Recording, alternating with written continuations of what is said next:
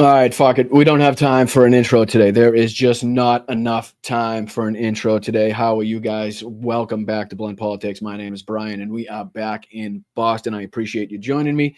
Let me know that you can hear me. Let me know that you can see me.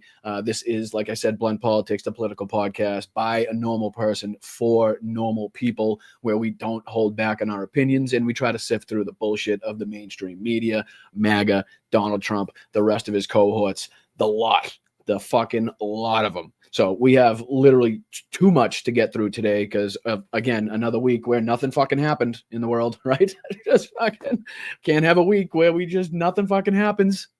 Can we just have one fucking week? You know? But anyways, it makes it a little more difficult to do a once a week show. It just, like I said, too much to cover, not enough time. Make sure that you can hear me. Let me know that you can see me. I do appreciate you joining me. Thank you so much. Let me let's see here. Hop in the chat. Say hi to I'm standing up here bashing the living shit out of Nazis. I know.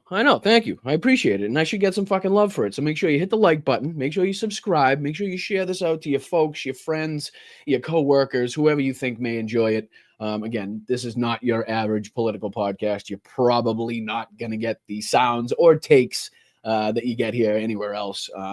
So thank you for the people joining me. Right off the bat, I want to say thank you to the Patreon members, the YouTube members, the people that keep this channel running. So thank you very much to everybody that has signed up on patreon.com/BostonBrian, everybody that has hit the join button down below and for $1.99 a month, become a channel member to help us grow, to help us get our word out there, to help us beat the fascist authoritarian people that seemingly are getting to our side. Unfortunately, it seems like some people that we depended on and relied on and, you know, counted on for the future of the Democratic Party really didn't have our backs in the end of it. And then there were some people that we knew were grifters, but have just made a huge jump back to the right wing, spreading right wing propaganda, going on every single fucking right wing podcast in the fucking in the sphere you could possibly do. Again, Cenk Uyghur's tongue must be, I don't know what the fuck. He must need a tongue replacement because he's kissed the ass of every single right wing podcaster, Donald Trump Jr., Elon Musk,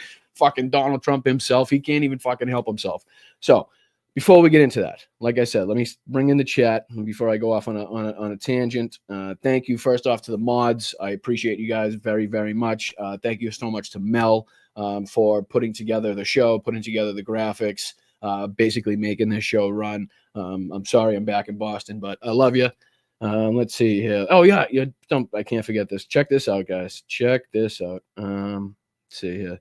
This is Mel's tree. Check out Mel's tree. I mean, isn't that just fucking tastic? I mean, goddamn.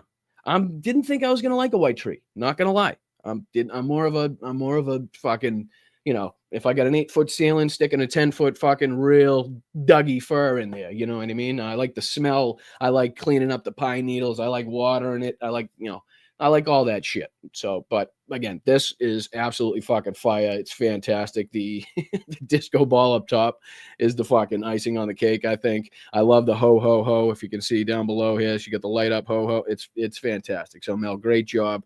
The outside of her house looks just as fucking good too. So I appreciate it. Thank you for everything you do. Let me bring back in the chat. Hey JD, how are you? Thank you so much for being a member for 8 months. Rocks, thank you for your services. Leron, what's going on, my man? How are you? Appreciate it. Charcoal, what's going on? Mozart, what's going on? Butterflies are free, what's going on? Chris, how are you? Christy, how are you? Lokita, how are you? Carl Smith, oh, here we go. Carl Smith, sending much love out to you, my man. Carl's dog, Piper, has had recently some troubles and is going through a difficult time. So I would like not only myself, but if we could, the chat, the Bryantologist in the chat, to send some love to Carl's, send some love Carl's way. That would be fantastic. Thank you so much. Hi, Denise. Sally, thank you so much for the gifted memberships. Again, gifted memberships is one of the best ways to help this channel. Again, I'm not a huge self-promotion guy. I kind of hate saying it. I tell you how much I love you guys a lot, but the self-promotion, not so much. So Tiffany, how are you? Appreciate you being here. Vixen, like I said, Paula, how are you? Steve, no worries, Carl. No worries, Carl, brother. I appreciate you. I appreciate all the love. You've been here since day one. And you know, I feel for you. I do. All right. So Toro Verde, how are you? What's going on? Flapper with the hold on, where am I? Jesus Christ, it's going so fast. With the lobsters. Let's go with the lobsters. I appreciate it. Facebook isn't allowing me to reply to comments. Now, let's see. What do I know about fixing that? Absolutely nothing. I'll see if we can work on that. I don't know why. Is that on the live? Or is that just comments on, like, you know, posts that I have? Let me know. All right, let's get into it. Because like I said, so much to get into. So much happened. And I'm just trying to figure out how I want to play this. Let's see here. Let's see here. What do we start with? I think I do a little bit of this. I can do this. I'm going to do this way. Again, having a once a week podcast is just... it's out of control. But let's start with some news. We'll go with the news of the week, all right? News of the week. Right. So let's get right into it.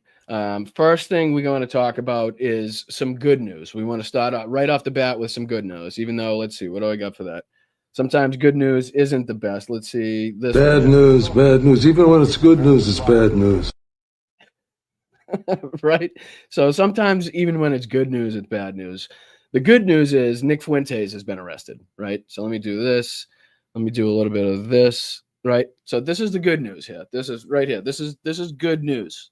Nick Fuentes, the racist, homophobic, Islamophobic, scumbag piece of shit that somehow still gets young men and women, unfortunately, to listen to his shit. Like, he somehow has a fucking platform to sit in front of a fucking camera and spew the bullshit that he has. But let's go into this just a little bit and see what happened. Controversial pundit Nick Fuentes has been charged with battery in western suburb of Chicago. Fuentes is charged with a misdemeanor battery for an incident that happened last month in Berwyn, Illinois. Fuentes has been described as a white nationalist. Let's see here. I don't know. Oh, sorry. Is a white nationalist accused of making racist and sexist comments in 2022. President Donald Trump faced controversy for hosting him at a dinner at Mar-a-Lago. Details of the alleged battery incident were not released. Turns out, I think he maced her is what happened. It's kind of a weird story. The lady said that her friends online convinced her to go ask Nick Fuentes if he's really been threatened or something weird like that. And then she was walking on the sidewalk and someone drove by and convinced her to go knock on the door. And then before she could knock on the door, he opened the door and maced her in the face, took her phone. It's a whole fucking thing. Good news. He's fucking been arrested. He's somebody finally we get a mug shot. We should have mugshots for all of these fucking pricks, right? Every single one of these pricks we should have mugshots for. So good news on that one. I appreciate it. To the law enforcement agents who took this guy into fucking custody. I'm sorry they had to deal with the smell, that disgusting stench of entitlement and privilege that this fucking oaf has. Anyway, good news on that one. What do we go to next? We go to, oh yeah, this is one of the bigger stories of the week. So let's see. I got this here. I'm going to X that one out because we already did it. So this is United Healthcare CEO Brian Thompson, who was fatally shot in New York City. Let's see. What day was that on? I think it was. I know it was last week. Let's see here. No, I don't want to pay with a credit card. You have to pay for Bloomberg? For Christ's sakes. Why didn't you say that before? Let's see here. Let's see here. Gotta go to somebody. See here if this tells me anything. So, so they've released two photos. And again, this whole thing is just weird. The guy was gunned down in the street. I think it was about 6 a.m. I'll find out the date here, but there's video of it. It's a blatant an assassination, really. Probably the biggest assassination in New York City since, what was it, Paul Castellano got shot in front of the steakhouse there. This is probably the most high-profile killing or assassination. And again, not any of it really makes sense to me after that. Why the guy would leave a bag in Central Park with Monopoly money and some shit in it. Why he would then go to Starbucks or whatever the fuck he went. It doesn't make any sense. And I have absolutely no faith in Eric Adams, at least, in getting to the bottom of this. So hopefully the NYPD has again, for the NYPD not to say they don't, for them to say they don't know what the motive is fucking outrageous, okay? Because this motherfucker and his company had shady shit going on with stocks, taking $20-30 million in stocks and shit, moving them. And they also denied, what was it, fucking over 30% of the claims that were put in by people, which is, I think, over double or maybe even more the national average for these. So United Healthcare, I think it's the world's biggest healthcare organization. It's for people to say they don't understand what the motive is beyond ridiculous. I mean, the guy wrote on the shells. It was obviously he knew where the fuck he was going to be. The gun jammed. He knew how to unjam it. So it seemed like he had a little bit of training. So I don't, for anybody to say they don't understand what the motive is, and the police coming out, and I understand they kind of have to say that, but I think we know what the fuck it is. I think we know. And it's amazing that the coverage that this is getting, considering, there's murders in New York City every day, right? Every single day there's murders in New York City. I'm not saying it's unsafe, but with you have that many people, that's just the nature of things, right? So why is this guy? Why is this white guy in a suit working for a huge healthcare organization? Why is this front page news, right? This is when people start paying attention, is when the white guys going into fucking hotels and they're 5-star hotels and shit can't feel safe. That's when this shit kind of hits the ceiling, but not when the normal everyday average American is in trouble or gets shot or murdered or something like that. But anyways, I believe, let's see here. This says they released 2 photos. I believe this is still obviously an ongoing investigation. It was on Saturday. They released these photos on Saturday. Excuse me.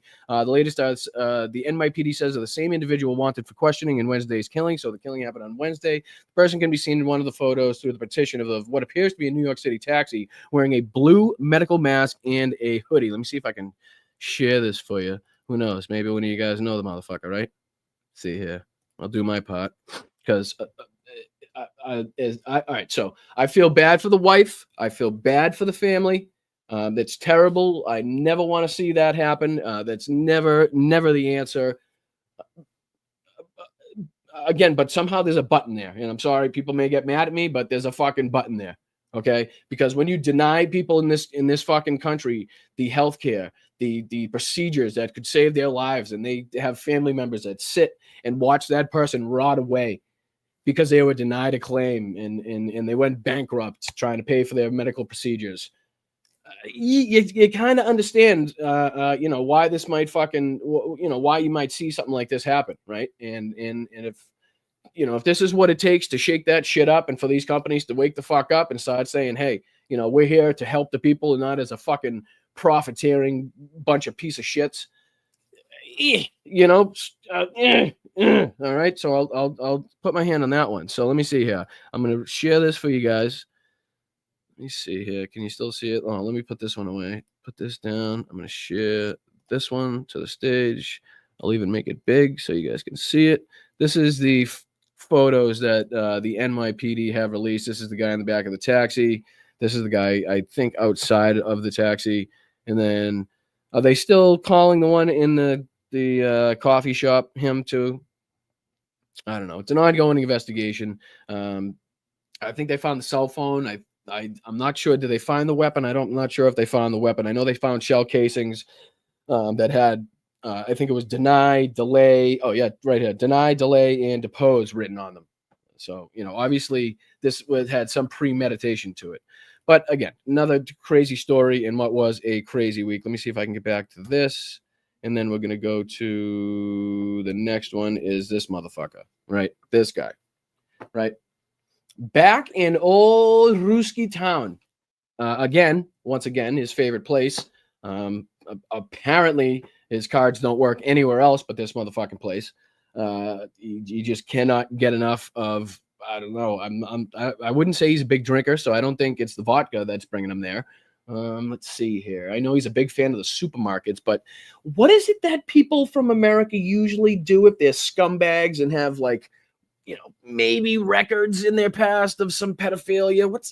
They go to Russia and then they do it anyway. Tucker's back in Russia. This time he wanted to go interview Sergei Lavrov, which is the defense minister of Russia.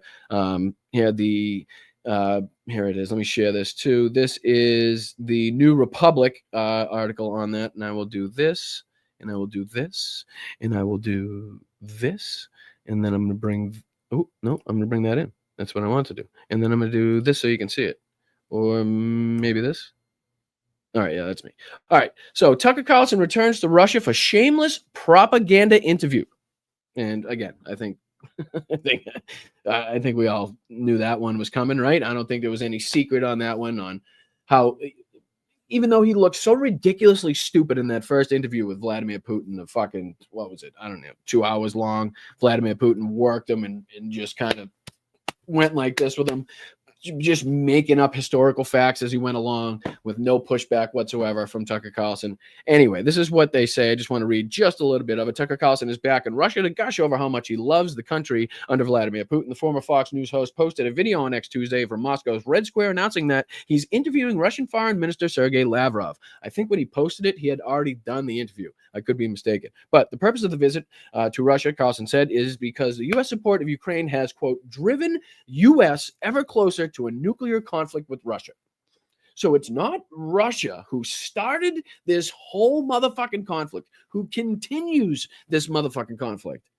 It's the United States who is helping Ukraine defend their sovereign territory, right? So clearly somebody has been sucked into the Russian propaganda. There's a reason that RT and other fucking Russian propaganda networks in Russia play Tucker Carlson's bullshit, right? They play Fox News' bullshit, right? So there's a reason for it. Let's say here, quote, we are, unbeknownst to most Americans, in a hot war with Russia, end quote, Carlson said, in quote, an undeclared war, a war you did not vote for and that most Americans don't want, but that is going on, end quote. Carlson attacked President Biden for allowing Ukraine to strike Russian territory with American-made missiles and made the misleading implication that U.S. military is directly involved in Ukraine's war with Russia, quote, and because of that war, because of the fact that the U.S. military is killing Russians in Russia right now, we are closer to nuclear war than at any time in history, far closer than we were during the Cuban Missile Crisis, Carlson said. All right, so let me unpack that real quick. Where is the U.S. military in Russia killing Russians right now? Can anybody? Are there maybe members of the United States military who have on their own gone over there? Maybe past members of the U.S. military who have gone over there and fought on the Foreign Legion for the Foreign Legion and stuff like that. Yes. Is it a direct involvement of the entire U.S. military? Absolutely fucking not. Is it even sanctioned by the U.S. military? I'm sure there's probably something where they say they can't. Right. I don't think they can tell people that have served and are retired from the military, but I'm pretty sure somebody in the U.S. military couldn't just hop over there and start fighting. I think there'd be some questions raised there. But again, Tucker Carlson in Russia, not a fucking surprise, talking to Sergei Lavrov. He's a piece of shit. Let me get this one. I think it's that one. We all know he's a fucking piece of shit, right? So again, anything that comes out of Tucker Carlson's mouth is originated in the back of Vladimir Putin's fucking tonsils, right? That's what happened. It goes from Vladimir Putin's fucking tonsils straight out Tucker Carlson's mouth. Just want to be clear on that one. All right. Next, we have Israel, who has, let me see, which one is it? I think it's this one, has decided to once again violate Lebanon ceasefire. Hold on, let me pull this up. I know you guys are. Let me get that out of there. I'm gonna get that out of here. I'm gonna get this out of here. And oh no, what the hell is that? This one I'll do. Let's see here. I'll do this one. Present. Screen. Thank you, Mel. I got your text. Thank you very much. All right, here we go. Share this. Put this on screen. Take this away and present you. All right, so this is, I think I can do what? This one? Yeah. Violating ceasefire. Israel shells destroy houses in southern Lebanon. I don't think it's any secret that if you've been watching the show, my disgust on the way that this entire thing has been handled by not only Israeli officials, the IDF, American politicians, the leadership in our government. I don't think that's a secret, but this is just the latest in what is a long line of violations to the rules of war, to the rules of engagement, fucking international law. The list goes on, right? So this is why Benjamin Netanyahu is effectively a fucking fugitive from law that nobody will act upon. So let me get into this real quick. Violating ceasefire. Israel shells destroy houses in southern Lebanon. The Israeli occupation military persists in its policy of demolishing homes and buildings in southern Lebanese town of Khiam. The Israeli occupation continues to violate the ceasefire agreement with Lebanon, with artillery shelling hitting the Al Mari plain in the eastern sector of southern Lebanon early Saturday morning. According to Lebanon's national news agency, the Israeli occupation persists in its policy of demolishing homes and buildings in the town of Khiam, where massive explosions were heard in the morning and columns of smoke rose near the mosque in the town center. Al Mayadeen's correspondent in South Lebanon reported on injuries following an Israeli drone strike targeting a motorcycle in the town of Deir Zion. After midnight, 3 explosions were heard as the Israeli occupation forces also destroyed homes and buildings in Khiam. On Friday, the Israeli occupation carried out a new demolition operation in the town of Odessa, the sound of which was heard across southern Lebanon. Additionally, Israeli warplanes carried out on Friday evening an airstrike on the riverbed between towns of Zarwatar and El Sharkia and Yomor and El Shakif in the Nabatiar district. So let's go. It goes on to explain that this comes as the Israeli occupation military continues to violate the ceasefire agreement reached with Lebanon on November 27th, advancing troops and vehicles in Lebanese towns and villages, carrying out several airstrikes, killing and injuring several people. So, what else is fucking new? Let's see. I can do this. Let me get that out of there. Again, next in the news. That's just not it. We also had what was a crazy situation in South Korea that we got to talk about. Right? So let me get this out of here. Let me do this one, where the South Korean president decided to declare martial law. About a fucking trillion people decided to show up. The politicians literally had to fucking hop the gates to try to get in there and vote, basically to keep the government going. The impeachment vote failed. Let me see here. Oh, fuck you, New York. I'm in the New York Times. Hold on. I think I paid for that shit. Let me see. Verifying. Will it let me read it? I shouldn't be. I should have canceled this a long time ago, but I've totally forgotten about it. All right, let's see. I'll share this one. Share this. Share this one. This one. And we are golden. All right, so here we go. One will do it. There we go. I'll do that really quick. South Korean leader survives impeachment vote after his power grab. The country was thrown into a deeper uncertainty after the governing party changed its stance and refused to oust him. Protesters vowed to keep the pressure on. Again, I think there's a lot to be learned by Americans, by people in the United States, from people in countries like Georgia, who rise up against the tyrants, the Russian tyranny in their country. like people from South Korea when they don't agree with their president who acts, in an egregious way. Say, I don't know, like a January fucking 6th type event, really. You know what I mean? This is less egregious, really, in my mind. Nobody's beating cops I didn't see in there. I saw armed officers and people pushing people back, but, the politicians made it over the fence. There was politicians made it in there to vote. The vote failed, unfortunately, but I don't know. Let's see if this plays a little bit. Hopefully it's probably going to be smaller. The vote failed after a majority of the ruling party boycotted the motion, leaving the National Assembly without quorum. 전 국민이 오늘 국회의 결정을 지켜보고 있습니다. The South Korean people are watching our decisions today. Nations around the world. It is utterly unfortunate that the vote effectively didn't occur. 이루어지지 않은 것은 매우 유감입니다. But look at the people that showed up. Look at the fucking people that said, hey, look at this. Listen, this is what I want. This is what I want from our American people. This is what I want right here. The vote to impeach President Yoon was introduced after he declared martial law this week, and igniting I didn't see what it said. He spoke hours before apologizing for enacting the measure. Again, what a Trump move. I would like to once again say sorry and apologize for I've caused for my fellow citizens. I'm assuming that's not the entire speech. But I want you to see the crowd. Let's see if they show the crowd again. Okay, that's the end of the video. Let's see if there's a picture in here of the crowd. Let's see here. There's got to be one. And of course there's not. All right, let's see here. Crowd. Here he is now. Hi. What's playing? I don't know what's playing. Crowd, South Korea. That should pull it up, right? Images. Is that? Let's see here. Why the fuck? Jesus Christ. There's a lot of them, huh? News. Let's do the news. That's a good one. South Korea protest. Oh, here we go. Here we go. All right. Show the crowd for me. Look at this.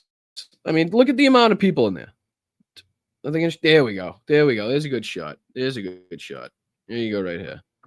I mean, I wish, and then you see the protests in Georgia as well. I mean, I just wish we had that mentality where it was like, fuck it, we'll fucking march right now. Fuck, give me some fucking markers, give me some fucking paper. I'm gonna make my fucking sign. Fuck whoever, you know what I mean? Give me some wood, give me a flag, and let's fucking peacefully go down there and stop making some fucking noise, right? We're not going to cause violence. We're not going to harm anybody.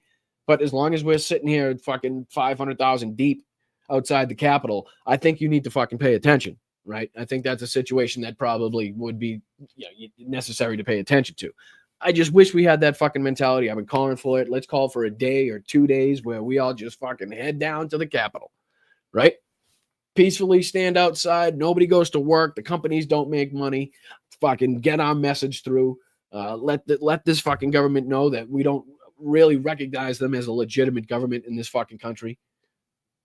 We will respect the rules and fucking the laws of the fucking land, but as far as traditions and handshakes and sitting by fires, you can get fucked twice, right? Not for me, dude. Not for me. And that's why I get so pissed off at people like fucking Jared Moskowitz and fucking Ro Khanna, right? And then we'll talk about fucking Joni Ernst, who served in the military, who vowed to defend victims of sexual assault and to keep women safe in the military, who could now be the deciding vote on Pete Hegseth, who we know from his mother's fucking email that is a disgusting human being, is a pig of a man, as an alcoholic, abusive, sexual assaulter, allegedly. Right? So, we'll talk about her and what, where her stance is, because all of a sudden now she wants to fucking hear him out. Right? Jared Moskowitz wants to fucking play patty cake with Elon Musk and join this fucking ridiculous, fake, made up, make-believe fucking caucus in a department that doesn't fucking exist, along with Ro Khanna. Like, I don't appease fascists. I don't break bread with fascists, right? And I know that every Republican isn't a fascist. I have people in my family, right? But you know the difference between somebody who is just, kind of on the fringes and doesn't espouse the fucking racist and homophobic and bigoted beliefs and transphobic beliefs. You know what I mean? That just kind of does it to go against the grain because they, fuck the system type of thing. We know those people. We know those people. Those aren't the people we're talking about. I'm talking about the people that don't want brown or black people in the neighborhoods. I'm talking about people that will make up stories about fucking immigrants eating fucking wild animals and shit. Those are the fucking people that I'm talking about. The people that would put a fucking a Muslim ban in place. The people that wouldn't allow black people to stay in their hotels. The people that wrote a fucking a lengthy column about how the fucking Central Park kids should be fucking put to death, who ended up being exonerated in the end. Those are the fucking people that I'm talking about. And unfortunately, that motherfucker's got a next president of the United States, which makes me fucking sick. But again. Where did we leave off? All right, we're at martial law, and now this one fucking makes me sick. Let me bring myself back. This one's fucking crazy to me. So if we go to, I'm going to show this. If we go to Missouri, right? Missouri is now trying to put in place. They're trying to pass a law. No, I don't want to show notifications for that. Share this tab instead. No, I don't want to share this. Stop sharing so you can see it. All right. In Missouri, state lawmakers introduced bill to give $1,000 to anyone who turns in illegal immigrants. Quote, I promise to make Missouri a national leader in combating illegal immigration, quote, David Gregory said. An incoming Missouri state lawmaker introduced a bill to provide $1,000 to people who report illegal migrants to authorities. Republican state Senate-elect David Gregory proposed a measure that would offer $1,000 to any person who turns in an illegal migrant who is subsequently arrested. SB 72 will allow the State Department's public safety to develop information system for people who report violations of this act, which shall include a toll-free telephone, hotline, email, and online reporting portal.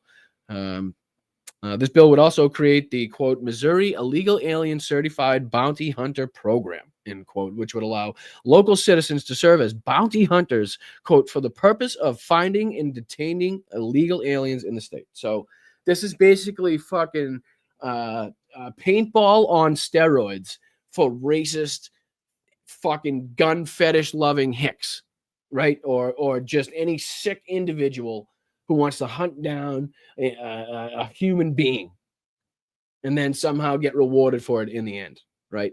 This is just fucking another activity. This is going to be another activity for people, for white fucking scumbag trash motherfuckers to go down there, get their fucking bounty hunter's license or whatever the fuck they're going to get, and start their investigations, right? Start following people and seeing where they work and where they live and what time they fucking go to the gym and, are they cheating on their wives and what information they can use. So we're going to turn it basically into a surveillance state in which the fucking citizens are the surveillance, right? I mean, I don't see how else you put that into fucking perspective. I really don't. Right?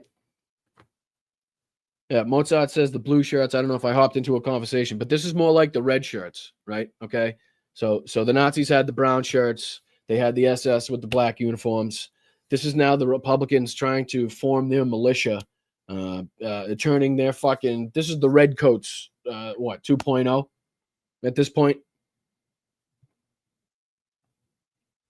This is utterly fucking disgusting that we're now putting prices on the heads of individuals and giving and allowing other citizens to then go ahead and investigate their neighbors who they may suspect because the guy is fucking a little tanned. He's brown, right? He's got a Spanish accent. He's got a Spanish last name, right? I hear Mexican music playing all the time. What is that? This guy probably isn't from around here. Let's investigate him. So, yeah, Texas has bounties on women. Right. So this is supposedly the party of fucking freedom and the party of small government, right?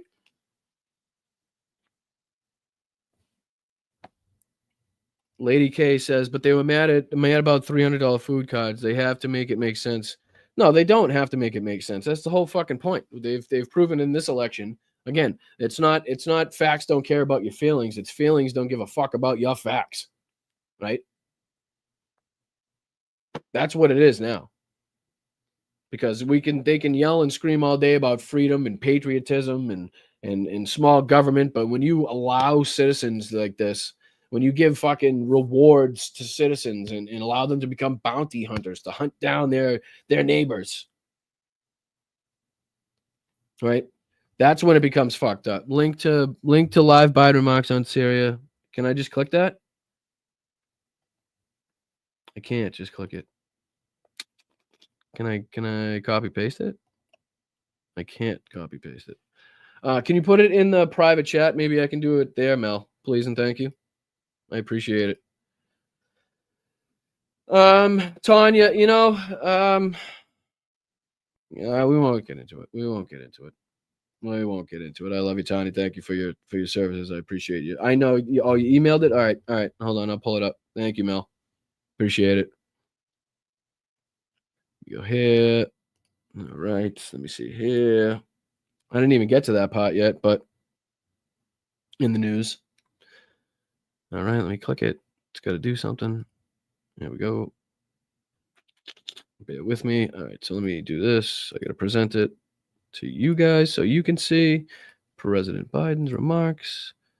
We'll begin shortly. Am I behind? Did he already speak? Let me know. Or are we just waiting? Sorry, Ed. Didn't mean to click on that one. Are we waiting for his remarks? Anybody in the comments? Has he spoken yet? Turpy, what's up, brother? So scatterbrained today across 3 screens and 2 laptops here. Brother, don't stress yourself out. Don't overstretch. You know what I mean? If you need to only go down to, 2 screens and 2 laptops, that's all right. Everybody needs their time. I don't want to overstretch your services here. We need you. Wait, okay, we're waiting. Thank you, Mel. All right, so I might as well pull that up in the news since we're waiting on that. Let's see here. Right here. All right, so we have seen in the last week. Let me pull this up. I can even pull this up too. I'm going to exit this. What has turned out to be just a remarkable push. Let's see. Through Syria. I'm going to pull this up for you. Let me see. Let me try to get the most recent one. Here we go right here. I'll do this. Reuters. I don't know. Reuters. All right. Syrian rebels topple Assad, transforming nation and Middle East. It was a lightning rebel advance, ends Assad family rule. I think he was in power 20-something years, I think. Syrian rebel fighters raced into Damascus unopposed on Sunday, overthrowing. Come on with the fucking ads, you assholes. God damn it. Ending nearly 6 decades of his family's iron-fisted rule after a lightning advance that reversed the course of a 13-year civil war. One of the most important, consequential turning points in the Middle East. What the fuck is... Oh, Biden's on. All right, hold on. More than half a century of brutal authoritarian rule by Bashar Assad and his father before him. Rebel forces have forced Assad to resign his office and flee the country. We're not sure where he is, but there's word that he's in Moscow. At long last, the Assad regime has fallen. Wow, there's word that he's in Moscow. Regime brutalized and tortured and killed literally hundreds of thousands of innocent Syrians. The fall of the regime is a fundamental act of justice. It's a moment of historic opportunity for the long-suffering people of Syria to build a better future for their proud country. It's also a moment of risk and uncertainty. As we all turn to the question of what comes next, the United States will work with our partners and the stakeholders in Syria to help them seize an opportunity to manage the risks. For years, the main backers of Assad have been Iran, Hezbollah, and Russia. But over the last week, their support collapsed, all 3 of them, because all 3 of them are far weaker today than they were when I took office. And let's remember why. After Hamas attacked Israel on October the 7th, 2023, when much of the world responded with horror, Iran and its proxies chose to launch a multi-front war against Israel.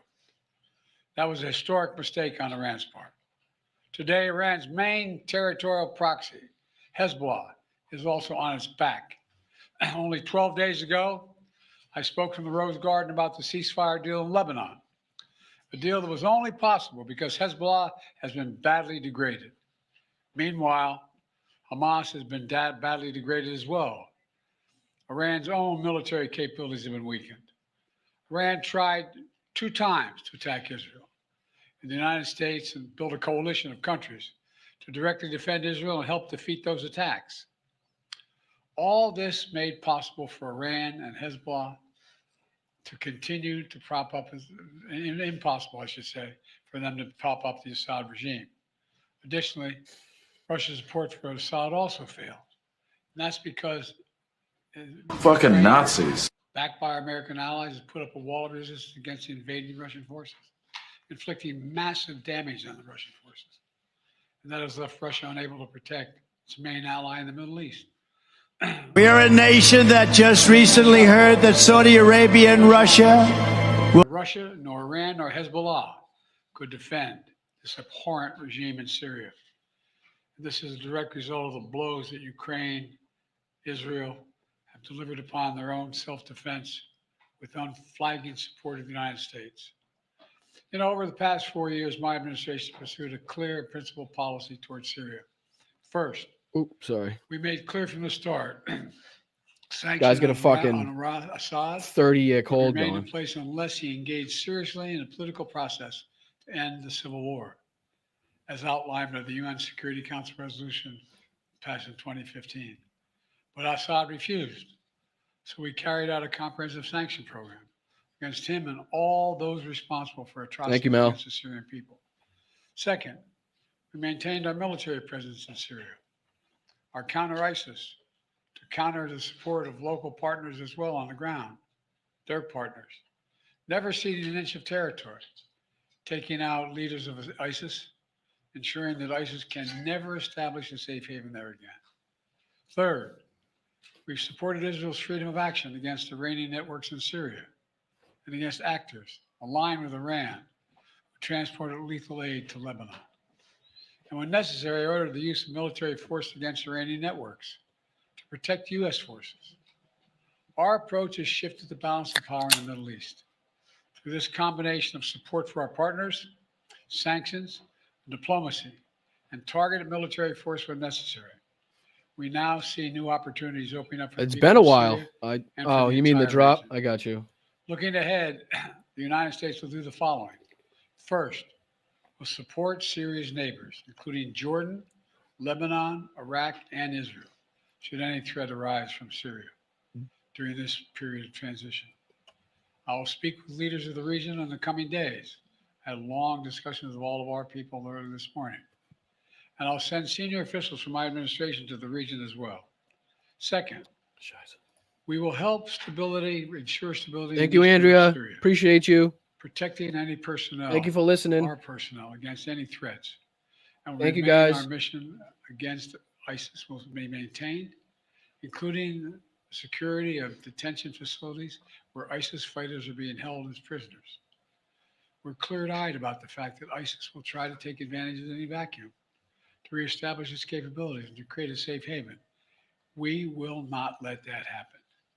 In fact, just today, U.S. forces conducted dozens of precision strikes, airstrikes within Syria, targeting ISIS camps and ISIS operatives.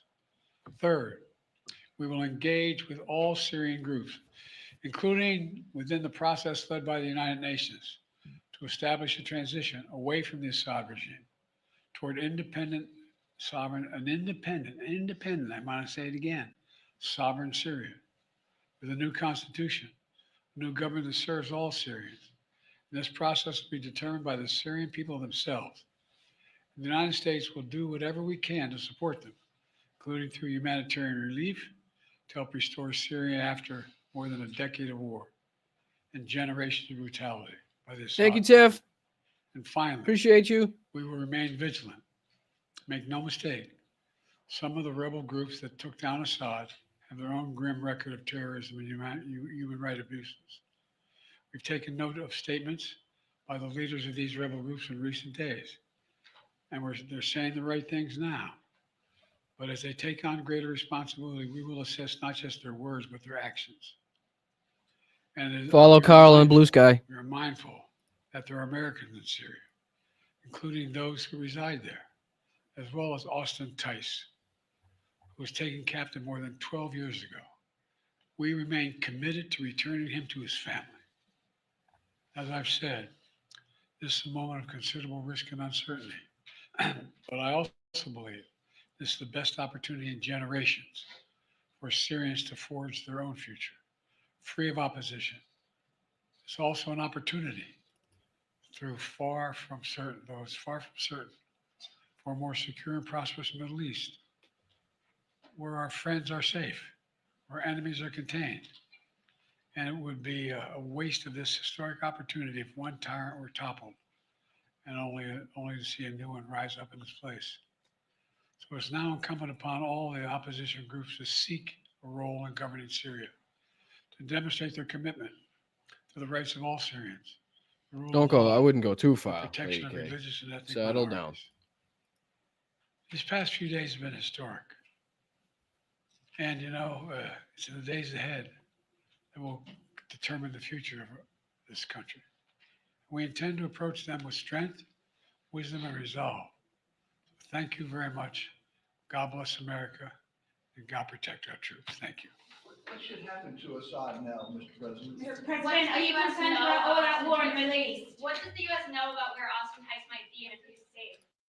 I don't know why he does that. Oh, hold on. If we think we can get him back, but we have no direct evidence of that yet, and Assad should be held accountable. Have you directed an operation to go get him, Mr. Mr. President? President, is Assad your husband? Get who? Austin Tice. We won't want to get him out. Yes, sir. We have to identify where he is. Thank you. Just fucking stay at the podium and answer a couple fucking questions. I don't know why he does that. It's fucking it's awkward. Don't stand at the door and fucking half in, half out. Just if you're gonna answer questions, answer questions. I hate to take that. Thank you, Cool Breeze. Appreciate you so much. Thank you. Thank you to everybody that's contributed. We really do appreciate it here. And again, everybody will be recognized at the end of the show. We'll go through everybody who donates, contributes a super sticker, super chat. That hits a milestone in their memberships, anything like that. So Cool Breeze, thank you so much. I appreciate you. Literally just how to keep this show going is how you do it. You can also check me out at patreon.com/BostonBrian and get to some cool gifts and merch and Zooms, and we got Zooms coming up and everything like that. But all right, President Biden giving his ones and twos on the Syria situation, which again happened really, really, really fast. I think it was roughly about a week of fighting. Let me see here. Let's see if I can do this now. Do this for you. I'll share this tab instead so you can see it. I know it's probably not the funnest when you do it, but I just want you to see it for a sec. Here we go. Yes, 13 year and one of the most consequential turning points in the Middle East for generations. The fall of Assad's government wiped out a bastion from which Iran and Russia exercised influence across the Arab world. Moscow gave him and his family asylum. His sudden overthrow at the hands of the Turkish-backed revolt with roots of the jihadist Sunni Islam limits Iran's ability to spread weapons to its allies and could cost Russia its Mediterranean naval base.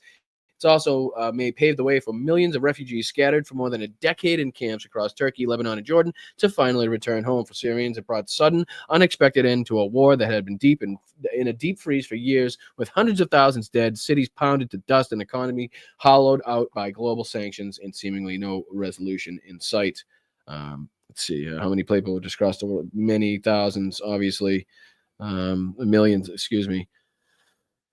Let's see here. The Assad State Police, known since his father seized in the 1960s, one of the harshest in the Middle East, with hundreds of thousands of political prisoners in its gulag, melted away overnight. So not a nice man. Obviously ties to Russia. In Russia, Russia gave him asylum. So it pretty much tells you everything that you need to know. It basically I don't know if anybody was questioning it. I think that's the confirmation right there. Can we call that a confirmation? Yes, I think we can. So just one of the many ridiculously big stories that happened this week. Let's see. I'll go back to the chat. How we doing, chat? We sticking with me? Josh Johnson, how are you, my friend? Go with the flow, farm. What's going on? Hi, Tracy. Hi, Ask. How are you? What's up, Maria? Locator again. Let's see. That's Eco Gofan. Iki Gofan. How are you? Arizona Sunflowers, what's going on? Vixen on Blue, Wendy, Colleen, Suzanne, how are you? Susan or Suzanne? Susan, sorry, it's Susan, my fault. Chad, how are you? Stargal, how are you? Carl, once again, my love to you, my friend. Yeah, lots going on. Let's see here. If I did that when Joe came on and kind of fucked up my whole flow there. All right, so this was the next one here. Let's see. I'll do this. And I'm going to do this one. There we go. All right. Next on the agenda. And I know we're going to go over today. That's just how it's going to work. I'm sorry. A lot of news I had to get through. Let's see here. So Tulsi Gabbard, my friends, right here. Clear threat and present danger to the United States of America and its security. I have a lot of shit. Let me go back here. Excuse me. I don't need that one. I need this one. And any day now would be fantastic. Let me go back here. Come on. Today. Oh, there's so much that I put in here that I want to go through. All right, here. So we did. That's not going to do that. I'm going to do that in the second half. Do that one in the second half. We're going to have a long show today. It's just how it's going to be. I apologize if mods need to go check out and do something. That's totally understandable. Let's see here. I know I sent it to myself, and I know that. There we go. Let's see. This one. I believe any day now would be great. Ex-official calls for closing hearings on Trump's Intel Direct nominee. I think it was I think it was a Daily Beast. Let me go. Daily Beast. Tulsi Gabbard. So I can only have so many windows open. I tried preparing as much before as I possibly could, but I didn't want to overload the old laptop. So pardon me as I work behind the scenes to try to get this article up for you guys, and we'll do this. Share that instead. I'm going to take this off, and I'm going to do maybe this one. Let's do this one. All righty. All right, Tulsi. Come on with the fucking ads. I don't want an ad. All right, Tulsi Gabbard aides say she was a devout consumer of Kremlin propaganda. What have we been saying here for the longest time on Blunt Politics and on other shows in our sphere? Tulsi Gabbard is a purveyor, basically has become a word for word, just another mouthpiece for the Kremlin and Russian propaganda. It's become a wild thing to watch as she left the Democratic Party in, I believe, 2022, it says in this. But let's just get into just a little bit of this. I know we're spending time on the news, but like I said, this is a show. I want to keep you informed, everything that's happened in the week.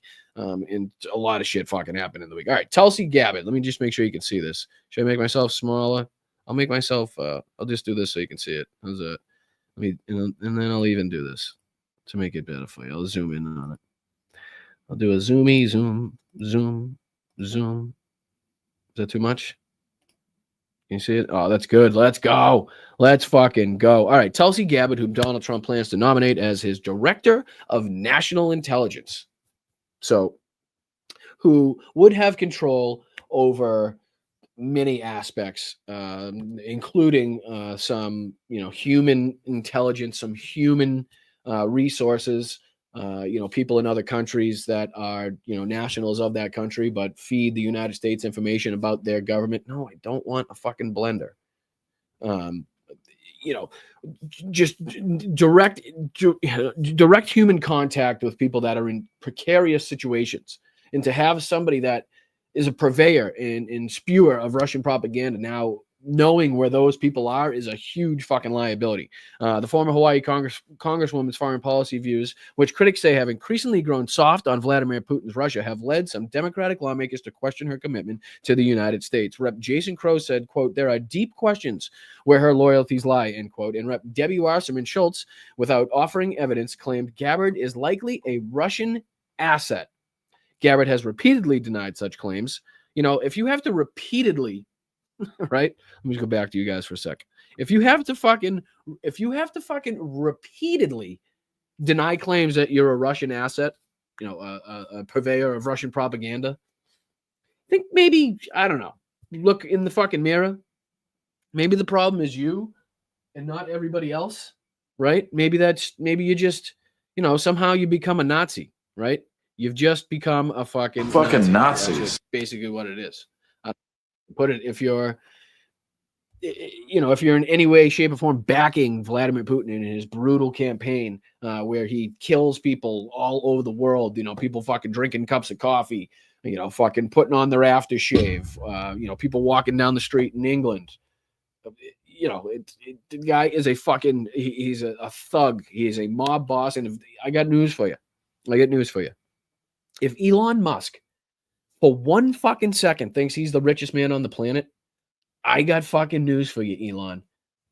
Check out Vladdy Putin's fucking bank account. And I'm sure fucking Elon is well aware of this, but is more than willing to take the fucking title of richest man on the planet, right? But I will bet the fucking low amount of money that I have, the $17 fucking in my bank account right now, that Vladimir Putin has far more money than Elon Musk. All right, but let's go back to this. Tulsi Gabbard. Let's see. There's a couple good parts in here too. May have to skip a little bit because I don't want to take too much time. Let's see. State Department has for nearly a decade deemed RT a Kremlin mouthpiece. We already know that. Heightened scrutiny of the outlet in recent years. In September, official warns that the American public outlet's activities have stretched beyond the news. We know that RT moved beyond simply media outlet and has become an entity with cyber capabilities. The State Department wrote it also engaged in information operations, covert influence, and military procurement. Let's see here. Earlier that month, this talks about the $10 million plot to the right-wing influencers, Dave Rubin and such, to disseminate content deemed favorable to the Russian government. Gabbard quit the Democratic Party in 2022 and drifted into Trump orbit over the next 2 years, finally going full MAGA by joining the Republican Party in October. This is where it gets good. Her views, let's see here. Can I just fucking highlight it, please? All right, here we go. Can you see it? Everybody's good? We're all good? Everybody's good? Here we go. I'll pull it up a little. Oh, that's not the one I want to see. This one. All right. Her views on Russia's incursion and attacks on Ukraine have notably changed from 2014 when she called for, quote, meaningful American military assistance for Ukrainian forces, end quote, in response to Russia's annexation of Crimea, to recent years when she has laid blame for Russian aggression at feet of NATO and the United States. ABC obtained a 2017 memo from Gabbard to campaign staff that the outlet said lamented the United States, quote, hostilities towards Putin. In 2014, when Russian troops annexed Crimea, Gabbard, the first-term representative, released a statement advocating for, quote, meaningful American assistance for meaningful American military assistance for Ukrainian forces, end quote, for the U.S. to invoke stiffer, more painful economic sanctions for Russia, end quote. The consequences of standing idly by while Russia continues to degrade the territorial integrity of Ukraine are clear, she wrote at the time, right? Sounds fucking clear-minded. Sounds pretty good. Almost like she knew what she was talking about. Quote, we have to act in a way that takes seriously the threat of Russian aggression against its peaceful, sovereign neighbor, end quote. By 2017, however, her tune had changed. In a lengthy memo to campaign staff laying out her views on foreign policy, a copy of which was obtained by ABC News, Gabbard blames the U.S. and NATO for provoking Russian aggression and bemoaned the United States, quote, hostility towards Putin. There certainly isn't any guarantee to Putin that won't try to overthrow Russia's government, she wrote. Trump's transition team spokesperson Alexa Henning told ABC News that, quote, Lieutenant Colonel Gabbard's views on foreign policy have been shaped by her military service and multiple deployments to war zones where she's seen cost of war and who ultimately pays the price, end quote. Basically, if you served in the military, the fucking Trump administration thinks you're capable of running the government is what it is. It doesn't matter what position you held, doesn't matter what rank you got to, doesn't matter what you actually did.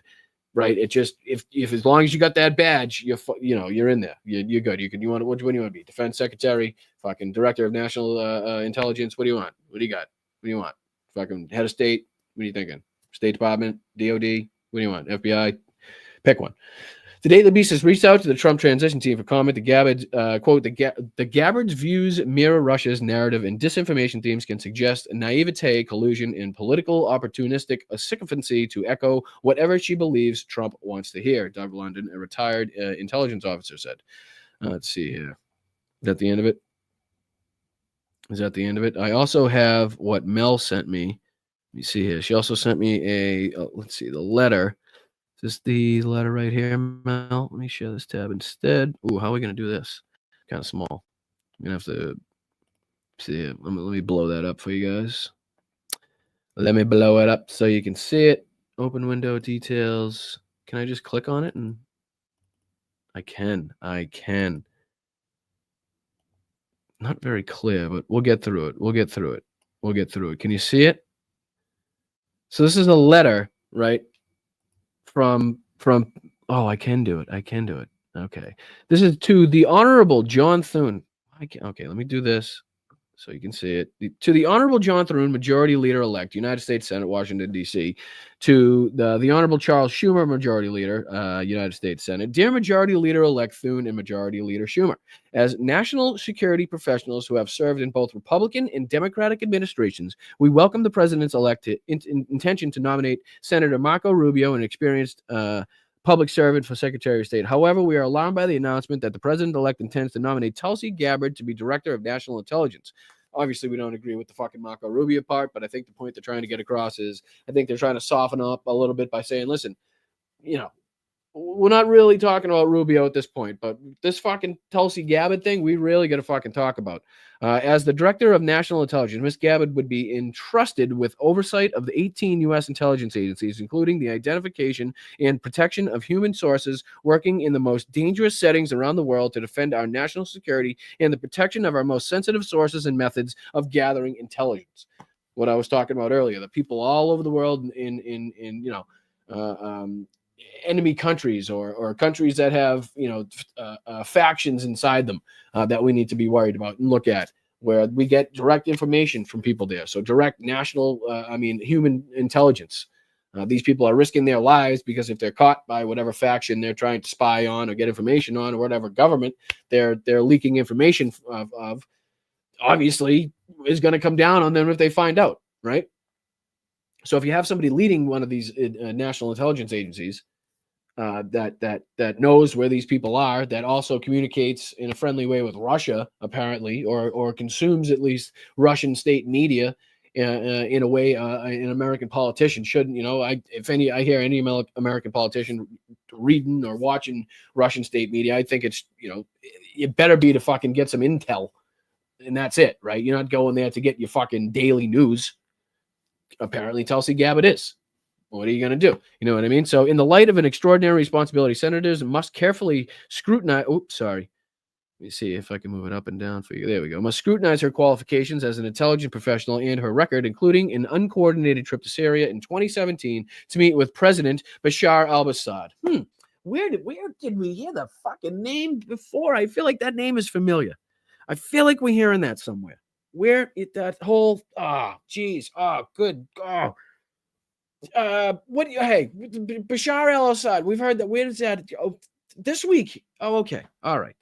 So that makes sense. So now we got possible Director of National Intelligence meeting with the guy that was just overthrown and for a fucking, after 6 decades of his family being in rule and fucking having people in gulags and shit. Okay. She's going, what was it? I think it was, what do they say? An uncoordinated trip to Syria 2017 to meet with Assad. Several of Mrs. Gabbard's past action call into question her ability to deliver unbiased intelligence briefings to the President, Congress, and to the entire national security apparatus. Following her trip to Syria, for example, Ms. Gabbard aligned herself with Russian and Syrian officials. She publicly cast doubt on U.S. intelligence reports and overwhelming public reporting that Assad carried out chemical weapon attacks against Syrian civilians. So now she's actively defending Bashar al-Assad and saying that, you know, he wasn't responsible for these attacks. Syrian civilians given credence to the debunked conspiracy that the attack was staged by agents of the United Kingdom. Again, propaganda, blatant propaganda. Could be Russian propaganda. Could be fucking, propaganda coming out of Bashar al-Assad's camp. Helps both of them because they're both connected. It's all a big fucking ring, a big circle. So, why would she be meeting with Assad, who is now in Russia because Russia gave him asylum? Do you have to think about it? Because I fucking don't. In response to Russia's full-scale invasion of Ukraine, launched in early 2022, Ms. Gabbard similarly released a video insinuating that U.S. funded labs in Ukraine were developing biological weapons and that Ukraine's engagement with NATO posed a threat to Russian sovereignty. Both arguments initially used by Russia to justify its illegal invasion of Ukraine. Her sympathy for dictators like Vladimir Putin and Assad raises questions about her judgment and fitness. We also note that Ms. Gabbard, if confirmed, would be the least experienced director of national intelligence since the position was created. Swish. Sorry. Let's see here. Prior directors have had executive branch experience working on intelligence matters or served on Congressional Intelligence Committee. Pardon me, I'm trying to read. It's kind of fuzzy. I'm doing my best. Most have also had significant management experience. The Senate must carefully evaluate whether Ms. Gabbard is equipped to effectively oversee an organizational structure as unique and large as the National Intelligence Program of the United States of America, and also the effect of her holding this position and willingness of our closest allies to share intelligence with the United States. Let's see here, move this up a little bit. We asked at the Senate, I'm down the bottom here. I'm sorry, I can't move it up anymore because it's so, what are you looking at anyway? I'm down on the bottom there if you can see it. If not, I apologize. Let me get it. I'll read it to you here. We ask that the Senate fully exercise its constitutional advice and consent role with respect to this and other nominees, including through appropriate vetting, hearings, and regular order. In particular, Senate committee should consider in close sessions all information available to the United States government when considering Ms. Gabbard's qualifications to manage our country's intelligence agencies, and more importantly, the protection of our intelligence sources and methods. Sincerely, and then they go on to, let's see here. I'll show you how many people signed this fucking thing. Let's see here. This is the first page. So Wendy R. Sherman, former Deputy Secretary of State. John Teen, former Deputy Secretary of Homeland Security. Senior CIA officer, former Deputy Secretary of State for Management and Resources. Let's see here. CIA Senior Service, former Executive Director of UNICEF. Former Assistant Secretary of State, Senior CIA official. U.S. Army Special Forces, USA Navy, USN Navy JAG right there. Let's see here. U.S. Air Force, U.S. retired. I mean, Brigadier General. Let's go here. I mean, these are not schlubs.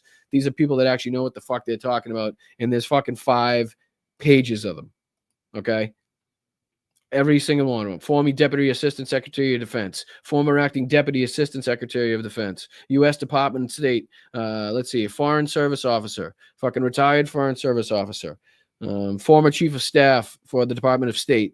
I mean, these aren't schmucks. These are fucking, sorry. These are people that know what the fuck they're talking about. And they're sounding the alarm bells. They're ringing they're throwing up red flag. Oh, thank you, Joy. Thank you so much for being a member for 8 months. It's fucking very, very nice of you. That's what an awesome thing. Thank you so much. Appreciate you. Let's see here. Yeah. All right. And this is where we go. All right. So we're past. Let's see this. Let's see. Mel, sorry. If you couldn't give me a shout out to Wendy, yes, she's been a ranger. Oh, I could. Absolutely, Mel. Not a fucking problem. Wendy, yes. Let me see. Where are you? There she is right here. Hello, back from Ontario. You dug out from all the snow yet? Wendy, I just want to say thank you very much. You've been a Patreon member for a long time, and your support and your contributions to this channel are extremely appreciated. So Mel and I just want to thank you from Blunt Politics, from all the Bryantologists, from the lobsters. Thank you so much. Unluckily, I went from California being 70, 75 degrees, and I came right back to Boston being fucking 10 degrees with 50-mile-an-hour wind. So my cheeks might be a little rosy red. That's because I got a little sunburn. I mean, windburn, both wind and sunburn, because it's fucking howling. I don't know if it is today, but it was for a few days. All right, so we're going to get into the main. We have pastime of diplomacy, fascism, and taking over our fucking country. But that's why we're here. That's why we're here. I mean, we still let's listen. Let's not get it twisted. You know what I mean? The margin of victory was fucking one of the smallest in history, if not the smallest in history. We still have a shitload of people It's not like they can just roll us over. We can still be here to fight. And again, we just have to start, unfortunately, grabbing our fucking huge marbles, right? Lifting them up and walking them straight down to our fucking government and dropping them right on these motherfuckers, right? That's what we got to do. And until we start fucking showing them that we have the power in this country, until they start showing them that, you know, if we don't go to work, these fucking CEOs, these corporations, these fucking companies don't make their millions, can't have their bonuses, won't have their fucking vacations and shit. We hold the fucking power. Not these motherfuckers, not the fucking assholes in the suits, you know, fucking making decisions with people's lives at a whim over, you know, over a fucking 90-foot table with two people at it. You know, those aren't the people. Those aren't the people that built this country. Do they help fucking keep it moving? Absolutely, of course. But if we don't fucking go to these plants and make the fridges, and we don't make the fucking TVs, and we don't fucking, not that we make that much shit in this fucking country anymore anyway. Right?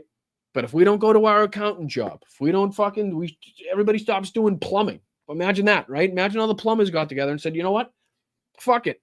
I ain't doing fucking plumbing until something's done about this fucking fascist authoritarian fucking regime that's about to come into fucking power, right? Instead of shaking their hand and sitting down in front of a nice fucking cozy fire, why don't we fucking do something and say something? Because you just spent the last fucking 4 years or 8 years telling me he's a fascist, telling me he's a direct threat to this fucking country. And now you're going to just fucking sit and shake his hand and howdy doody, and Jared Moskowitz is just going to fucking, you know, kowtow to Elon Musk and, you know, oh, because they want to fucking take money out of the Pentagon. I really believe what they're going to say, right? Fuck you. Don't legitimize these motherfuckers. Don't break bread with these motherfuckers. I don't want to go for a fucking beer with these motherfuckers, as you'll hear. Let's get right into it. That's enough of the news. All right, so that we did that one. We did that one. We did that one. Well, now we'll get into the fucking main gist, and it's just, we're going over. I'm sorry, I'm calling it now. We're going over. I apologize. There's so much this week. That's just how it is, and I apologize. I really do, to anybody that can't stick around or anything like that. Let's see here. All right, we're gonna go to first. I don't know. God, who do I want to fucking? All right, what are you looking at? What are you looking at right now? All right, who do I want to fucking scrap with first? Who do I want to scrap with first, right? So you put up your dukes, right? You got to cover your face. Keep your hands up. Keep your hands up, right? Don't fucking throw that, you know, don't forget to fucking, you know what I mean? Don't forget to, you know what I mean? A little, you know, just, but again, we're going to do it politically. We're going to do that politically. I'm just saying that metaphorically. Just get my frustrations out. That's all I'm doing there. That's all I'm doing there. That's all I'm doing there. All right, here we go. I think I'm going to go to Peter Hegseth first. Let's go to Petey Hegseth. And then we'll finish the show with, one of the fakest, most fucking grifting creators, fucking YouTube personalities, organizations, whatever the fuck you want to call them, the most unprogressive motherfuckers on the planet. We'll finish with those. We'll finish with Jink and those motherfuckers. Yes, Don, typically I do. I've gone over. I never ever ended 2 hours. It's always gone over by either a few minutes or a while. This week just so happened. Hi, Benny Loco. Thank you for joining us. Appreciate you. This week just happens to be a lot happening, right? And again, when I do a once a week show and I'm trying to keep you guys informed and everything, it's a little tough. I know. Pete Hegseth. I know. I believe me. I get it. But we have to talk about this fucking scumbag because, as far as I've seen no news of him caving, backing down, fucking relinquishing his appointment or his possible fucking appointment or nomination or whatever you want to call it. He seems to be going fucking head in with this. He seems to be all in. Donald Trump seems to be fucking backing him, and it's pretty fucking disgusting if you really want to know. So let me go here to what Let's see here. Where's the first one? That's Jink. I'm not going to do that till after. That's okay. And you know what? We might not even get time to talk about the Hunter Biden pardon because that's kind of old news at this point. But let's see. That's no. Come on. I think it's this one. Get some help and so on. Oh. Here we go. This is it. All right. So And if you're just joining us, I'm Boston Brian. This is Blunt Politics. I really do appreciate you joining me. Make sure you hit that like button, share it out. I know there's football going on. My team fucking sucks, so I'm not missing anything, right? So again, if you're watching on another screen, which is very possible to do, it's just because something else is on doesn't mean you can't watch or listen to me. So I appreciate anybody doing so. If you're on Facebook, YouTube, Twitch, Instagram, any of those, please give me a shout out. Throw an emoji in the chat. Fucking drop one for Mel for all the graphics that she's been making and the help. I'm muted? How's that possible? Anybody else? Am I muted? Anybody else? Diane, are you fucking with me? Sound is good. All right, Diane, the fuck? You scared the shit out of me. I'm one of those things where it's like if you've been talking for an hour and then all of a sudden you find out you've been on mute. That's what that scares the shit out of me. Because I'm not. Thank you. I appreciate it, guys. Thank you, Vix. Because I'm not always looking at the chat. Like if I have to go to another page, I can't see the chat. So if you guys are telling me something like, "Hey, you're fucking muted, motherfucker," hey, we can't hear you, I can't see that. So forgive me if I don't see it right away. But it's just one of my the things I'm scared the most is just to be on mute like the whole show. Have the mic on off the whole show. That would be fucking. All right, here we go. We're going to Pete Hegseth. Fucking hold your breath. Hold your nose. Right, here we go. Let's see here. Let me see. I can do this one, I think. All right. This is the New Yorker article. Pete Hegseth's secret history. I'm sure by now you've heard either bits and bobs, pieces of the story or the whole thing. And again, if you have, we're going to go through it again. Because boy, oh boy, is this a doozy. We're not just talking about some low-level fucking schmuckigan in, getting coffee and donuts in the White House, okay? We're talking about a fucking a position, Secretary of Defense, right? That you really, really, really need to know your shit, because a single fuck up, right? A single fuck up from any one of your people, from anybody in your department, could have huge consequences around the world and also inside the country. So let's get into it. A whistleblower report and other documents suggest that Trump's nominee to run the Pentagon was forced out of previous leadership positions for financial management, sexist behavior, and being repeatedly intoxicated on the job. Now, when they say sexist behavior, they're really putting it lightly there, because there is an allegation from a woman who's under an NDA, which is funny because all these Republicans coming out and saying, why can't we hear from this lady? It's just all these allegations from the fucking from anonymous sources.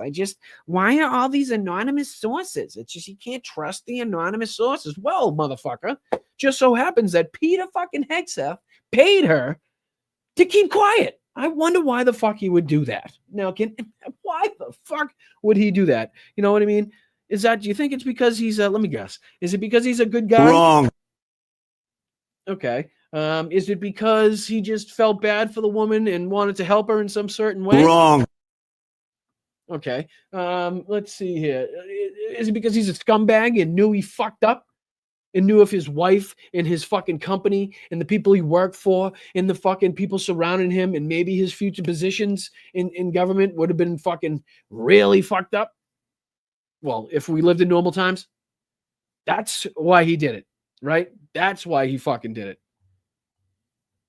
Unbelievable. These fucking, what's his face? Rick Scott, Lindsey Graham going on TV like we don't know. What do you think? We don't fucking know that he paid her and made her sign an NDA? Do you think we're fucking stupid? Oh, why can't we hear from her? Why can't we hear from her? Fucking shut up, you fucking pig. Talk to Pete. Tell him to fucking release the NDA. All right, here we go. After the recent revelation that Pete Hegseth had secretly paid a financial settlement to a woman who had accused him of raping her in 2017, that's why I meant this fucking where it said sexist behavior was really putting it lightly. Don't you think, New Yorker?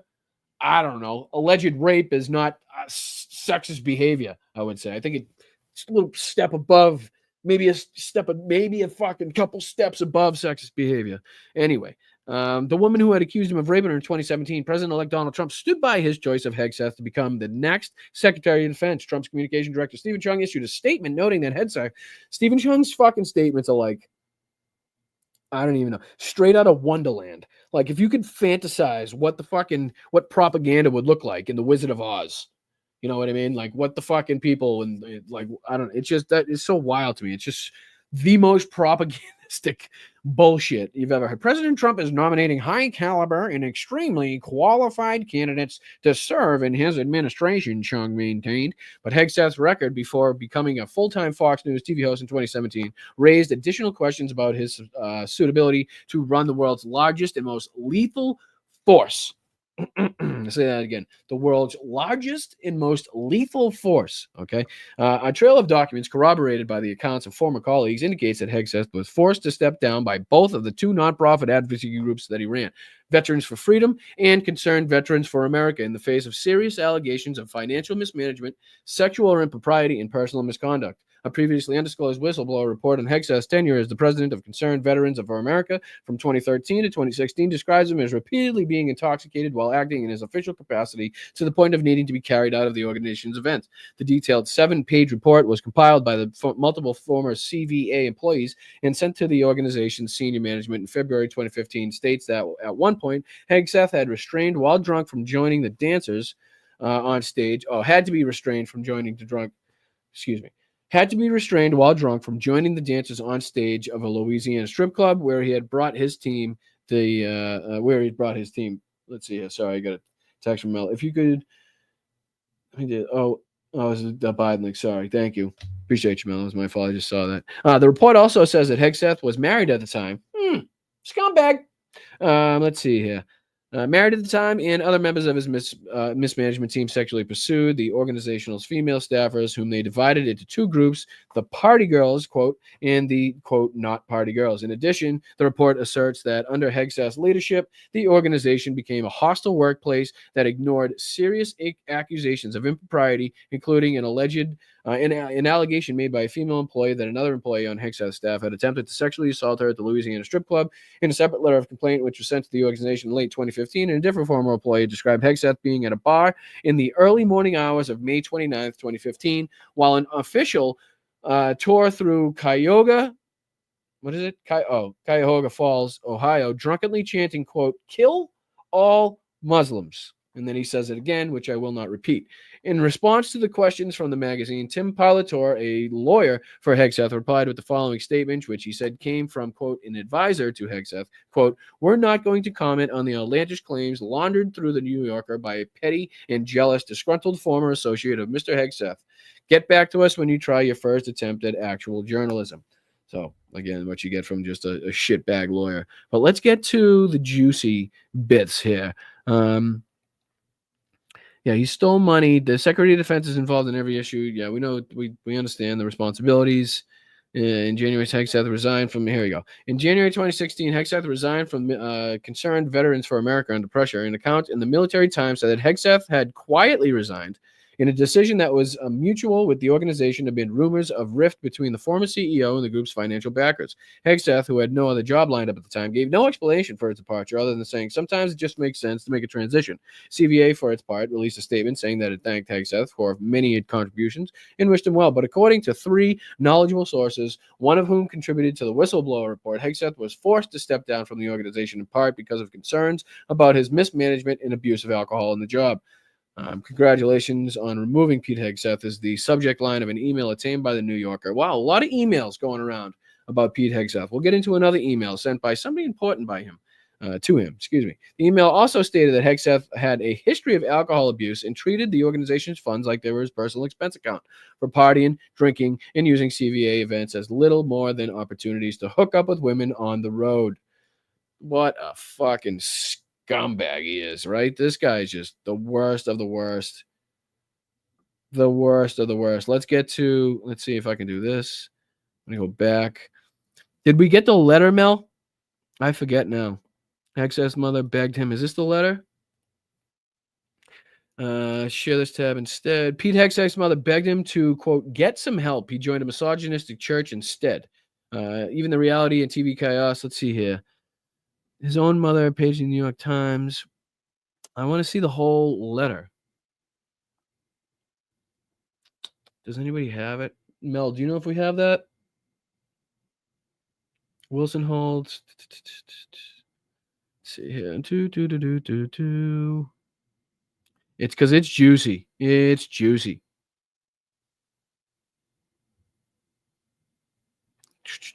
I don't think that's it. I don't think it's going to be in here. No. Let's see here. I can't see the chat, so if you're talking in the chat right now, I do apologize, but I can't see that. I thought I emailed it to myself. Pete Hegseth's mother, secret history, no subject, podcast. Podcast. David Green can spill $1,000 migrants, denied pose. David. Dolly, I'm just talking out loud trying to find this. I'm pretty sure I sent it, but maybe not. Does anybody know where I can get the letter? That let's see, I'll just look it up. Pete Heg Seth mom email. That works. Images. Do we have an image of the fucking thing? Is this it? Come on now. Come on now. Work for me. Work for me. Work for me, honey. Let's see here. Oh, yes. All right, let's see. This should do. That'll do, donkey. That'll do. Let me see if I press that one. It should work. I'll make myself even smaller so you can see it. And then can I zoom in on this? Let me see. A little zoomage. Never hurt anybody. Can you see it? How's that? Is that good? Everybody's good? Everybody's with me? You watching Blunt Politics? I'm Boston Brian. Hit the like button, share it out. I do appreciate the 665 people currently watching this. I know it's Sunday. I know it's nice out for the season, and I know you could be doing a lot of things. It's holiday season, probably family, shopping, stuff like that. So I really do appreciate you spending any fucking time here with me at all. The mods, thank you so much for spending your Sunday with me. I do appreciate it. Thank you so much. And Mel, thank you very much for everything that you do for this channel. All right, let's go here. Let's read with this fucking ugly mug. All right, so this is text of an email that Pete Hegseth's mother sent him. So an email from your own mother. All right, now let me just, have you ever received an email from your mother sounding anything like this? Just watch it. If you haven't heard, this is what it is. If you have heard, bear with me. I do a once a week show. I apologize. It's what do you want me to do? Anyways, the following is the text of an email that Penelope Hegseth sent to her son, right? We're going to do this. Son, I have tried to keep quiet about your character and behavior, but after listening to the way you made Samantha feel today, I cannot stay silent. As a woman and your mother, I feel I must speak out. You are an abuser of women. That is the ugly truth, and I have no respect for any man that belittles, lies, cheats, sleeps around, and uses women for his own power and ego. You are that man, and have been for years. And as your mother, it pains me and embarrasses me to say that, but is the sad, sad truth. Let's see here. I am not a saint, far from it, so don't throw that in my face. But your abuse over the years to women, dishonesty, sleeping around, betrayal, debasing, belittling, needs to be called out. Sam is a good mother and a good person under the circumstances that you created, and I know deep down that you know that. For you to try to label her as a quote unstable, label her as quote unstable for your own advantage is despicable and abusive. Is there any sense of decency left in you? She did not ask for or deserve any of what has come to her by your hand. Neither did Meredith. So it's not just Samantha, obviously. I know you think this one is this is one big competition and that you have taken her side, that we have taken her side. Bunk. We are on the side of good, and that is not you. Go ahead and call me self-righteous. I don't care. Don't you dare run to her and cry foul that we shared with us. That's what babies do. It's time for someone, I wish it was a strong man, to stand up to your abusive behavior and call it out, especially against women. We still love you, but we are broken by your behavior and lack of character. I don't want to write emails like this and never thought I would. If it damages our relationship further, then so be it. But at least I have said my piece. And yes, we are praying for you, and you don't deserve to know. What's that say? And you don't deserve to know how we are praying. So skip the snarky reply. I don't want an answer this. I don't want to debate with you. You twist and abuse everything I say anyway. But on behalf of all the women, and I know it's many, you have abused in some way, I say, get some help and take an honest look at yourself. Mom. Now, holy fucking shit. right? Like, holy fucking shit. And then, what does she do? Now she hears that her son may have one of the most powerful positions on earth. When she realized, oh, I might hurt, this might hurt his fucking career, or they might use this in the case that his fucking, I believe it was second wife has against him. Right? So she either, I believe the story says she erased the email, and then in recent days, in recent weeks, has been going on media stations, has been going on Fox News to say that, oh, I made the whole thing up. Pete's a great guy. He's found Jesus. It's amazing that fucking everybody anybody. All right. Why is fucking sexually assaulting a woman the easiest, the fastest way to see Jesus? Right? Why is it what about sexually assaulting a woman automatically makes people a born again fucking Christian right off the bat? Russell Brand, the fucking lot of them. Fucking name them, every single one. Oh, you caught me? Oh shit, fucking woo, Jesus. I found him. My Lord and Savior. Exodus fucking chapter fucking Revelations fucking 7.2. You know what I mean? Fucking what did fucking asshole say? The 2 Corinthians, they don't give a fuck about this, but if you catch him for sexual assault, woo, Jesus is here.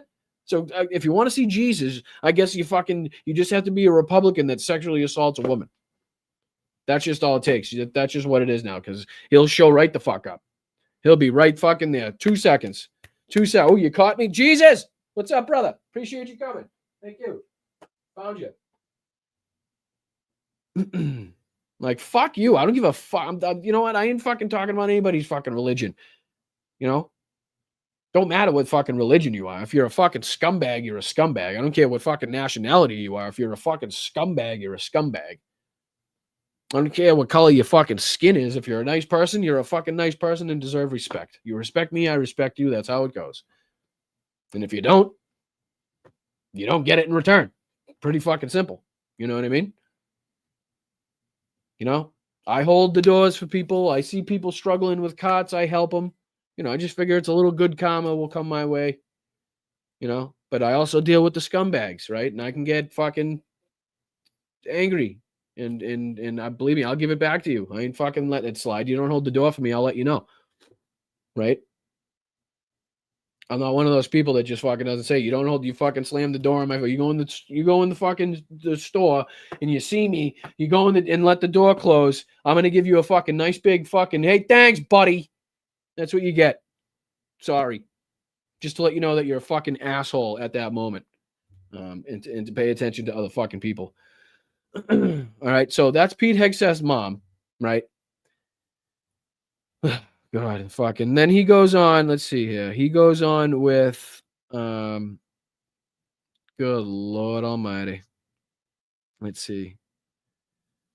Is it that one or is it this one? He's on with. Oh, this is a good one too. All right, share this tab instead. Can you see it? No, you can't. So I'm gonna do this. This is Donald Trump on the Pete Hegseth situation. This was December 6th. So Pete Hegseth is doing very well. His support is strong and deep.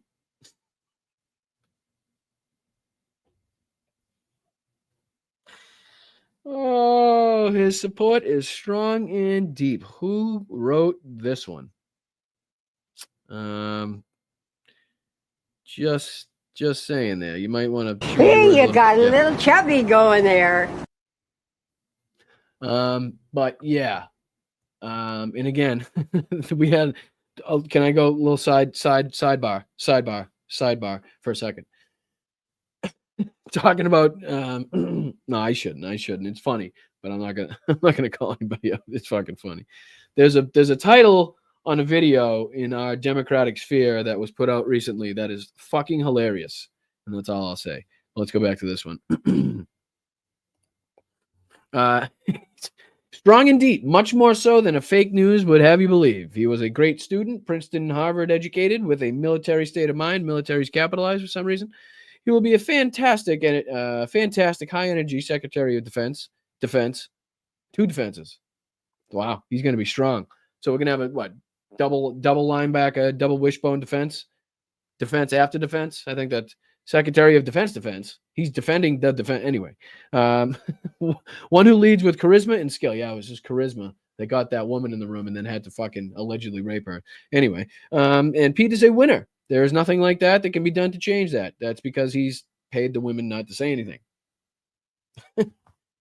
Yeah, you know. That's how that works. Nothing can be done, really, because the women can't fucking say nothing, really.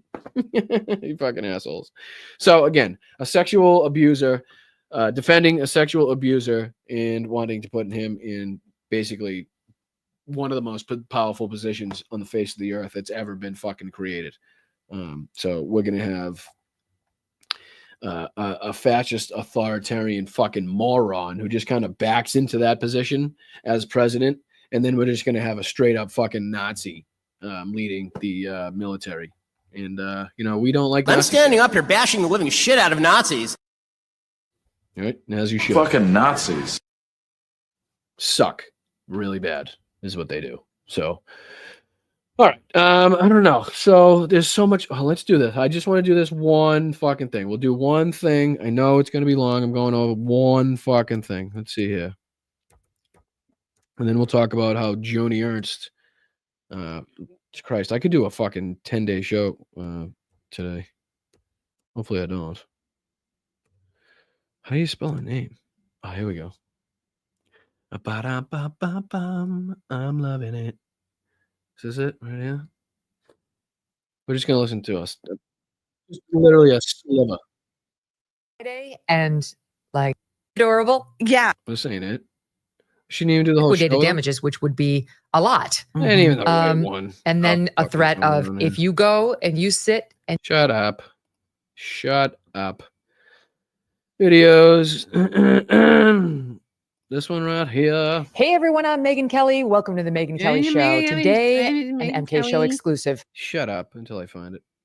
Let me see it. Right, starts right.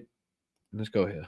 Let's just a minute or two. And again, before I say this, before we go into this, Megyn Kelly herself, a victim of sexual abuse while she was working at Fox News, right? So keep that in mind as she defends and gives credence and gives a platform to somebody who has actively paid women to shut the fuck up about the sexual assaults that he's perpetrated upon them.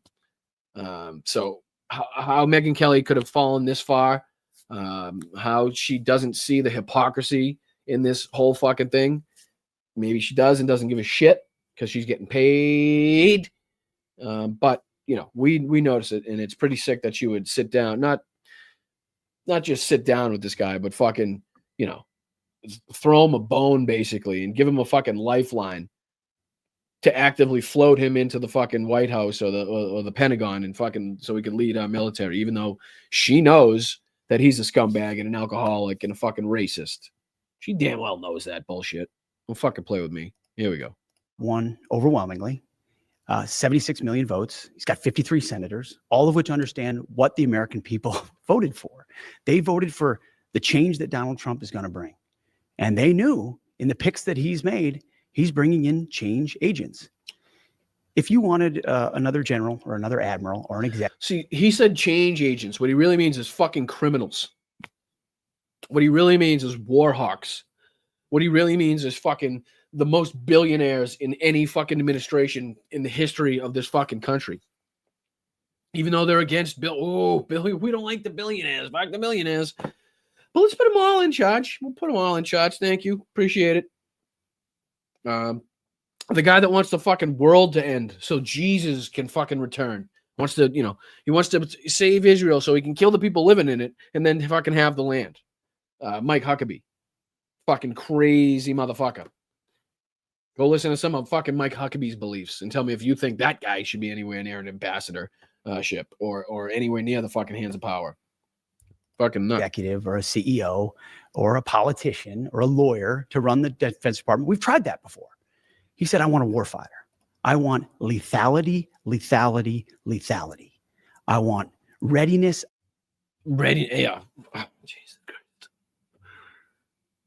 I don't know, like, what does that even fucking mean in terms of his position, right? Like, I understand what he's trying to get across, like aggression, but how can you implement that at his position? He in his role isn't just going to go in and he doesn't do the fighting. The fuck is he talking about? He'd be sitting in the fucking office. He'd be fucking shipped around in fucking cots with Secret Service all around him, flying to trips. He's not fighting. The fuck is, you know what I mean? Fuck is he talking about? I don't understand. Like, his qualifications are fucking nil for his role in this. Not everybody that served in the United States military, God bless you, whatever role you served in, whatever fucking branch you served in, hats off to you. I fucking appreciate you for your service. Thank you so much. That's the reason we're able to do this. But I'm sure you guys will be the first to tell me and agree with me that there are people in the fucking military that you wouldn't want to lead a fucking prayer group, right? You wouldn't want them leading a fucking Cub Scout retreat. You know, I mean, come on. There's those people in every aspect of life. Whatever group you're in, whatever business you work in, there's those people that are like, well, holy shit, how do you get fucking here? Right? This guy's nuts. Or you know, he's sick, or he's got criminal intent, or you know what I mean? He's on whatever it is. Every fucking society has that. Doesn't matter where you are, where you work. So the fucking US military, as big as it is, obviously has the fucking same problems, right? Just because you served doesn't mean you're fucking capable of leading the entire military. Yeah, I mean, it's not that hard to comprehend, right? It's not that hard, really. Really, a lawyer to run the Defense Department. We've tried that before. He said, I want a warfighter. I want lethality, lethality, lethality. I want but he doesn't want wars, right? What is that? How do you do that exactly? How do you do that?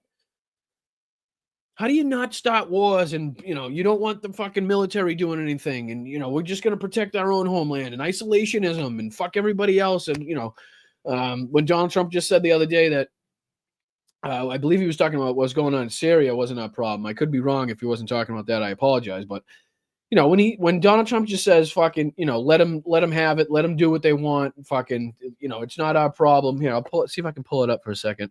Sorry. I should put it on there. Let's see here.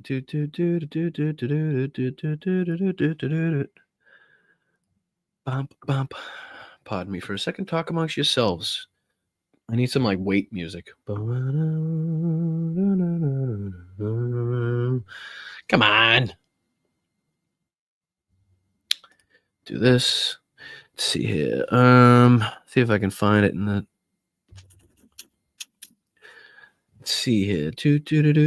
Come on.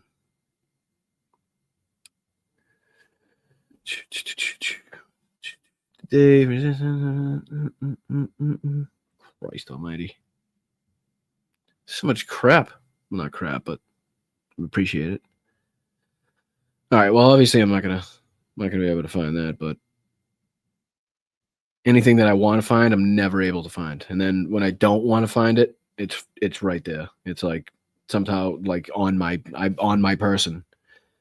All right. So anyways, we'll go back to this. Go back to this. Go back to this. Readiness, accountability, standards, warfighting. Pete, that's you, that's me. Clean house of the woke crap. All that stuff, all the climate stuff and the CRT.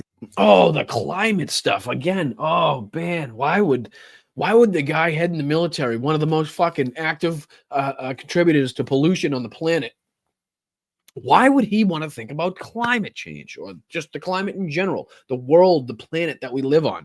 Why would he want to think about that? You guys do know, right?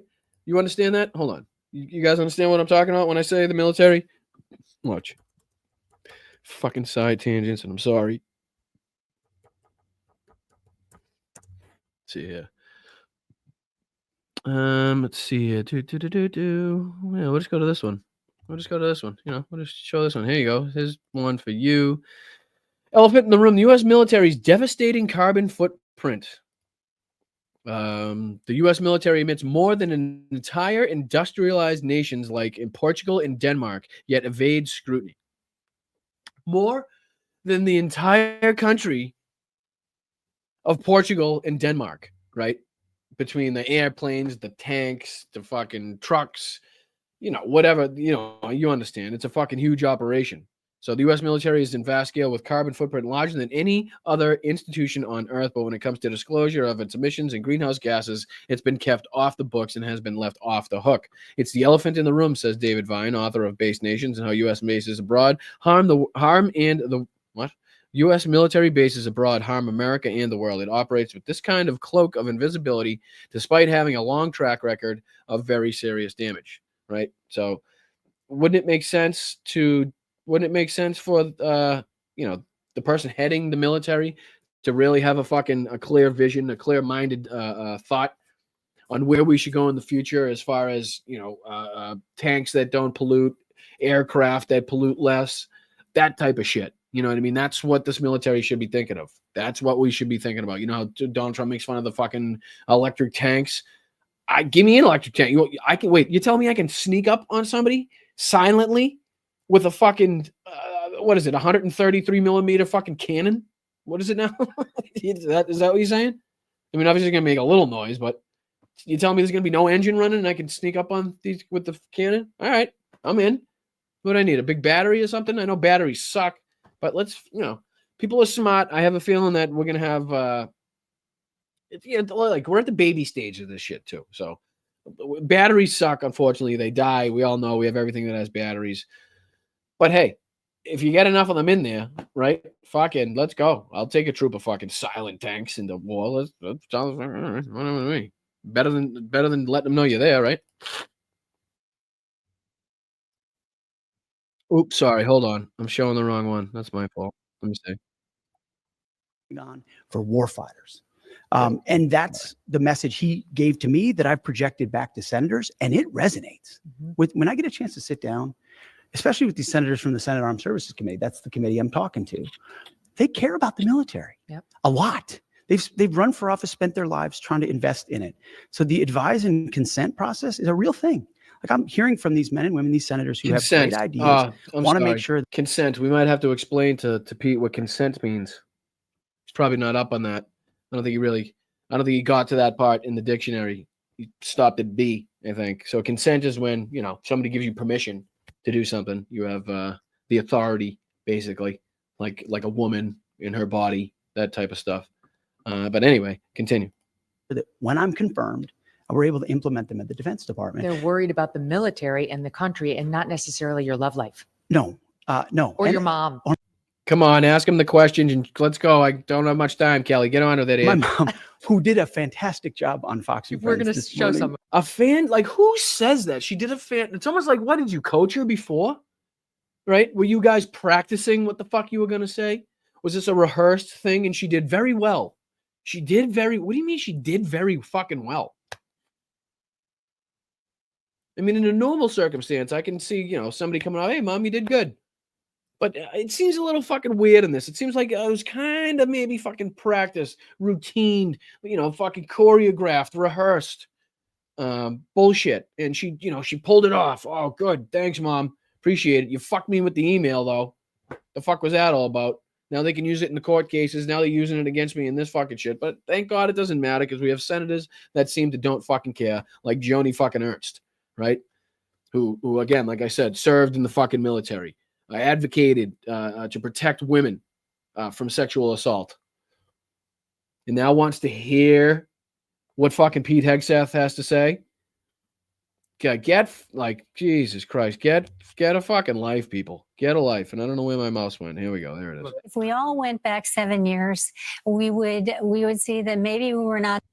Speak of the fucking devil. The people we are today. And I'm sure many. 7 years. Like we're going back to the fucking, we're going back to the 60s.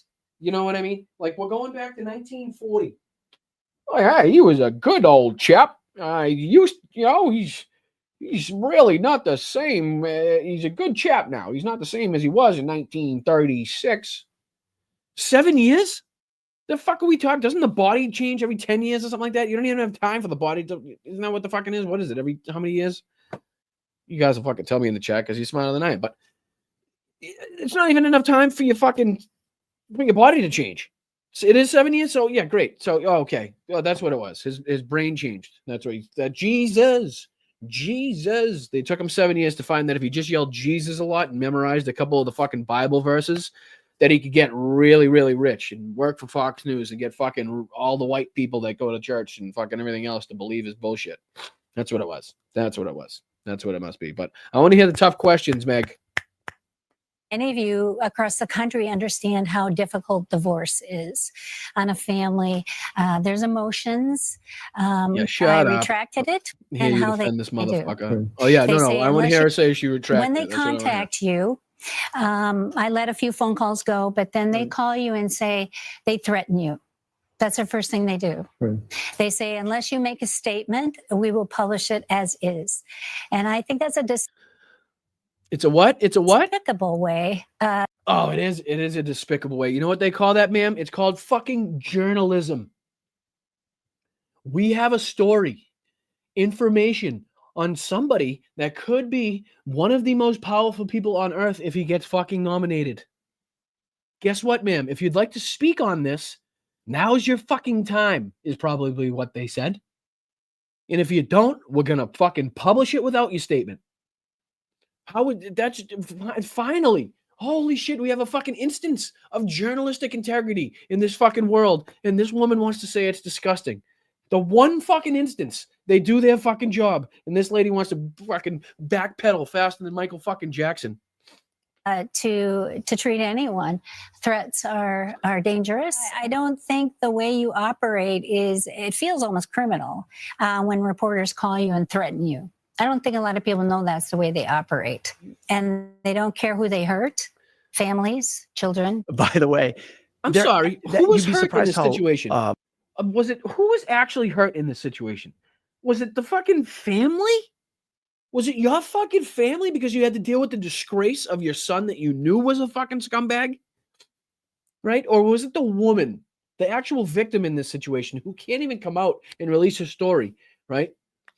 Because she was probably so afraid back in the day, and the amount of money she was probably getting paid seemed like a better way out. And now it's turned into something. I'm sure she never fucking envisioned that this fucking scumbag, right, would ever in a million years be up for fucking Secretary of Defense. So no blame on the fucking victim whatsoever. None. Yeah. I mean, I understand, but still, a lot of, like I said, when you have somebody in a position of power, right, when somebody's got a spot on Fox News, even as stupid as it is on fucking Saturday mornings, being on the fucking B team, right? Tons of fucking MAGAs waking up to watch that shit, and it's not just everybody's grandma. Anyway, a lot of women just don't feel like they want to blow it up, right? Like they don't want to be involved in the fucking media's fucking storm, and you know, it's a lot. It's a lot. So a lot goes through a woman's mind. So I absolutely put no blame on them for whatever decision they make, whatever happens afterwards.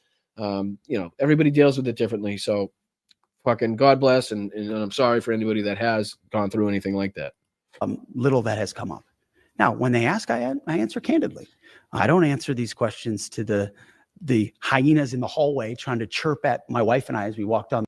Do you mean the voice of the public, the people of the public? Do you mean the media who has been given constitutional right to get out information to the people? Those are the people you say you don't have to answer to? I'm sorry. Can you fucking explain to me how that works? How our Secretary of Defense is just not entitled and doesn't have to say anything to the media, right? Doesn't have to let anybody know what the fuck's going on. Doesn't have to answer any questions on the hallway. I don't owe them an answer. You do.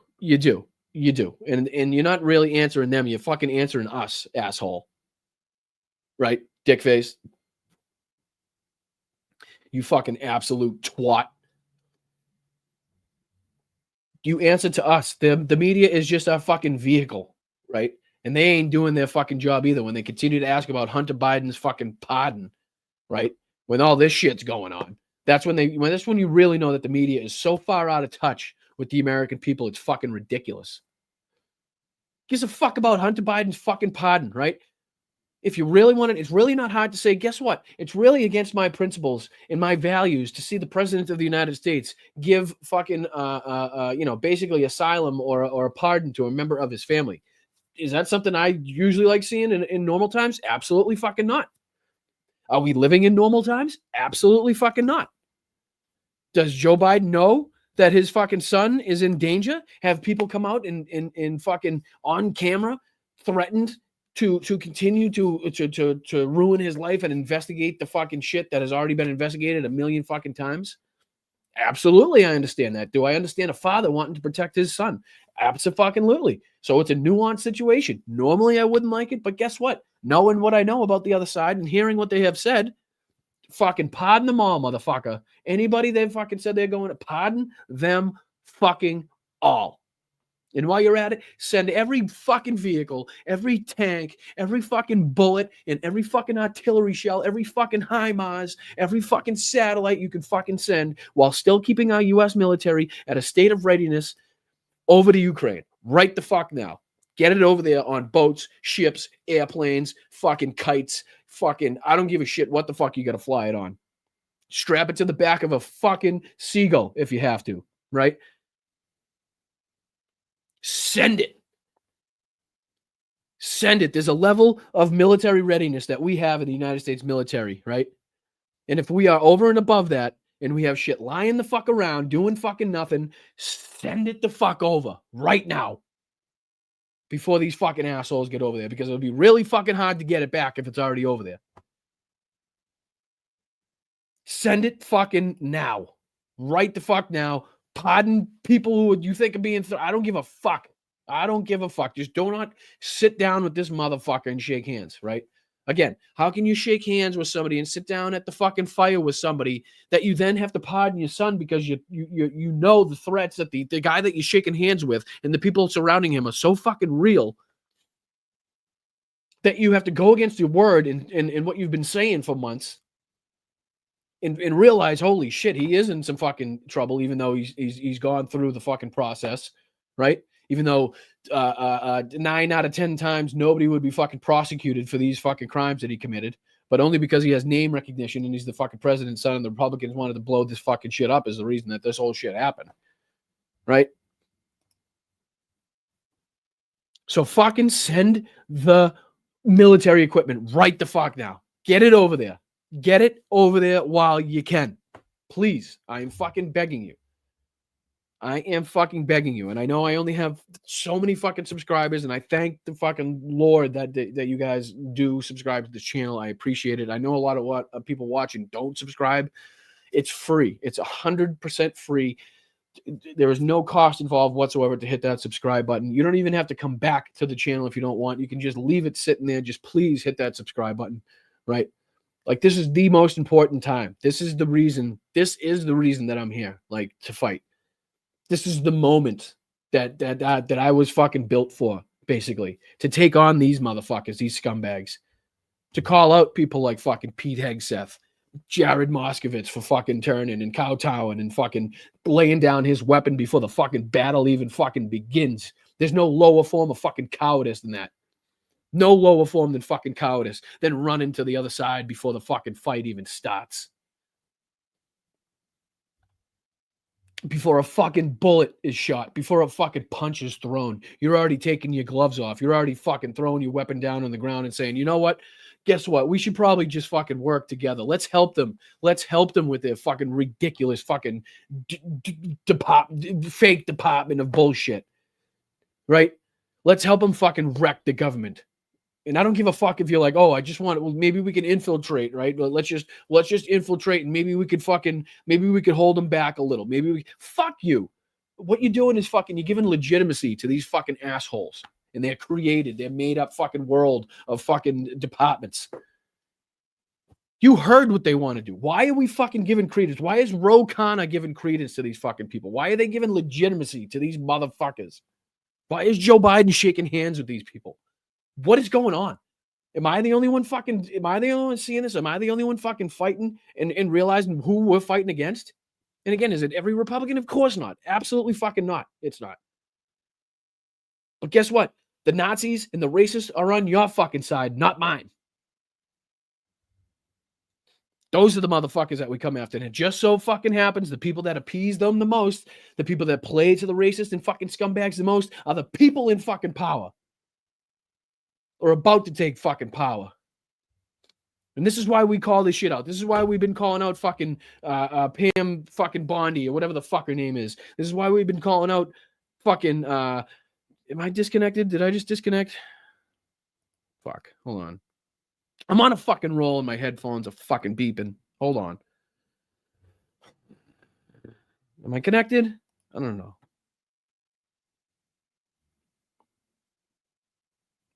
Yes, I'm connected. I don't know what's going in and out. I have no idea. Can you hear me? Can everybody hear me? Give me a thumbs up. Give me an emoji. Drop an emoji in the chat if you can hear me, please. Yeah, we've talked about Pam Bondi. We've talked about Kash Patel. We've talked about fucking Keith Kellogg. This is what this show is all about. If you want to fucking come here and listen and learn about what these fucking people actually want to do in our government, who these people, who Donald Trump is actually putting in our government, and why we need to fucking continue to fight, whether it's people on the right or people on the fucking left who are capitulating. That's what this show is all about. And I will fucking give it to you in the most honest and blunt way I possibly can, right? So the double entendre of the fucking name, smoke it if you got it, drink them if you're fucking drinking.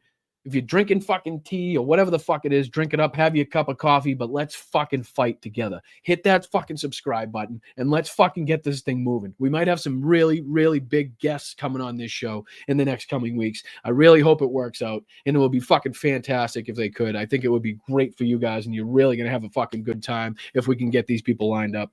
Some people that I've talked about on this show a lot.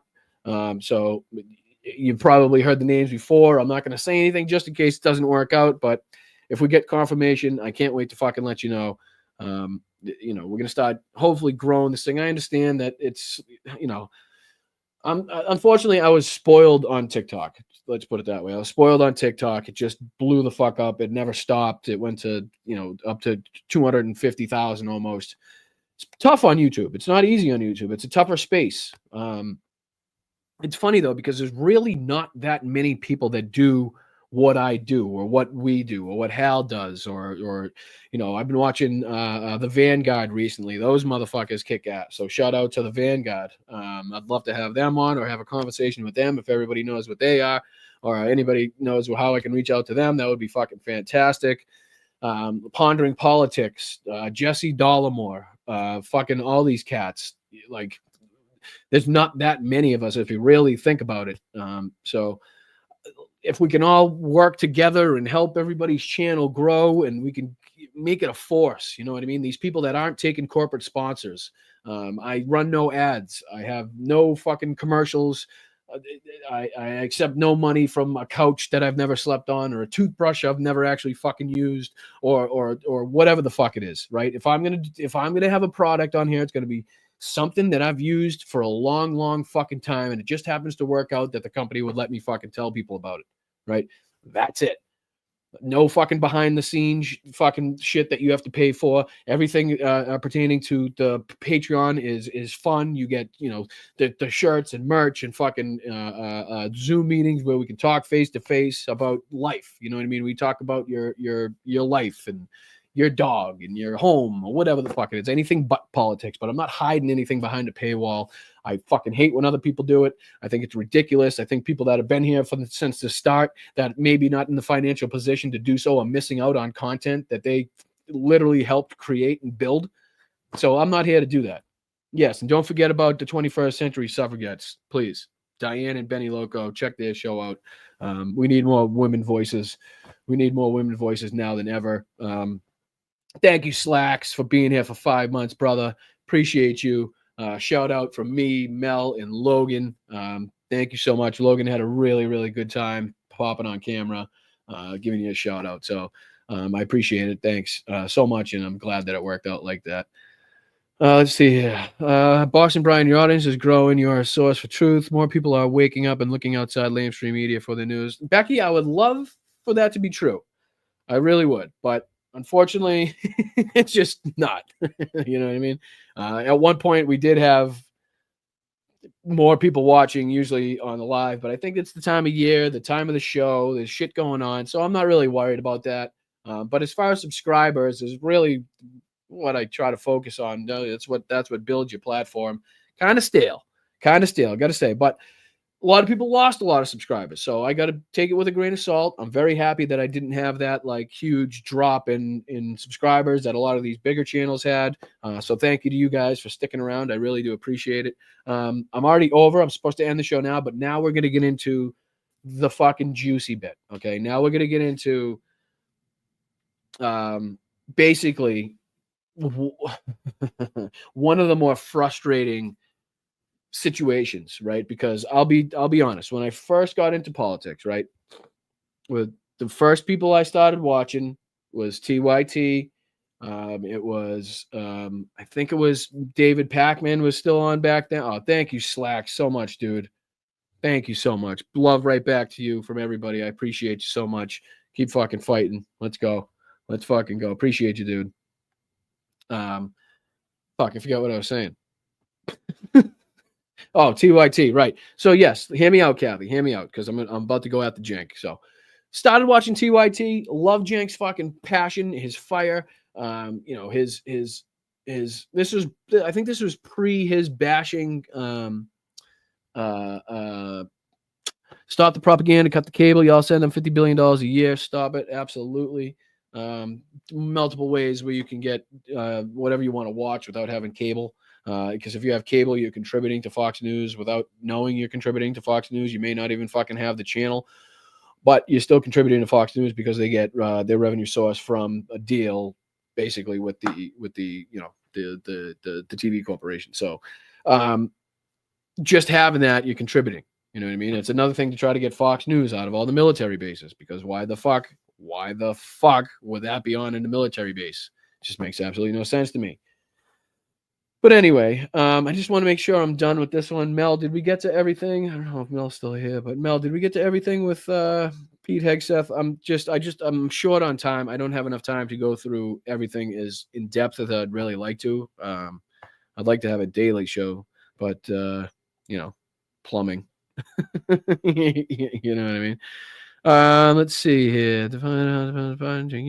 All right, we'll move on to Jank because I'm already over. I don't want to keep everybody too long. We'll move on to Jank. All right, so hit the like button. I'm Boston Brian. You're watching Blunt Politics. I really do appreciate it. Just got done talking about the disgusting, abusive, alcoholic nominee for Secretary of Defense, Pete Hegseth. Now we're going to move on to what I believe is a huge and growing problem with the left, is people who are supposedly on the left. And I had a tough time. I was thinking about why, you know, am I going to get, you know, some backlash for going after Democrats? And then I thought, I'm not going after Democrats. I'm not. You can't be a Democrat and break bread with a fascist. You can't be a Democrat and fucking have a drink with a fascist. Go out for a beer with a fucking fascist. Right? And I'm talking about these real sick individuals. I'm not talking about your everyday, regular, just, you know, fucking I vote Republican because of conservative financial whatever bullshit. You know, not those people. I want to make that clear. But the real dirty, fucking nasty, racist fucking scumbags in this fucking place, right? And when you have, like I said, when I first came in watching TYT, it was pre-fucking Hillary bashing, I believe. You know, correct me if I'm wrong, but I really don't remember hearing a bunch of that. It was all, you know, fucking Bernie's policies and you know, helping the workers and helping the people and fighting the establishment and, you know, making sure that we have workers' rights and fucking healthcare and all that shit. And it was really, really good. Both of them, Anna, Cenk, fucking, I liked it. They had great contributors, and they still do have great contributors. John Idarola, I love. Fucking JR is really good.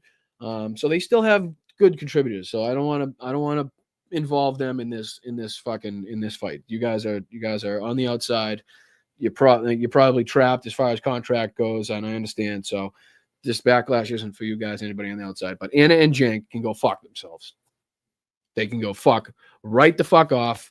Fucking hit the step in. I'm sick of their fucking the anti-trans fucking Republican propaganda that they've been spreading, and how fucking men and women's sports is the most fucking is the most important policy on the fucking face of the earth. I don't understand that. Okay, I do not understand that. How they can all of a sudden, I mean, you got Anna going on, and I'm just like I said earlier, Cenk's tongue, he probably needs a fucking tongue replacement because he's been licking the asshole of every fucking right-wing political podcaster on the face of the earth in the last couple of weeks. He's been on fucking everywhere. You name it, everywhere. Fucking Patrick Beck David. Let's see here. Let's go through. Let's see here. That's the first one. Cenk. Oh, this is good. He was on with his buddy, his nephew Hassan. Let's see here. He was on with Jesus Christ. There's a ton of them. He was on with Crystal Ball. That's one I want to look at. Crystal Ball is not so much a right winger. He was on with Tim Pool. He was on with who's the guy that talks really lightly? Huge podcaster. Never remember his name because I don't watch his shit. Lex Luthor, Lex somebody, Lex Fuckman, Lex something like that. Anyway. So we're done with this one. I'm just going to clear some shit out so my computer's not running slow, and then we'll get into Chinky. All right. So I don't need this. Don't need that one. I don't need that one. All right. So we're back. All right. Everybody staying with me. Appreciate you being here. Thank you for the 674 people watching right now. I do appreciate you guys very much. Make sure you hit the like button. Whoa! Colleen! What the fuck? How do I show that? How do I put that in the screen? Thank you so much, Colleen. You are a fucking angel. Oh my God. Colleen with the $100 super chat. Holy shit. She says, "You're not in my will. Sorry. This gift is to keep up the fight, Boss and Brian. I'm okay, everybody. Just got to prepare for my future. Love this community." Well, God damn, Colleen. It's people like you that really make me believe that standing in front of this fucking camera yapping my brains out is worth it and can make a difference. Yet I don't mean the money. I just mean the words of encouragement and the kindness and the support that you show. The money is beyond anything that you absolutely need to do. So thank you so fucking much for that. That is really, really nice of you. It's heartwarming and you know, I can't say thank you enough. I really can't, Colleen. I hope you have a wonderful weekend. I really do. All right, let's get into it. I apologize. Now you get me all teared up and shit. Let's go to I don't know which one I want to do first. Let's do this. Let's do this one. That way you can get the feel of Cenk's, how far he's gone right and what he thinks about the left. This is a good one. This is the whole thing, so I might have to cut in a little bit and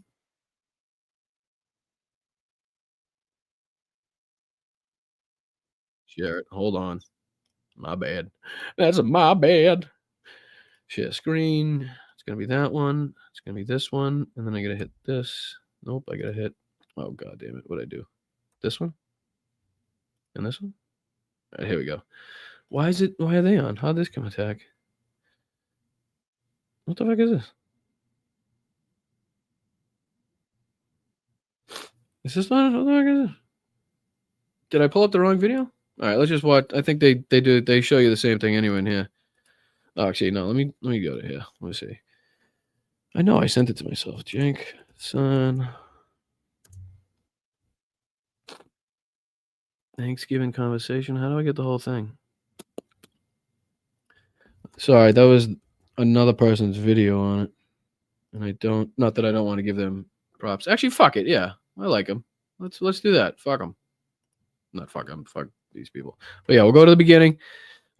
Just so I can give them credit though, this is the Vanguard, and forgive me, I think it's I think it's Will is one of their names, I want to believe, or Zach. Fuck, I'm mixing it up. I'm new, so I apologize if I'm getting anybody's name right. But these guys, they really do kick some ass. But just so they probably knock it down to the right clip. So I'll let them kind of play the clips. I'll kind of skip over because we're running out of time what they have to say, but just the clips that they're showing. This is Cenk Uygur with his nephew Hassan Piker. Some hate him, some love him. He spoke at Cambridge, in not in Massachusetts, not in Boston, not that Cambridge, the Cambridge in London. So all right, here we go. we've completely lost the plot, because now the conversation is about like the serfs or Majority Report, and I think that's a completely and utterly unproductive conversation to have. Your strategy is when grifters on the left attack you, whether it's grifters on the left, right? Ton of those, right? Because if you're gonna go after grifters, it's definitely the left that pops into your brain, right? Not the Russian money taking, fucking delusional, QAnon believing, dick pill pushing, fucking sell you your gold bullshit. Not those people. It's the people on the left. Okay, I think Cedar's a grifter. When I did.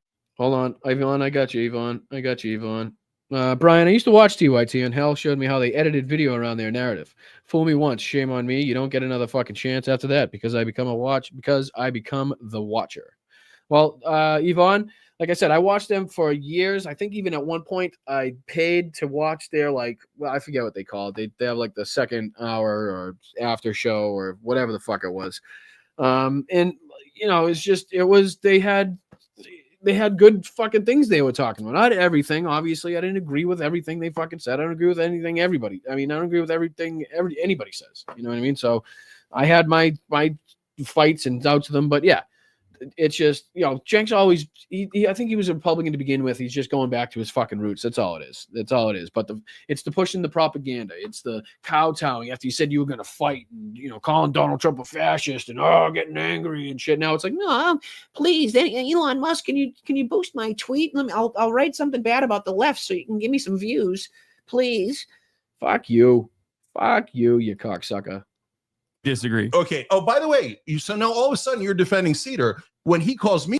And he's coming after Sam fucking Cedar, the Majority Report. If you don't know who Sam Cedar is, he's from the Majority Report, been doing this for fucking years, co-host of them at Vigland. Great show. I would recommend you watch it and subscribe to their channel. Shout out to Sammy. But yeah, for Cenk Uygur, who works at his studio is called Polymarket fucking Studio or whatever the fuck it is.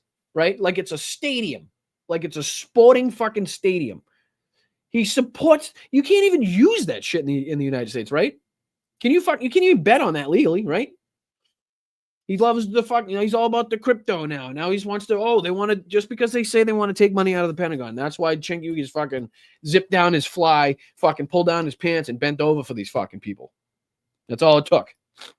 Be a grifter, you don't defend. First of all, I've never heard him call you a grifter. He's called me every name in the book. Okay. He's a low rent grifter. Stop. He's a low rent grifter. What a fucking bunch of horse shit. No, I'll tell you. I'll out him right now. When we were in Vegas together, Cenk has never really posted that high of numbers on Twitter, like up until recently, because he wasn't posting prop. They're Nazis. You got it. Okay. I mean, I'm 100% right. Every dirtbag show did it. You got to Every dirtbag show did it. Tell me I'm wrong. This is reframing an issue that is now we've moved away from the electoral. And check out the Vanguard too. Check out the Vanguard if I didn't say that before. Consequences of a trans ad to your own personal anger and frustration that you have with left-wing media online. Are making everyone think they are. So he says, with his problem with the left-wing media online, and then he continues. So this is what he says. The left. They're like, we're the left, we're the real left. Okay, we are super extreme. You're talking about us. Free surgeries for every criminal. Yes, we're the left. There you go. Fucking, because Benny Loco, thank you so much for the shout out to the mods. It's the thankless work. I love and appreciate you all. Benny Loco, thank you so much. Appreciate you. Fucking appreciate you. Thank you so much. But for this motherfucker, because you guys know in the show how much we advocate for sex changes for criminals, right? I mean, I open every show basically saying that, and I have for a long time, advocating for illegal immigrants, for fucking criminals, for men that want to get into women's prison. I want them all, right? Because you've all heard me say that in the show, and I'm sure every liberal fucking progressive show that you watch is talking about how much they want sex changes for fucking criminals, right? Oh no, nobody's ever talked about that. Nobody wants that. Nobody's advocating really for that. No, okay. So what the fuck are you talking about, Cenk? What the fuck are you talking about, dude? This is his fucking anti-trans bullshit that he uses to literally frame everything that fucking will explain how he switched sides so fucking quickly, right?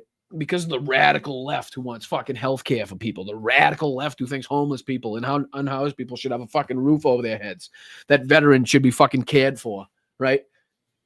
That the fucking military shouldn't have the most extreme budget on the fucking planet when there's wasteful shit going on every single day inside the military, right? When the Pentagon can't even account for their fucking money. So get the fuck out. And thank you, Mass. I appreciate you very much. Thank you. Oh, Nazi. Yeah, this is crazy too, because Cenk is so hung up on the trans surgeries for criminals and the trans surgery. Let me see if I can find. Why is no one fixing this? No. And that is the major issue. It's So, not. It's I haven't gotten in here in like 20 minutes. So let me address crime. That's like when I bitch about not being able to get a point in, and Gavin will be like, "You're literally like never Gavin, shutting the that's fuck what up." it is. Gavin. I am Cenk in this. Gavin is his name. I apologize. My fault, bros. My fault. Let me see if I can do this because I feel bad. I know I sent it to myself, but I can't find it. And I do feel bad. I don't want to be skipping over their commentary, you know what I mean? But I just don't have time. That's the only problem. Sorry, let's do this. Is this his? Yeah, this is his. All right. Just get into the real video. I'll see if I can pick out that same spot that they were at. Affirmative action, DEI, trans rights. All right, here, we'll just do this.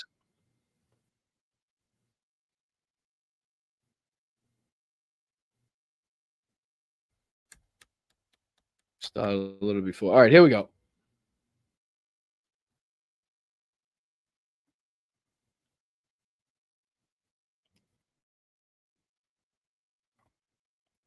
No. See, it does though. It does. It does. I don't know. Are you trying to say that there's no white people that are racist anymore? Is that what you're trying to say? I think Tucker Carlson. I think Tucker Carlson disagrees. Is there anything worse than white people? White people are a mortal danger to you and your loved ones. Hey, I didn't say it. Tucker said it. I did not say it. Ready? I didn't. White people are a mortal danger to you and your loved ones. Don't take it from me. You know what I mean? Not out of my lips. You didn't hear it from these lips there, Pappy. All right, but yeah, let's go. Fucking more horse shit.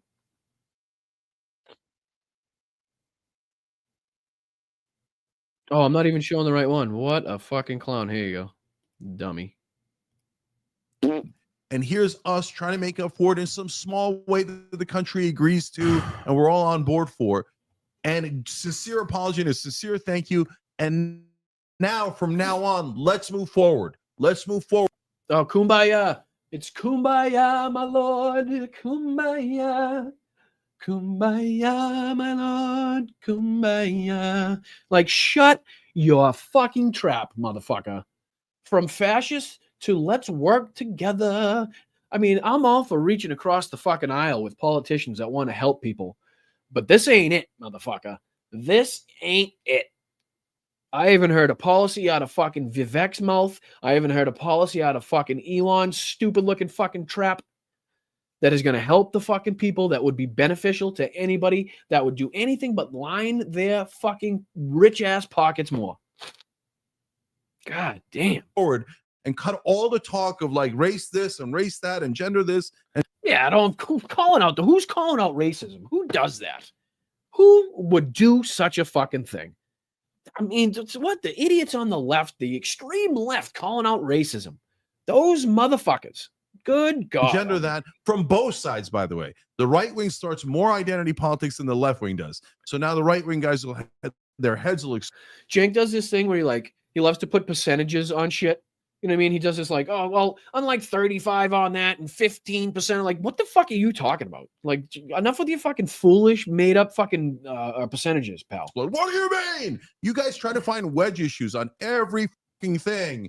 And then you go. Yeah, those wedge issues like fucking, I don't know, women's rights, trans rights, right for fucking people to love and marry who they choose, the right to fucking have health care, the right to fucking, I don't know, have fucking food on the table and shit like that. What the fuck are you talking about? These huge wedge issues?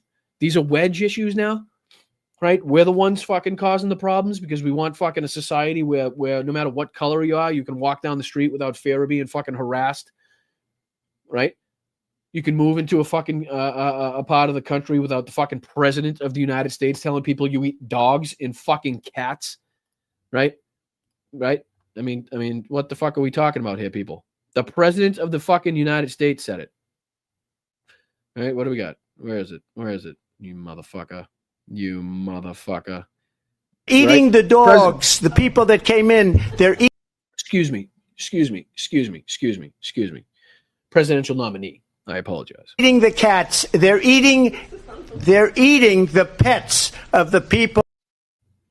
They're eating the pets, right? A presidential nominee coming out again. Is this a wedge issue, Jenk? Is this a fucking wedge issue that we don't want the fucking somebody that's going to hold the highest power on the planet to think that legal immigrants come here on the legal basis because you don't understand their fucking culture, because you don't understand anything about them, is going to fucking spread this fucking lie that they're stealing pets and eating them?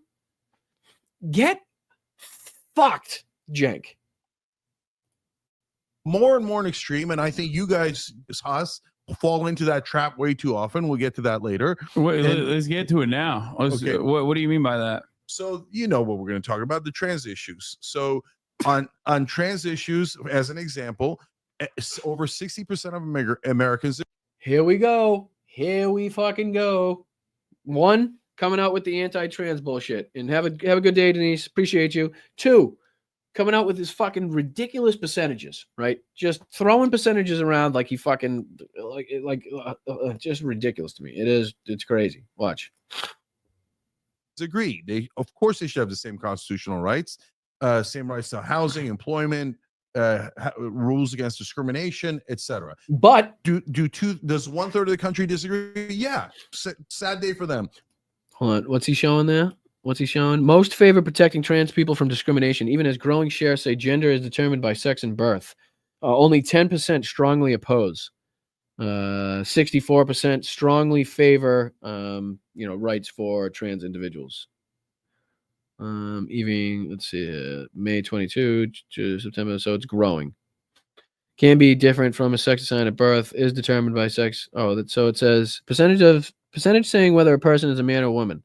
So 60% in May of 22 says it's determined by sex assigned at birth. So it's getting what, smaller? I don't know. I fucking hate those things. I never fucking read them correctly. Anyway, let's continue. 2/3 of the country agrees trans people should be protected. I'm 100% on board for that, right? And if you're a right winger and you go, no, man, they're weird, they're different, they're blah, blah, blah, and I'm going to hate them. Well, good luck to you, brother. I'm not going to hate them, and I'm going to protect them, okay? Mm-hmm. But so that didn't work for them. So they went digging. So then they go, okay, we should ban trans people from the military. Did you read the New York Times article I told you to? Fuck is he talking about? Like, this is where he tries to set up, like he tries to greet you like, oh, I agree with you. I think, I 100% agree with you, but I don't 100% agree with you because I'm going to go on and explain why it should be different and why you guys fucked up by protecting trans individuals in their rights and correctly telling you that the percentage of cases of trans women playing in women's sports is so fucking minuscule. That the fact that the entire country had their heads surrounded with it is fucking goes to show you how much the media and how much the right wing, as much as they say it and say it and say it and say it and say it and say it and say it, can get people to believe whatever the fuck they want using the same tired propaganda and tactics the fucking Nazis used in World War II and prior to that. You know what I mean? And we all know what the fuck we do with Nazis. Fucking Nazis. I'm standing up here bashing the living shit out of Nazis. Thank you. Appreciate it. Continue to do so.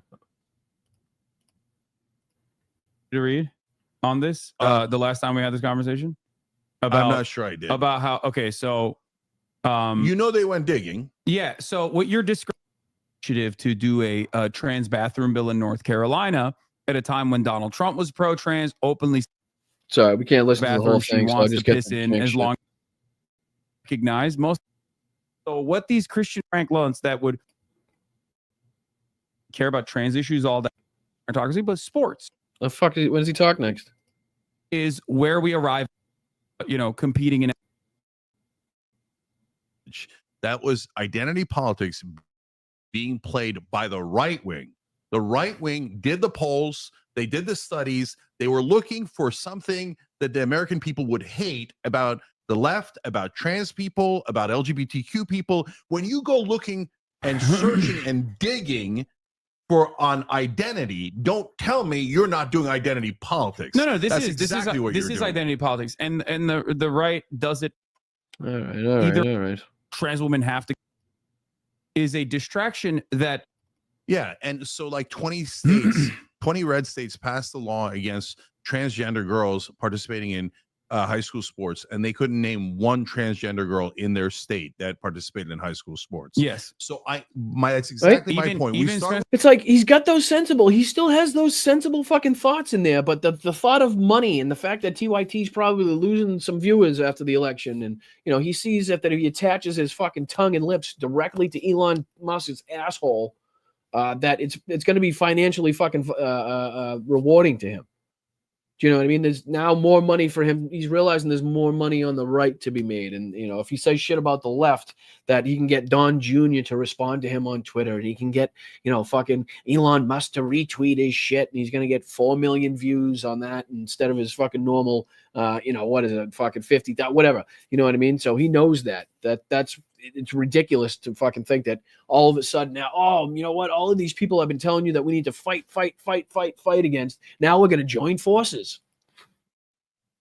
Even Spencer Cox vetoed the bill. Yeah, you know what I'll do? I'll go to this one. In I'll Utah play it while I'm doing originally, and he actually wrote like a pretty compelling argument as to why he was vetoing it. And governors. This is a good one too. Or This I is think what's Cenk likely to on happen, with, the most likely outcome is just things are going to This get. is Cenk on with Crystal Ball.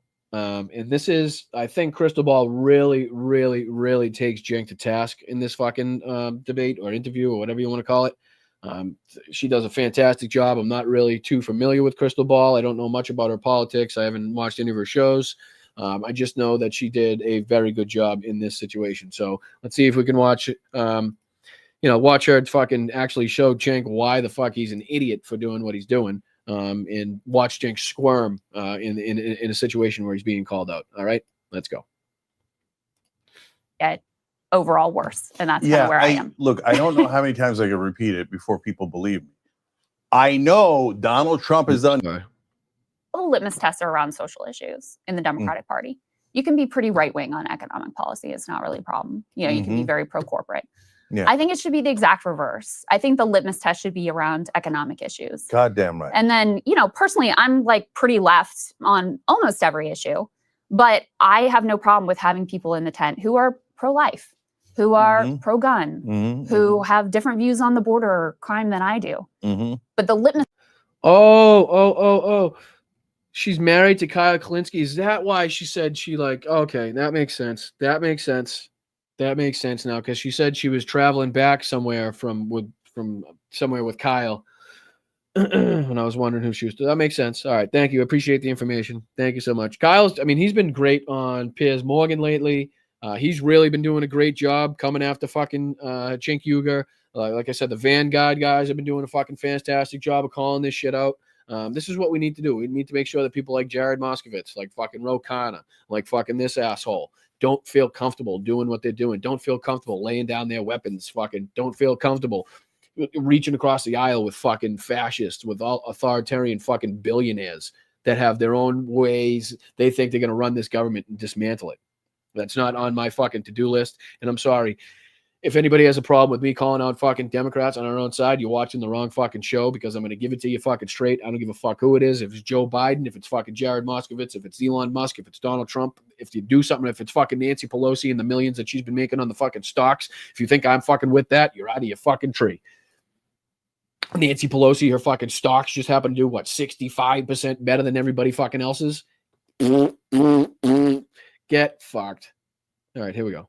This test has to be like, fuck the billionaire. Yeah, and Mika and Joe too. Fucking get fucked. Both of you. You fucking, they kowtowed again too. They had to fucking send out an apology because the guy said, if you're drunk on Fox News, if you're too drunk on Fox News, you must be really drunk, is what the guy said. Is that bad? Is that so bad, Mika? You had to apologize and like ban the guy from the fucking network? You fucking bootlicking piece of shit.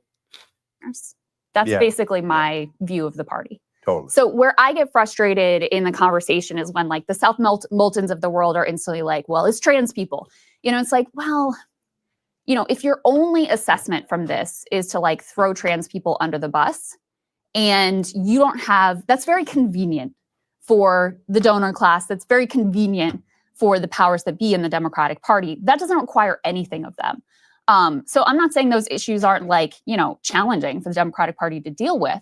But if your only instinct is like to blame the left yet again, when the left had nothing to do with this campaign, like I'm very suspicious of that. So I actually 100% agree with you. Thank you so much, Mac. See? This is what he does. I 100% agree with you. I 100% agree with you. Oh, I agree with you 100%. And then he'll go on to explain why she's wrong. Thank you. But I don't want us to live in non-reality. And non-reality is saying that ad didn't hurt us. When both sides said definitively, according to our internal numbers, it was fair question. Could be a stage name. So like, that's not the number one reason, as I said. Right, there, but I think the thing for me is you have to ask the deeper question of like, okay, why did that ad hurt? Just so you know, I think this is before the show started. I think this is just their like pre-chat, and it was good, and they decided to put it in front of the actual thing. So. It's obviously long. I can't watch it all, so I'll do my best to get to the parts that I think are relevant. You know what I mean? I know I'm already the half hour over, but I mean, I think it's important that not only do we listen to how Crystal defends against what Cenk is saying, that way we can learn how to do it in the future, but we also need to listen to what Cenk's saying so we can call out the fucking fake lefty progressive bullshit fucking grifters in the future if we see them. Make sure you hit that like button, please. I appreciate it. I'm Boston Brian. This is Blunt Politics you're watching. Just calling out bullshit. Just fucking doing everything the mainstream media should be, but isn't doing. And I really do appreciate it. We're a small channel. We're run by you guys. We're funded by you guys and you guys only. And the only way we're going to continue to be on this fucking network and to continue to broadcast to you guys is if you continue to support the channel like Rosim here has done. Go get them, Brian. TYT is all bluster. I appreciate you. I appreciate the $10 super chat. Thank you so fucking much. Thank you for the support. And again, hit that like button. Share it out, please. Please, I would really like it. Take 2 seconds. Hop out of the chat. It's a share button. Put it on Blue Sky. Put it on Instagram. Put it on Facebook. Just share it out once. Maybe somebody will watch it that hasn't watched it before and they'll like it. And that's how we grow. So let's go. Why did that ad hurt? Because Bernie has the same position on transgender issues. Mm-hmm. But that ad would not work against Bernie. Mm-hmm. Okay. And just gonna skip ahead a little bit. Andy Bashir would be. I'll tell you, so I agree with all that. I will say that again, I agree with all that. I agree with all that, but here's how you're wrong. I think Bernie 2020 was more susceptible to it than Bernie 2016. Agreed. Yeah. So we've been talking here to Cenk Uygur, obviously, of TYT. This is where the show actually starts. And many other. Kyle and I both enjoyed Thanksgiving. Thank you. Appreciate it. This is where Crystal, sorry, I don't mean to keep interrupting, but I just want to make sure you guys know what's going on. This is where Crystal is going to discuss the video that we just watched where Cenk was with Hassan on Thanksgiving. This is what's going on here. Listening to it on the way back from New York. One thing I wanted to talk to you about is I want to get into the stuff with you and Elon, and Bernie's chimed in there, and your sort of general approach to the Trump administration, which, tell me if I'm wrong, feels different than how you approach things in 2016. We can talk a little bit more about that. And kind of emblematic of that, if you guys could put Cenk's tweet up on the screen and we can use this as a... All right. I've been trying to figure out why I'm more optimistic than I was before the election, even though I was so against the guy who won. I know now MAGA is not my mortal enemy, and neither is the extreme left. My mortal enemy is the establishment, and they have been defeated. How? The guys put in more fucking billionaires than any other administration on earth if they get in, right? How is the establishment defeated? Elon Musk, the world's richest man, has made up a fake department to control the government. How? I don't understand how that's not establishment. How are they not the establishment? A jumping off point. So you said, I've been trying to figure out why I'm more optimistic, and they have about this rather memorably. What makes you optimistic now that we have the fascists headed back to the White House? Yes. Great question. Great question, Crystal. Great question. A couple of things. So number one, he was why did I call him a fascist? I'm very clear on this, right? Because he did a fake elector plot to overthrow the Democratic elections in 2020, right? Correct. And he said to terminate the Constitution afterwards. A lot of right-wingers don't know that. Like when I read him that quote, they're like, no, really? And then they read it and they can't believe it that's because he doesn't care about democracy, doesn't care about the Constitution, et cetera, right? So I have those same exact concerns. Those concerns have not left. But the one thing that happened in this election was that he won the popular vote. And I noticed right-wingers switching from, oh, we're not a democracy, we're a republic, right? Yeah. To like, yeah, let's go democracy. Suddenly free and fair elections exist, right? Yeah. And suddenly they're in favor of democratic elections. So great, wonderful. Because my number one concern is that he's not going to leave office. I'm less concerned about that now. Okay. So maybe I'm wrong about that. And if I'm naive about that, then I'll, own up to it, et cetera. Let me just say though, so for me personally, yes, I continue to be somewhat concerned he won't leave office.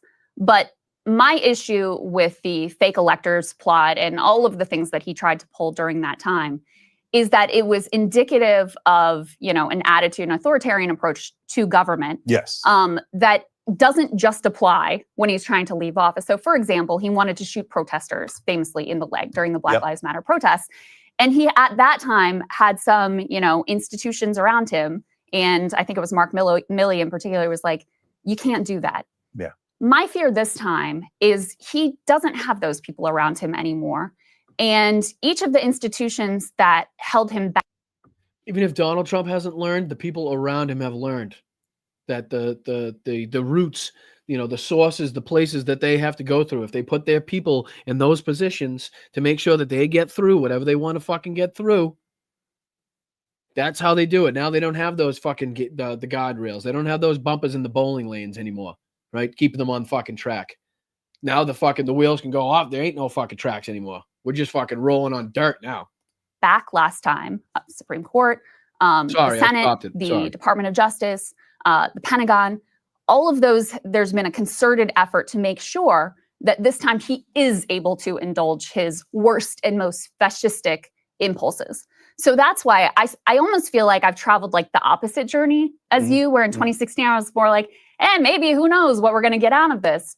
This time I'm actually more concerned, especially because you have that Supreme Court immunity decision, which really does kind of give him carte blanche. Okay, so I'm going to get to the irony here, right? Okay. So why am I thinking the other way? Yeah. So, but first, let me double down on what you're saying. Kash Patel's a disaster. Pete Hegseth is a disaster.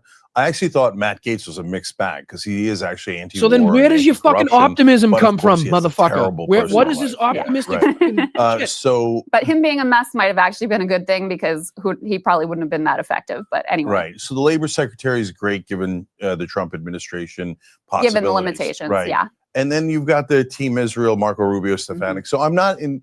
Other than the labor secretary, I'm not interested in any of this, right? So, and you're right, the Supreme Court has allowed him to be above the law. But on top of that, he has no accountability left. What are they going to do? Impeach him? What are they going to do? Arrest him? Right? No accountability. The brakes are all. And I agree with you. Yet he's optimistic. Yet he just named 3 or 4 fucking people that were disasters, right? That could potentially be in the fucking most powerful positions in this government. Talking about how he doesn't have to fucking leave because of the power the Supreme Court gave him.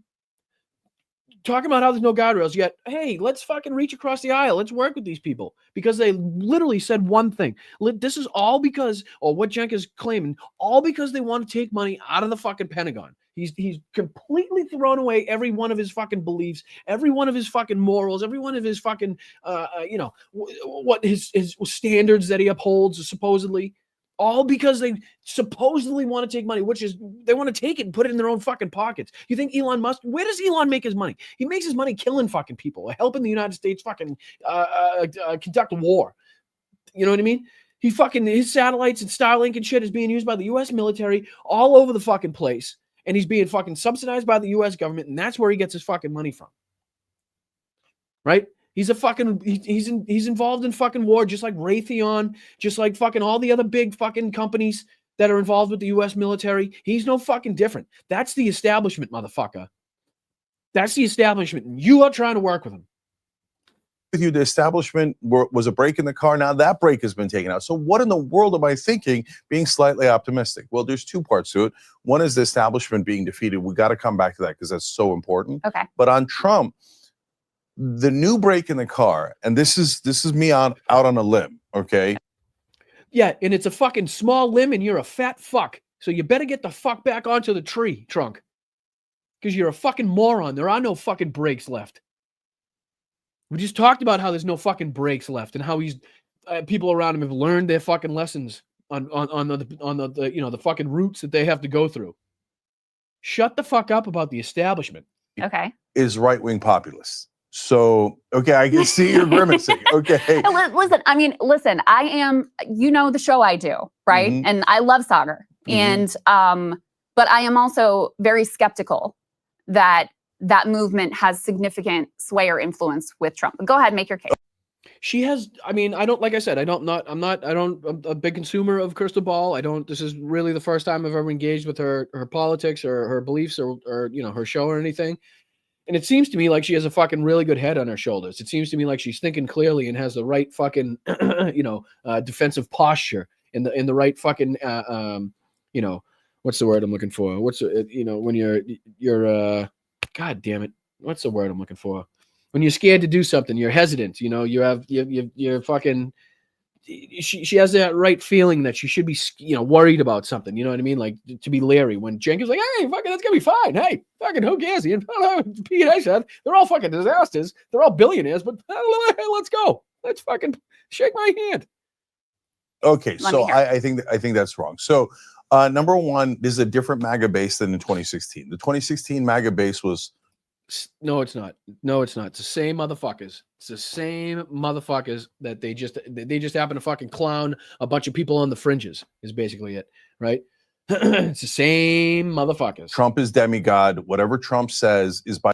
This is the most ridiculous part. I'm sorry. This is the most ridiculous part. And where in what fucking world, on what fucking planet, what evidence have you seen that the fucking right is in any way changed their fucking beliefs or have gotten more, I don't know, politically correct or want to help fucking people? Where is this fucking evidence? It's unbelievable to me that he has this, like, where is this coming from? What are you talking about? By definition, brought down to us from the heavens and will never be you know, challenged.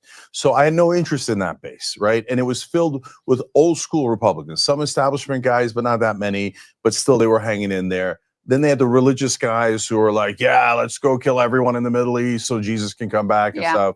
Like those, Mike Huckabee. Yeah, but those guys have lost a lot of power within that base. Oh, yeah, so much power they've lost. Now that Mike Huckabee is fucking ambassador to Israel, you stupid fuck. What are you talking about, lost power? He's putting every one of these people in power. What are we talking about, dude? What are we talking about here? Am I on a different planet to these motherfuckers? Like, I'm new to this, right? Compared to these people, I'm fucking tiny, tiny, tiny fish. I'm minuscule in this fucking huge sea. I have no sway whatsoever, right? Why do I see clearly, like Crystal Ball does, who's probably been doing this for a long, long time, more than I have, who's probably more well-established, has a lot more fucking subscribers. Why am I on the same plane as her? But this motherfucker, like, I just, oh my God, it's so frustrating. So now within the right-wing base. I mean, Pete Hegseth, sorry, I'll let you finish. Apprehension is the word I was looking for 10 minutes ago. Why it just popped into my head now, I don't know, but I wanted to let you know. But Pete Hegseth, Mike Huckabee, like, these no, people I know, Mike Waltz. But they have less power. They've been put in power, but somehow they have less power. Cenk wants you to believe, right? They have less sway. You know what I mean? Crystal, Huckabee is Team Miriam, right? So she's the one. He's Team End Time. Yes. Yeah, she just said it. Team End Times. The guy wants the fucking the planet to end, basically. You know what I mean? He wants the fucking planet to end so Jesus can come walking back in his robe. You know what I mean? And Miriam Adelson, who fucking gave millions and millions of dollars to Donald Trump in the first time he was in, the first time he was in office, so that he could move the embassy to Jerusalem. I believe that was his gift to her, right? And probably all the other things, the Abraham Accords. What's it? There was one other thing too, but these are all fucking gifts because he was rewarded with money in his fucking campaign. And now he's putting these people in power and he's giving them even more fucking power. And now so this is when Cenk decides to come out of his progressive liberal fucking cocoon that he thinks he's been in and bust out as a Republican and like everything's going to be fucking fine because he's sick and tired of fighting. He's given up. He's given the fuck up. He's conceded. He's capitulated. He's laid down his arms and he's walked to the other side and fucking joined the enemy before the fight even fucking began. Okay, yeah, I know. So Miriam Adelson got Marco Rubio, Stefanik, Huckabee, and Walls in. Yeah. Those are all neocons, war hawks. Hegseth too. Yeah, and Hegseth with kill all the Muslims. I mean, I'm not unclear about that. Yeah. And I know that in a lot of But let me tell you how that's okay. But let me explain to you how everything's going to be okay. ways I'm in the crosshairs, right? But don't discount the bros. Okay, so the bros have brought in a huge new part of his base. You're joking. You're fucking joking. You are fucking joking me. You are joking me. We're to rely on the bros. That's the fucking guardrail. That is the fucking fish that we're supposed to stick our hook in, right? That's the little fucking sliver of hope that we're supposed to lay our entire fucking livelihood on.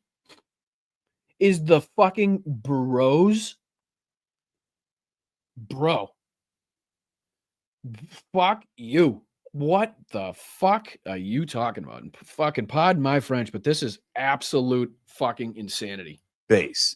And don't discount the moderates that are so sick of the Democratic Party that they flipped over moderates, independents to Trump. And they're not looking to deport every human being in America that isn't, evangelical Christian.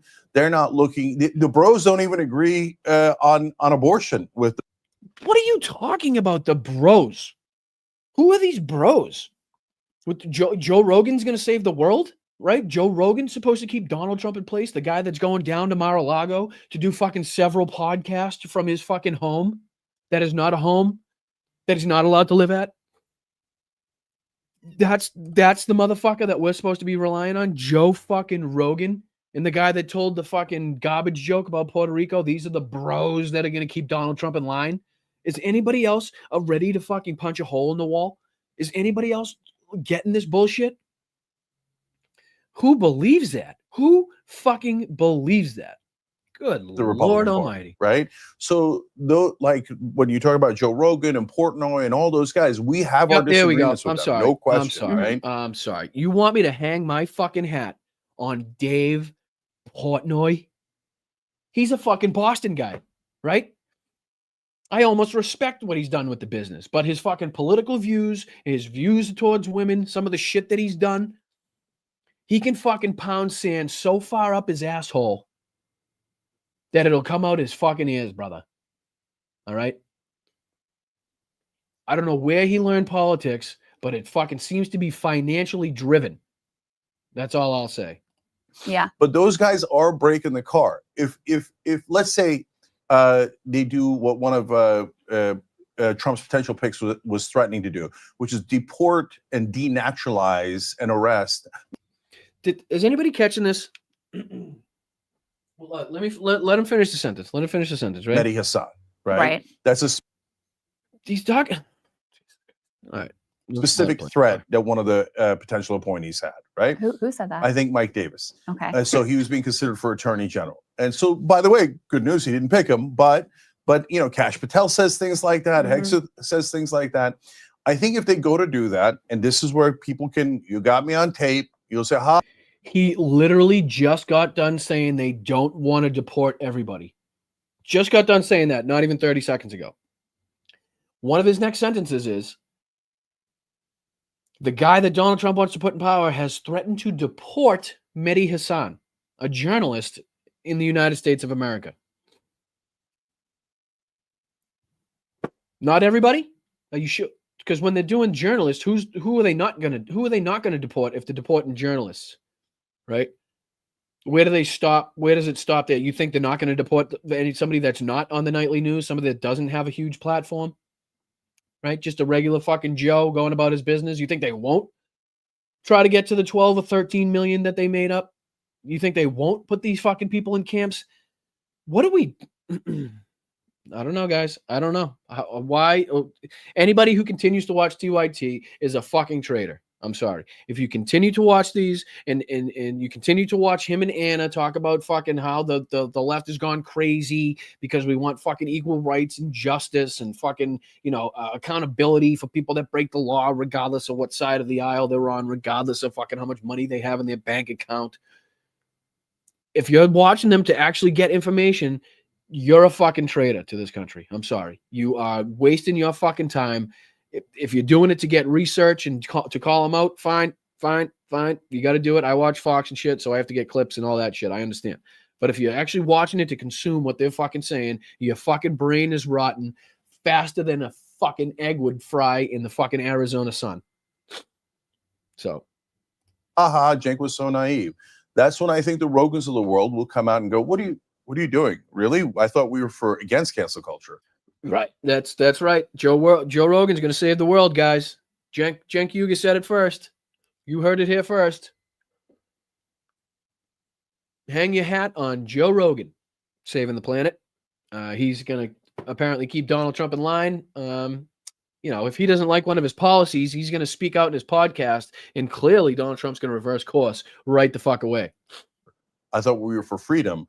You don't agree with Mehdi Hassan's position on Israel, so we're going to denaturalize him, a thing that doesn't even exist? No, I think they're going to say no. Okay. Yeah, that's right. We've seen it before. We've seen all those MAGAs come out and say, this is too much. This is too far, Donald. I've supported you up until now, but now I just cannot do it because you've gone too far. I do not support you anymore. This is too much. I cannot support this policy, because we've seen a ton of MAGAs come out and say that, right? No. And here's the absolute litmus test. Okay. On Israel, so Team Israel, Team Miriam will drive him towards war. Today, Donald Trump said that he's going in that direction. Mm-hmm. Yeah. He said that there's going to be hell to pay for the Palestinians and for the entire Middle East if the hot. And again, a big thank you to all you fucking idiots that supposedly claim to be on the left, that boycotted and fucking protested at all the Kamala Harris events, but seemingly couldn't get a bus ride or a fucking Uber to any of the Republican events. I do appreciate the fact that you're a fucking moron and decided somehow that Donald Trump would be better for the people of Gaza than Joe Biden. One's disastrous and one's even fucking worse, and you guys decided to go with the fucking even worse. So you guys can stick it up your ass. I hope your fucking dinner's cold tonight, and I hope your soda's flat and your beer's warm. Hostages aren't returned. I don't know what more hell they could live in, right? Exactly. But that's Trump saying, I will murder anyone on behalf of Israel, okay? And I will start any war. Do you hear what he just said? It's Donald Trump saying, I will murder anybody on behalf of Israel, right? Is that an administration you want to work with? Regardless of what the fucking fake department is, if it's not the fucking leader, they're all hanging out together. They fly to, they're like fucking college kids with no girlfriends, right? Never their wives are around. They're all fucking sitting on Trump's plane, eating fucking McDonald's. Yeah, on Epstein's old plane, right, Ichabod? Right. On Epstein's old plane. No wives in sight. Just a bunch of fucking bros, dude. Fucking bros, dude. Now, and we're supposed to rely on Joe Rogan? And who? Theo Vaughn, too? Huh? Are we supposed to fucking think Theo Vaughn's going to step up to the plate and fucking deny Donald Trump's policies? Oh, man.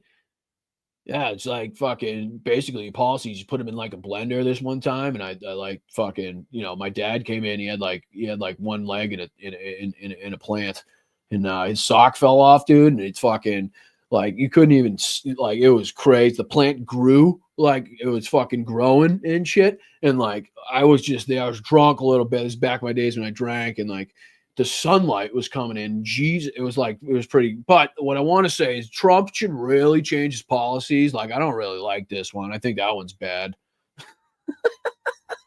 And then Trump's going to be like, yeah, Theo, like, you know what? You're right. I think you are right. I think I'm going to stop deporting people, right? I think I should stop killing Gazans. I think you're right. That'll happen. Or on behalf of Israel. So am I right or am I wrong? We might find out instantly, because for the moment being, they're saying, the right-wing populists, oh, no, Trump would never do a war in the Middle East. No way. But he's a tough guy and he's going to threaten them and he's going to get the hostages back. But what I'm trying to explain to them is, and I had this conversation with Rudy Giuliani at the RNC, brother, when you say, oh, he's threatening them, so that's good negotiation. But what if somebody calls his bluff? And in the case of the Palestinians, they don't have a choice, because what Trump is saying is, in order to get the hostages back, Israel wants to ethnically cleanse and take half of Gaza. No Palestinian will ever agree to that. Right. It's just weird. It's weird to hear him say like everything that this administration said they were going to do, plans on doing, all the bad shit, all the murderous fucking shit they plan to do. He's using it as his like reasoning to join them. I'm like, am I right? Like, it seems like he's using that as his justification. Like, oh, we got to get in there then, right? We got to get a piece of this action. Fuck. So Trump is threatening a giant war in the Middle East. If he does it, we're going to find out if I'm right or wrong. Because at that point, I think the right-wing populists and the bros go, no, brother, I didn't elect you to be a worse neocon than Biden. Fair enough, and we'll see. But I'll tell you why I'm very skeptical. Because we already knew Trump's record from his first term. Like, he was not anti-war. And he was extremely hawkish. Hey, Jake. Go fuck yourself. Towards Iran. But his base is anti. He was very, pro-Israel. And so this was already out there, right? And yet you still had people like RFK Jr. and Tulsi Gabbard who were claiming he was anti-war, even though they had said, both of them, totally contradictory things previously. And also claiming that he's anti-censorship and pro-free speech. I mean, to me, that's just utterly preposterous. This is someone who wants to tighten the libel laws, who wants to criminalize flag burning. The Republican Party has launched a wave of bills across the country to crack down protests, et cetera. And so even in spite of all of that, they still continue to hold him out as some, beacon of free speech and beacon of anti-war dovishness. And so when I see that, and I see there's already been this, ability to erase all of the things that he's done in the past and pretend he is something that he's not, it's hard for me to imagine that dynamic changing. But we can put a pin in that, because we are going to see, soon enough what the reaction is going to be. Because I do want to get to this piece about the establishment. Because the other part that I have a question about here is you say the establishment has been defeated. And I just say, like, even in the Democratic Party, I think they have been dealt a blow. I think you see that in MSNBC's cratering ratings. I think that Delta blow. You could also he say, says wrecked him, damn near killed him.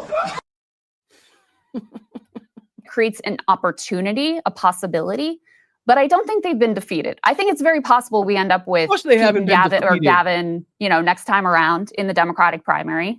These people are very resilient. I think you have a lot of affluent liberals who will think that they could be the answer to the problems, et cetera. They still have a lot of money power. But on the Republican side too, for me, the ultimate final boss establishment is the billionaires who rig the rules for their own benefit. And the billionaires have basically never been more blatantly in control than right now. Elon Musk is a perfect example of this, but we can actually put this next element up on the screen, guys. Trump has the wealthiest cabinet in history.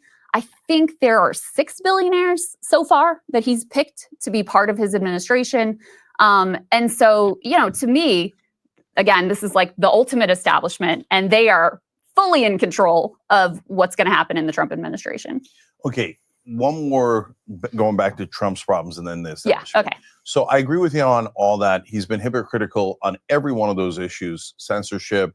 See what I'm saying? See what I'm saying? I agree with you on all of that, 100%, 1,020 million %, 1,000 billion % agree with you. But here's how you're wrong. And he said about in his first term, I don't want poor people in my cabinet. That's right. He said, I like rich people. Yeah. Right? Mm-hmm. So he's been trying to get into that elite club his whole life. So the idea that he's against the elites is kind of funny. He is, but only because he's jealous. He's against cultural elites.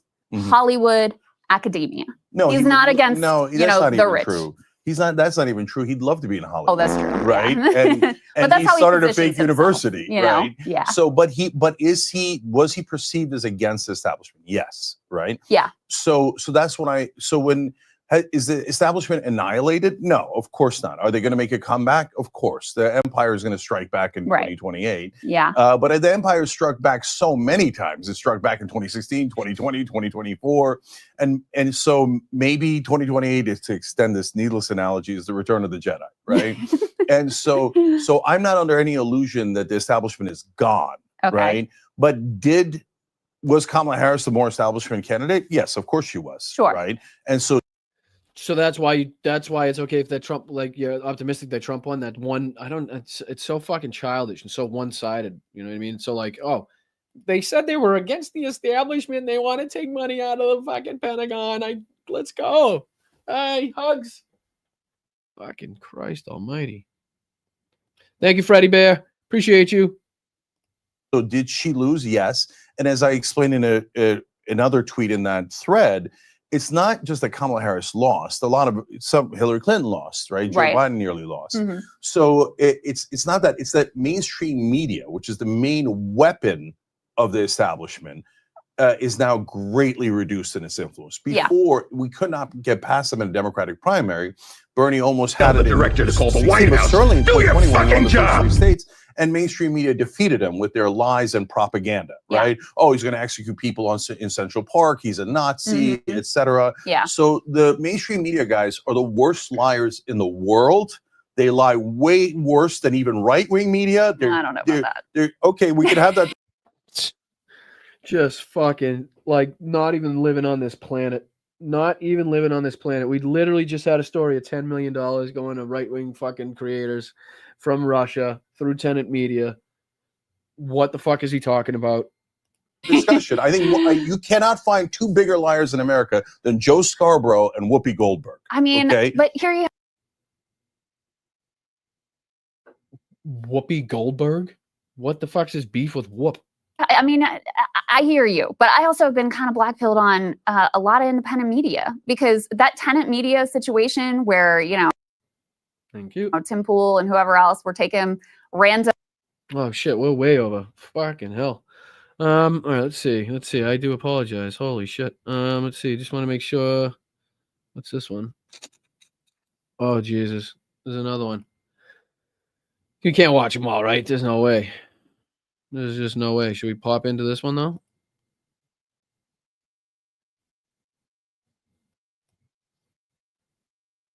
Sorry, I'm just... All right, let's pop over to this fucking asshole. Speaking of tenant media, here we go.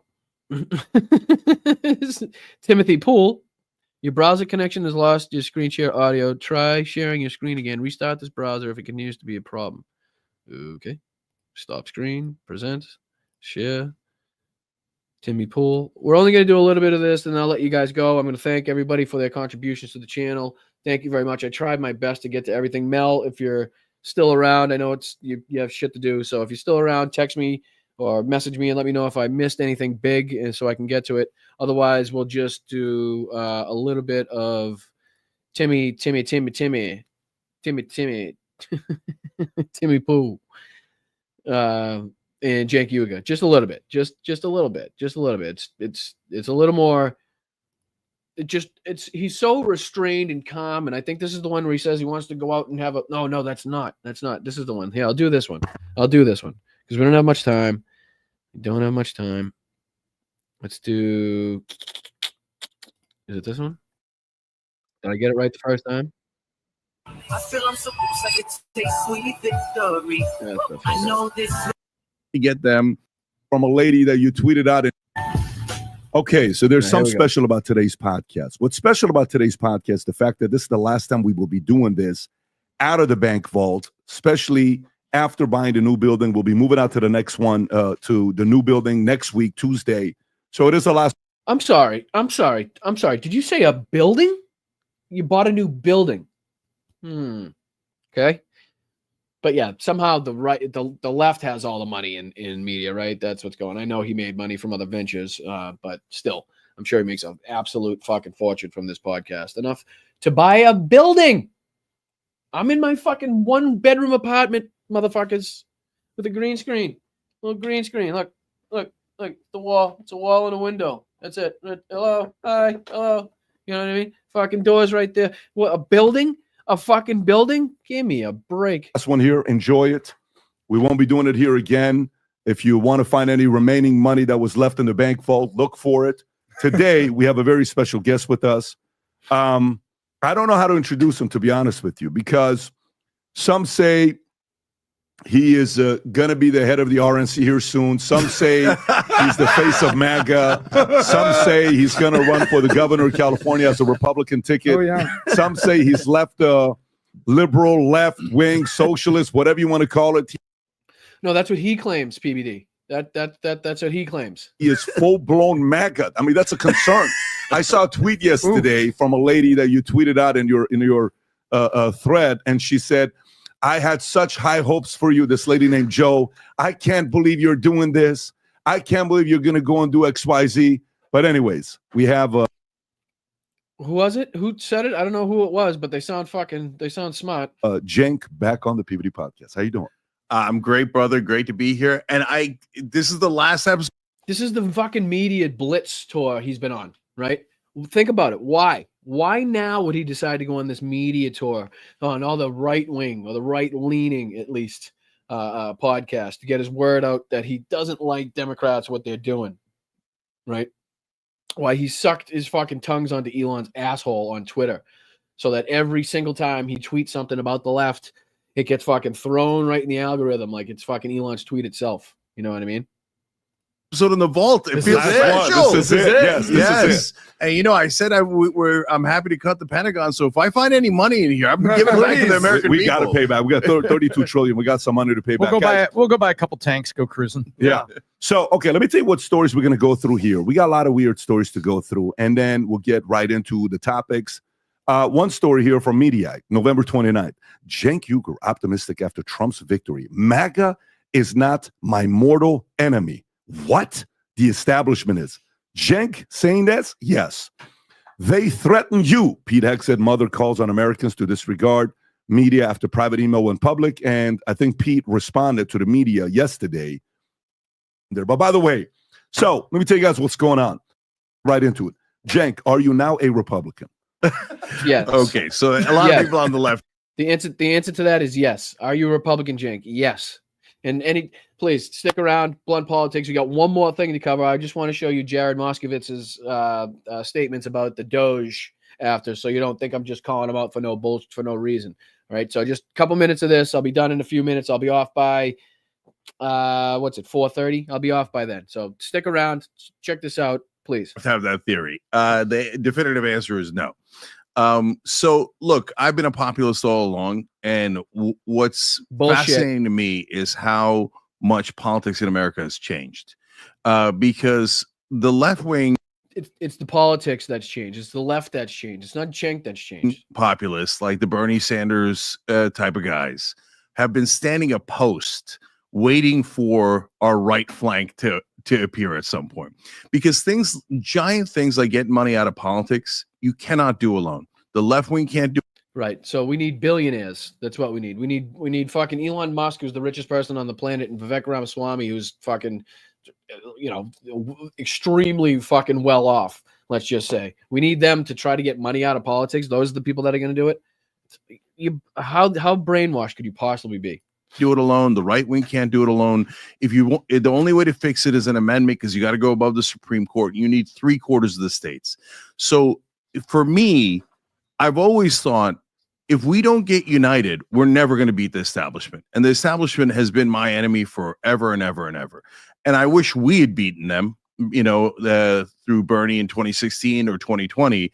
And I'm not saying that they're knocked out. I mean, the establishment is gigantic. They've got billions and trillions of dollars, and they're going to make a huge comeback in the 2028 primaries. But on the Republican side, they've largely been defeated. And so here's what my left wing friends don't understand.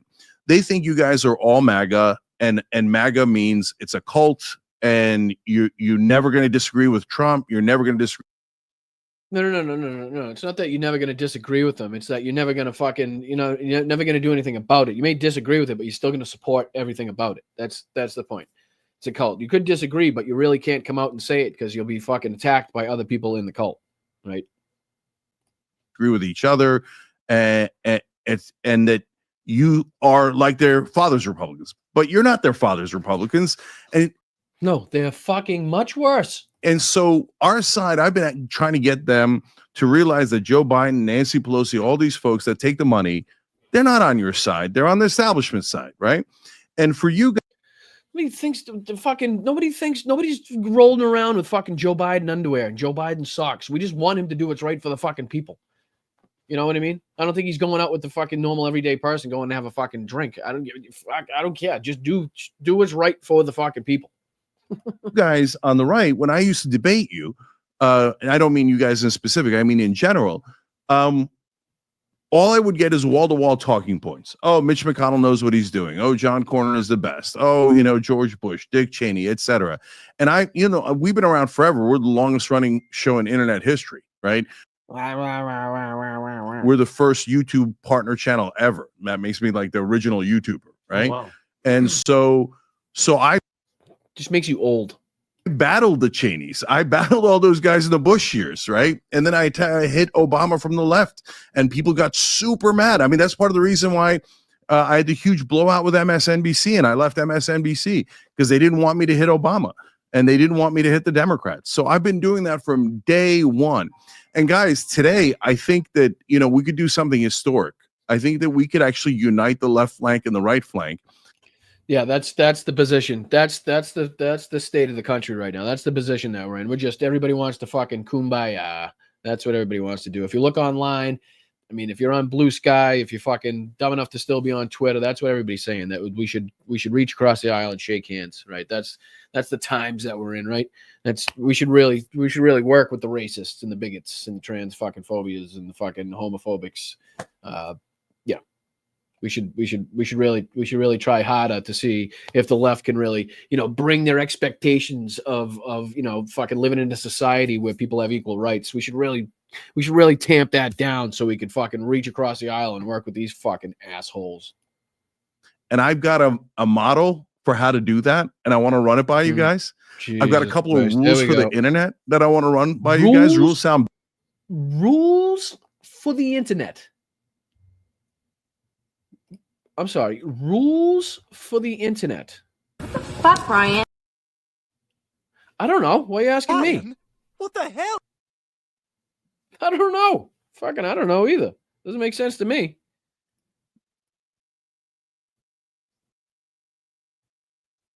Good Lord. There's so many things over here. Bad, right? But hold on. I think you're going to like these rules. And then I want to see, hey, is there a couple of things that we can unite on right now on this show, make the show a little bit historic, and say, hey, this is what the internet thinks. This is what the populace of the right and the left think. Let's go tackle the establishment and make it. Yeah, it's going to happen on the fucking Patrick Bet David podcast is where the country is going to unite. Didn't have that one on my fucking bingo card. I got to tell you. It happened. Okay, so before we do that, can I ask you a couple questions? Of course. So for you, election night, we had you on. You came, you spoke. You were fine. And I'm sorry, this guy is one of the dumbest, smartest guys I've ever fucking heard speak. Like, it's amazing to me. He has no fucking idea what he's talking about, but he in some way makes himself sound intelligent. He probably has he's made money in business, so I'm not saying anything about this business acumen, but as far as his fucking politics goes, he's uneducated on, he's ignorant, and he tries to fucking float around with it, and he's got a shitload of people listening to him that think he's fucking smart. Fiery guy, you're a true believer.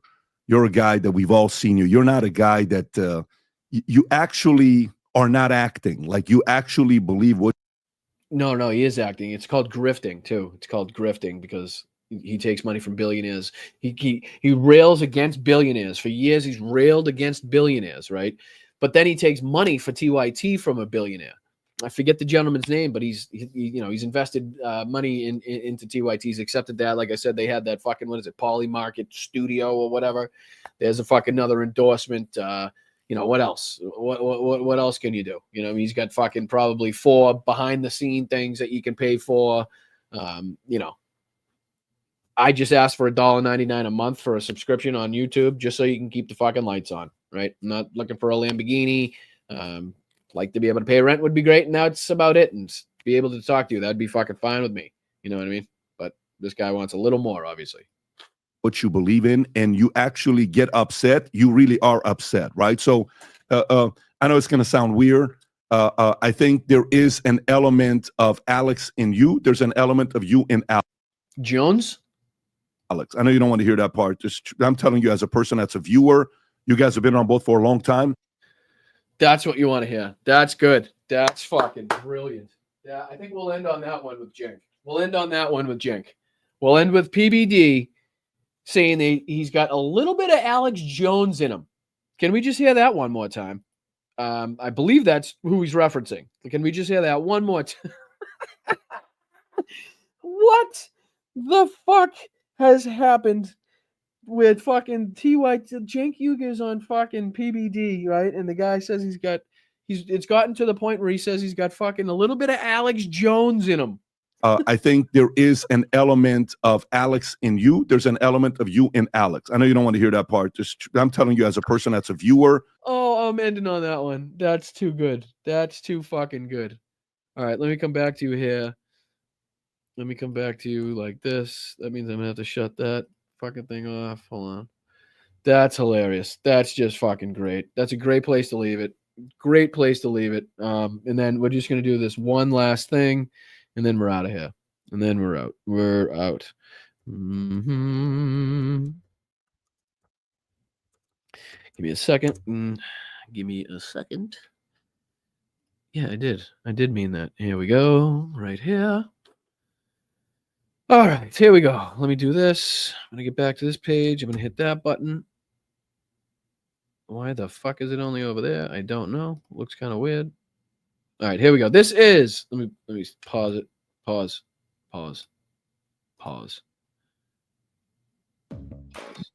right, so this is Jared Moskowitz, former fighter, apparently, for the Democratic Party. Apparently, his beef and his antics and shit with James Comer in the House of Representatives about, things such as Hunter Biden's laptop, things like that. I guess it was just an act. Right. I guess, he did have some threats to his family and, you got to take that seriously. But if all it takes is some threats to your family to get you to entirely change your political outlook on people, were you really on our side in the first place is the question. I would answer no. If you're just trying to take the easy route out, if you're just trying to, find a way to make some money, you're not on my side. You're definitely not on fucking my team. You're definitely not fighting for the things that I believe in. I know that. And it's a little disappointing that we have people like him and Rokana, legitimizing this fucking fake, made up bullshit, not a fucking department or whatever. It's crazy that they're joining a caucus that doesn't exist. Like, what the fuck are we talking about? New Englanders know that for towing. Sorry. Little ad. Oh, it's fucking infuriating. You know what I mean? And to see him go from one side and fucking, how, I don't know. It makes absolutely no sense to me. I mean, it must be a great act. It must just be fun to be on TV. And, now it's going to be fun to hang out with Elon Musk and Vivek. And maybe you'll get to fly in his fucking planes and see different, it's like, didn't take long for the Florida guy for money to get in his way. Here we go. Led caucus for the Department of Government Efficiency. The agency led by Elon Musk and Vivek Ramaswamy seeks to cut federal funding. The Florida congressman joins us now. So why, sir, is this an idea, a Republican idea, that you're on board with? Well, I mean, look, a broken clock can be right twice a day. Can it? No, seriously. Is that why you're doing it, Jared? Is that why you're doing it? Because, it doesn't matter. The clock's right twice a day. But in the other times, they're sexually abusing women. They're alcoholics. They're trying to change the government in fucking ways that affect them. They're fucking trying to deport 13 million people out of the country. They're fucking installing war hawks. But, the time's right here. which it's good there. But then we go back to fucking, I don't know, Pete Hegseth and his, sexual abuse. It's like, it doesn't matter what happens in between when the clock's right. But as long as it's right twice a day, then we're okay. I was only kidding about the fascist thing. It doesn't matter. James Comer's really not that stupid. I actually like him. This is, you know what? This actually started. I actually had a little bit of inkling that this was going to happen with him when he started to talk about how nice these people were off camera. And, you wouldn't believe how different they are off camera. And we talk in the bathrooms and, we go out for lunch and dinners. And it's like, I don't know. Again, I don't break bread with people that are trying to fucking, deport millions of people. I don't break bread with people like that. I don't break bread with people that despise people of other colors. I don't break bread with fucking fascists that want to fucking use authoritarian propaganda and tactics to brainwash the people of this fucking country into believing that they're going to change the government to something more fucking special. You know what I mean? Get fucked. No, but in all seriousness, I mean, does anyone think government is perfect? Is there any American who's like, nothing's perfect. A broken clock's right twice a day, right? And fucking nothing's perfect. The old nothing perfect adage, right? It doesn't matter. Like Pete Hegseth said the same thing, Jared, just to let you know. Pete Hegseth, nobody's perfect. Yeah, you're not perfect, but not everybody sexually assaults and rapes women, right? You're not perfect, but not everybody capitulates to fascists and fucking reaches across the aisle to start a caucus that doesn't fucking exist to legitimize these assholes.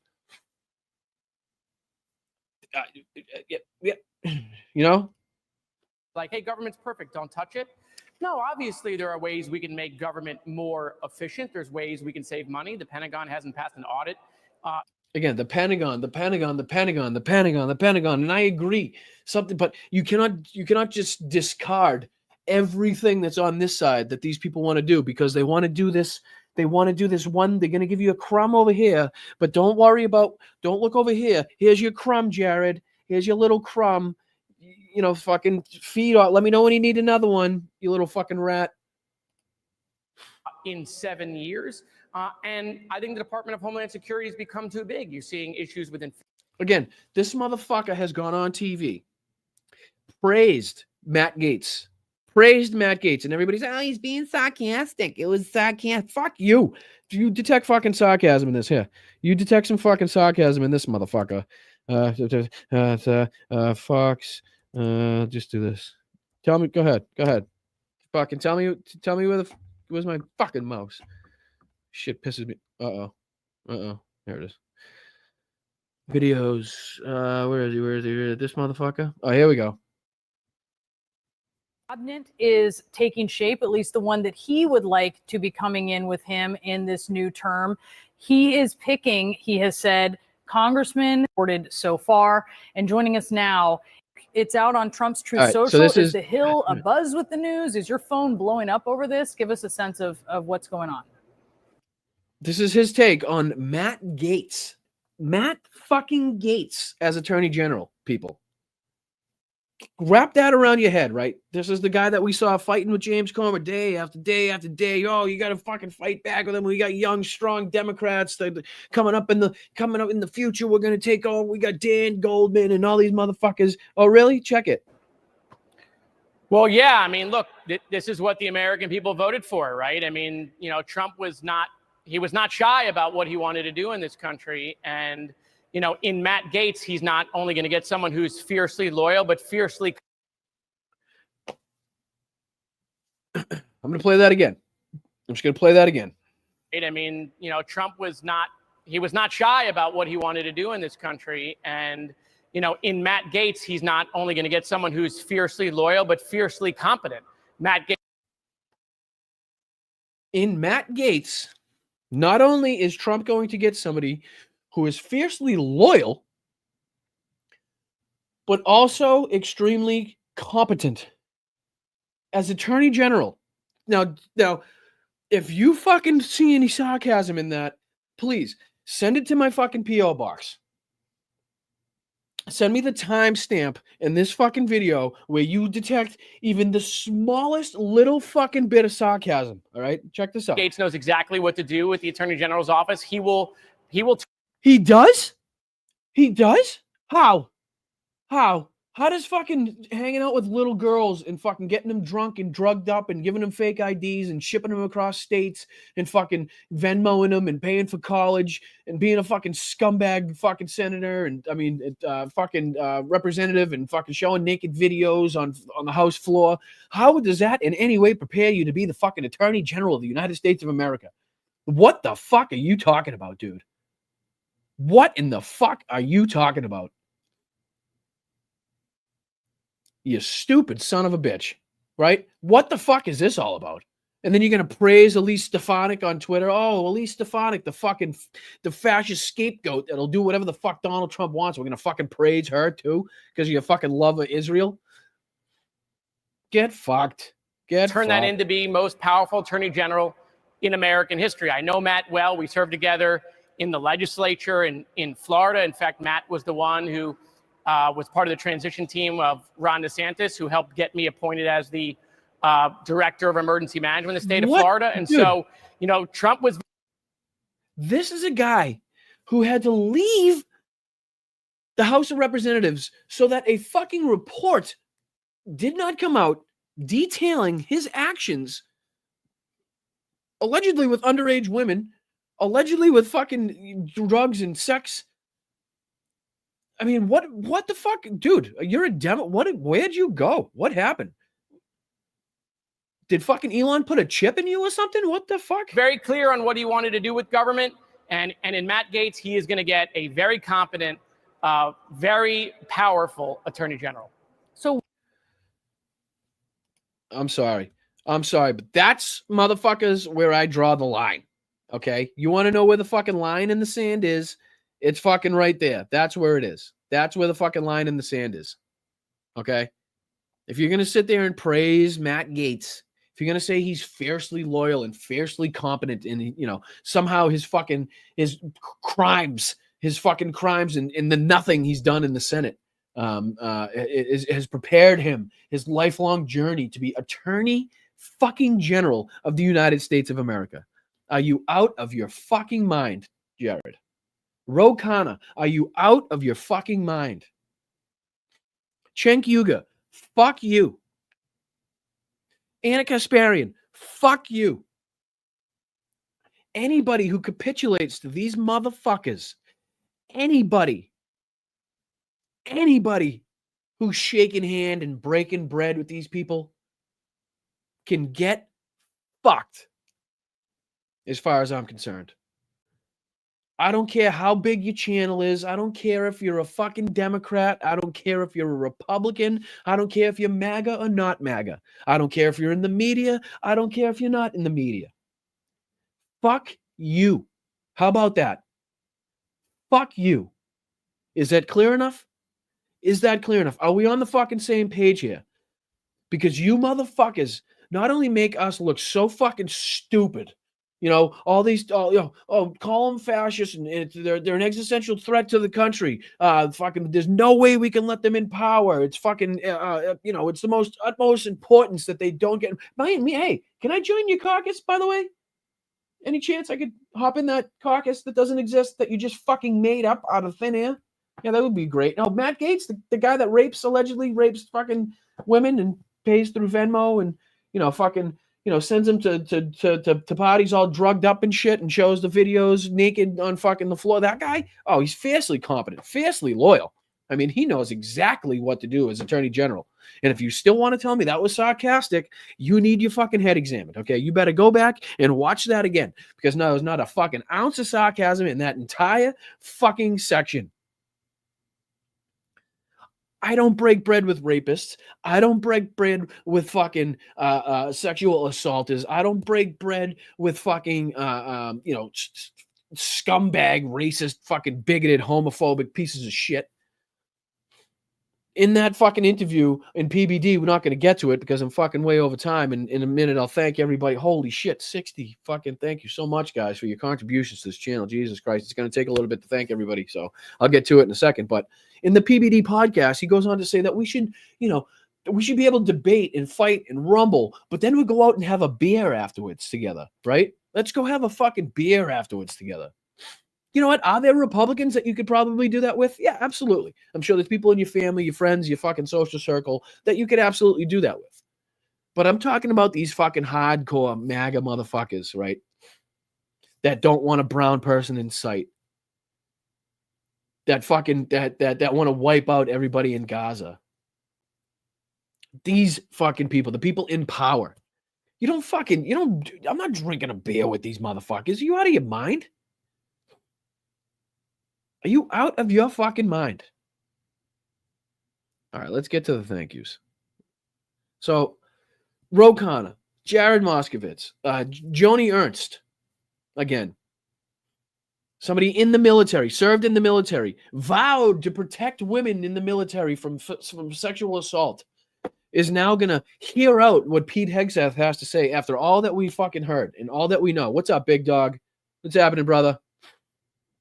Appreciate you guys. Lokera, appreciate you. Mozart, True Tech, Jesse, Stargirl, Evie Zant, Tam, thank you so much. Riva, all you guys just for being here. I really do appreciate it. Peter, what's going on, brother? What's happening? Yeah, they have. And if you go listen to him and you listen to what he's saying now, it's like, how do you compare that? How does the change happen in such a short period of time? You got to ask yourself. Capitulation, pure and simple capitulation. You are sick of fighting. You're done. You've given up. You've fucking lost interest in the fight, and you think you'll be better off if you join the force, join the fucking SS, right? If you can't beat them, join them. Thank you, Central. What's that say? Central Scrutinizer.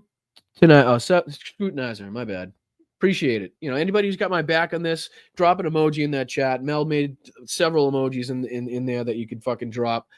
Thank you, Mel, again for the graphics that you made for today's show. I know it's a long show, and I do apologize, but I saw that coming with everything that happened this week. So if you could thank Mel, thank you to the mods. I appreciate you. I know we've gone over, and you guys stick around. And you guys are literally the reason that I'm able to do this, and people have a normal, clear, concise conversation in the chat. So thank you to all the mods. You guys are fucking fantastic. Slacks, Moms Russo, Bob, Benny Loco, Riva, Salty Sylvester, Michael. Fucking thank you so much. I appreciate you guys. We cannot give up and capitulate. And I understand. Like I'm not even saying that you should never work with a Republican, right? That's not the point of this. If there's a Republican that puts forth a policy that will help the American people in a certain way, or it will cut the spending of a certain category of the government, and then we could use that resources for another, using it for good. But my fear is, even if we cut shit in the government, wherever that money goes is not going to go to good things. You understand? So you might get your cut. But guess what? That money's going to another shitty place. So it doesn't fucking matter. It's going to the billionaires, or it's going to fucking Raytheon, or it's going to Elon, or it's going, you know what I mean? It's not going to the homeless. It's not going to the vets. It's not going to the fucking people that need it the most. So yeah, absolutely, Tim. Slava Ukraine, send them the fucking equipment now, Joe. Right the fuck now. Tonight. Send it. So what do we got lying around? That's what I'd say. If I was president of the United States at this moment, what the fuck do we have lying around? Oh, Tiff is a new mod? Let's go.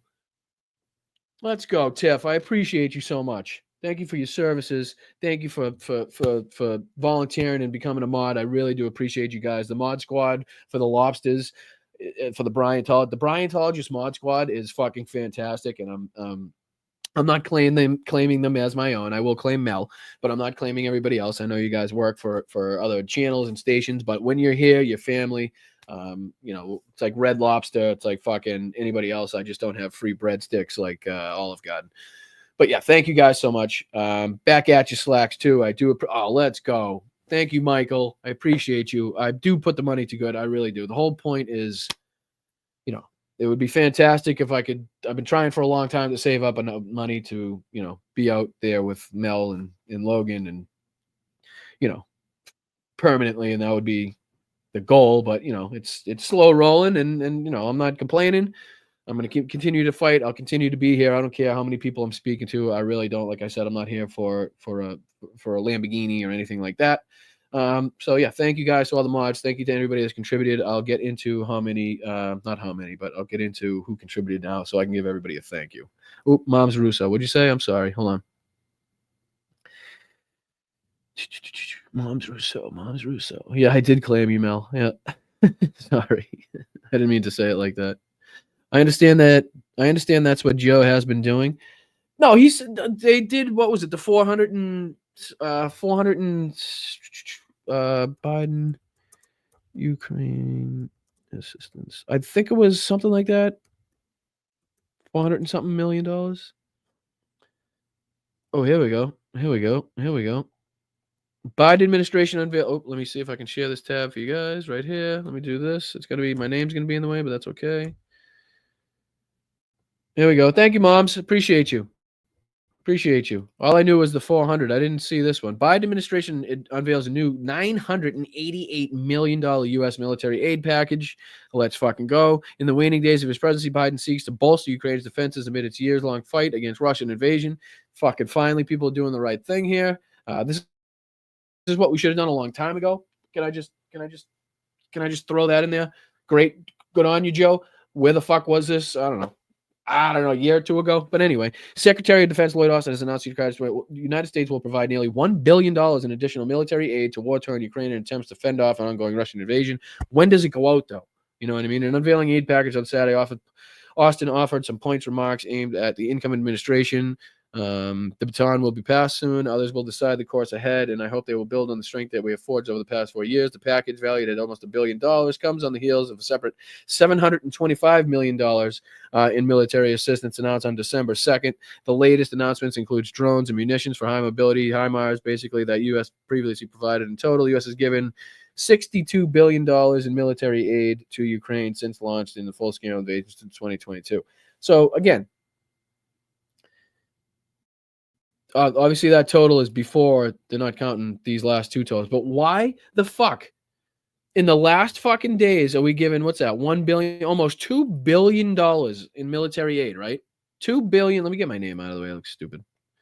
$2 billion in military aid after the almost 3 years we've only given $62 billion, right? Clearly we had it the whole time.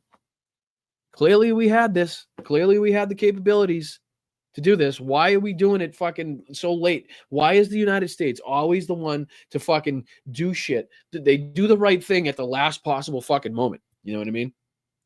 It's crazy. The World War I, World War II, you know, only fucking getting involved when we actually get struck ourselves. And that's like, oh shit.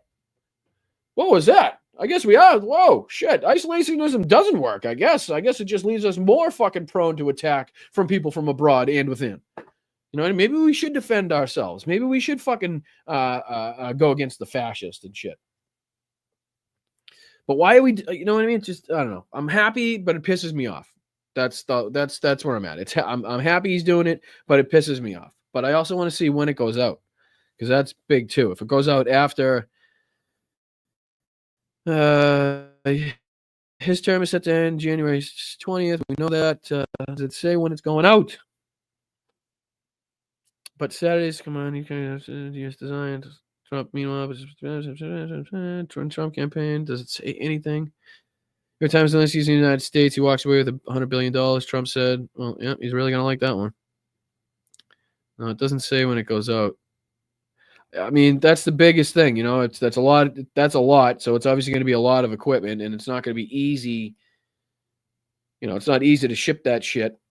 You know, it takes a lot of manpower. It takes a lot of fucking effort. It takes a lot of equipment. So let's see that one. But I'd like to see it go out immediately. That's what I'm saying. Go out, send it right the fuck now. Don't wait. Don't fucking have it lying around in some fucking port till after, you know, Joe Biden's out of office so that Donald Trump can put a hold on it or whatever. Fucking float it over. I don't give a shit. Put fucking buoys on it. Blow up some fucking balloons. Blow up 1 billion balloons. Stick them under the fucking tanks and just float them the fuck over. So I don't give a shit how you get them there. Just fucking get them there. All right, let's go. Thanking everybody here. First was Siha. Thank you so much for being a member for 8 months, Siha. Thank you so much. I think you were the first in the chat today, too. So I appreciate that. Thank you so much. Patrick, I appreciate you gifting the 5 memberships. Again, if you get a gifted membership, make sure you thank the person that gifted you the membership because they're coming out of pocket with money and it's, you know, just thank them. And again, gifting memberships is another huge way to help this channel. And I thank anybody who does so, especially Patrick. Thank you so much. Susan, thank you so much for the $3. Let's see here. Mom's Russo. Thank you so much. Hi, Brian. Much loved. Here's my weekly tilling. Thank you so much. I appreciate it. Or is it tithing? Tithing or teething? I don't know. Sorry. JD, thank you so much. Viva la Resistance. For 8 months, he's been a member. Let's go. Petrazi for 7 months. Happy Sunday. Right back at you, Petraz. Let's go. Sally, thank you so much for the 1 gifted. Sheldon, thank you so much for the 5 gifted. Looks like my internet is trying to shit the bed. Thank God I'm at the end of the show. Loretta, thank you so much for the $10 super chat, super sticker. I thank you so much from the bottom of my heart. I really, really appreciate anybody who contributes to the show. It's amazing to see that real people watch the show and real people actually enjoy it so much and want it to be on so much that they will contribute financially to this production, basically. So thank you so much, Loretta, Rickster. I appreciate you. Margaret Ballard. Where'd it go? It just disappeared. Oh, there it is. Margaret Ballard became a new YouTube member. Margaret, thank you so much. I appreciate you. I hope you find the chat welcoming and warming, and I hope you continue to be here for some time. So thank you so much. I really do appreciate it. Let's see, Sally S. with the $10 shout out to the Kurds. They have helped Americans. Shout out to the Afghanis who have helped American in Afghanistan. Fucking spot on, Sally. Spot on. A lot of interpreters, too, that were sadly not able to get out of country, either Kurd or Afghani. So yeah, the abandonment of the Kurds, just another black hole, another sad situation in the history of the United States. But again, that's why we're here fighting to make sure that people that make decisions like that don't reach power. And unfortunately, we failed in our last attempt, but we don't give up. We don't capitulate. We don't quit. That's not what we're here to do. So thank you so much. A round of applause for the mods. Thank you, Brian. Thank you so much, Patrick. Oh, Rocks. Thank you so much as a mod, being here for 9 months. Stay safe. Be well. Do good. Thank you, Rocks. Appreciate that. Very nice of you. Patrick, let's go, guys. Let's go. Patrick's having a big day. Another 5 gifted. Thank you so much, P. Moskowitz probably wants to keep them close. Keep your enemies close to be an impediment when needed. Nope. Nope. What's he going to do? What's he going to do? What's he going to do? It makes absolutely no sense. It makes absolutely no sense. If you really want to fucking be an impediment, you come out and tell people how ridiculous this is. You come out and tell people that this is a fake department. This is made up. It's not real. It wasn't fucking legislated by Congress, by the House and the Senate. It has no fucking oversight. Right? None. It doesn't have a what do you call it? I can't even think of the name now. Inspector General. You know what I mean? It's just a fucking thing. It's just a fucking thing where they get fucking carte blanche, basically, to pick and choose what departments they want and don't believe are working, which ones they want to fucking cancel and throw out the door. No, if you really want to stop this, if you really want to be an impediment, you come out and you tell people how fucking stupid it is and ridiculous and dangerous it is. You don't join forces with them, right? That's not what you do. That's not what you do. So I appreciate your comment. I really do. I know we're trying to figure out, the chess game that maybe people are playing, but if that's what he's doing, he's playing the wrong fucking game and he sucks at chess. Put it that way. Stoneflower Dragon again. Appreciate you. Let's see here. Nope, that was the same one. No, apologies. Midas Mel, thank you so much for the $5 chat. Awesome. Thank you. Appreciate it. It's nice of you. Berkeley, I'm so late, but gonna start from the beginning. Keep up the amazing work. Berkeley, dude. Thank you for being here, brother. From the start. Let's go. Thank you for the 5. Really fucking appreciate it, dude. Hope you have a great weekend. Hey, everyone. Thank you, Brian. Late, but listening and lurking as usual. Andrea, don't worry about it. Love it. That's what I do, too. Come into the chat, say hi, and then I just kind of lurk. Tiffany, let's go. I love my lobster family. Brian and Mel, thank you so much. Well, thank you, really, from us, Mel and I, from Logan. Everybody, love you. Appreciate it. Thank you guys so much. Tiff, thank you for your services as well. I appreciate you and congratulations. Let's see here. Cool Breeze is next. Thank you so much for the 2, Cool Breeze. Joy has been a member for 8 months in our family. Thank you so much, fucking Joy. That's great. Brings joy to me. Pam, shout out to the FB chat. We appreciate you, Brian. Let's go, Facebook. Let's go, Facebook. Drop those emojis. I want to see a fucking just a slew of those Boston Brian emojis flying in the chat. Please drop them right now. Drop that heat. Maybe we'll bring some people in and they can rewatch this whole thing from the beginning. Let's see, who am I on? Pam, thank you so much. Miles, 7 months. Let's fucking go. Masha, thank you so much. That is pounds or euro. I always get it wrong. I'm going to the chat for this. I think I'm going to make a guess. I'm not on the chat yet. I can't see the chat yet. That's when they make I'm going to say that's pounds. Let me see it in the comments. Let me see. What do I got? Come on, chat. Pounds. It is pounds, Blue Tomato. Am I right? Am I right? I think that's pounds and euros just a little bit different, right? I know my shit. I love British culture. I really do. Fucking half the shit I watch is people from England, to tell you the truth. Euro looks like an E, right? Well, that kind of looks like an E too. You know what I mean? That's the problem. They both look like E's. that's where it gets me. All right. Anyway, thank you so much, Blue Tomato, for clearing that up for me, and thank you, Marsha, for the 10 pounds. I really do appreciate it. Let's see here. 45's meet the press interview this morning. Appointment nominees are responsible for decisions. He has nothing to do with it. Enjoy life now. Colleen, I'm not going to lie to you. I have not. And thank you so much for the $20. That's fucking amazing. On top of the 100 that you sent, it's just mind blowing that the contributions you've made to this channel. So thank you so much. I wish I could reach out and give you a hug. Just fantastic. But I have not seen or heard, really, besides my drops, Donald Trump speak or talk or anything since the election. I have not watched a thing he's done. I have not seen an interview or I think I played a video on his 47 website just to show you what he was talking about in Ukraine. Other than that, I haven't even fucking engaged with anything the man says. You know what I mean? Because the people that think he's like the fucking Jesus and Lord and Savior, they're just wrong. So thank you, Colleen. I do appreciate it so much. I really do. Fucking big day for you, Colleen. I thank you so much. Tony, thank you for the 2. You are the best. Peter's back in the house, dude. Let's go. He changed his profile pic though. I like it. Thank you, Peter, for being here. I feel like it's been a while since I've seen you. I appreciate you being back.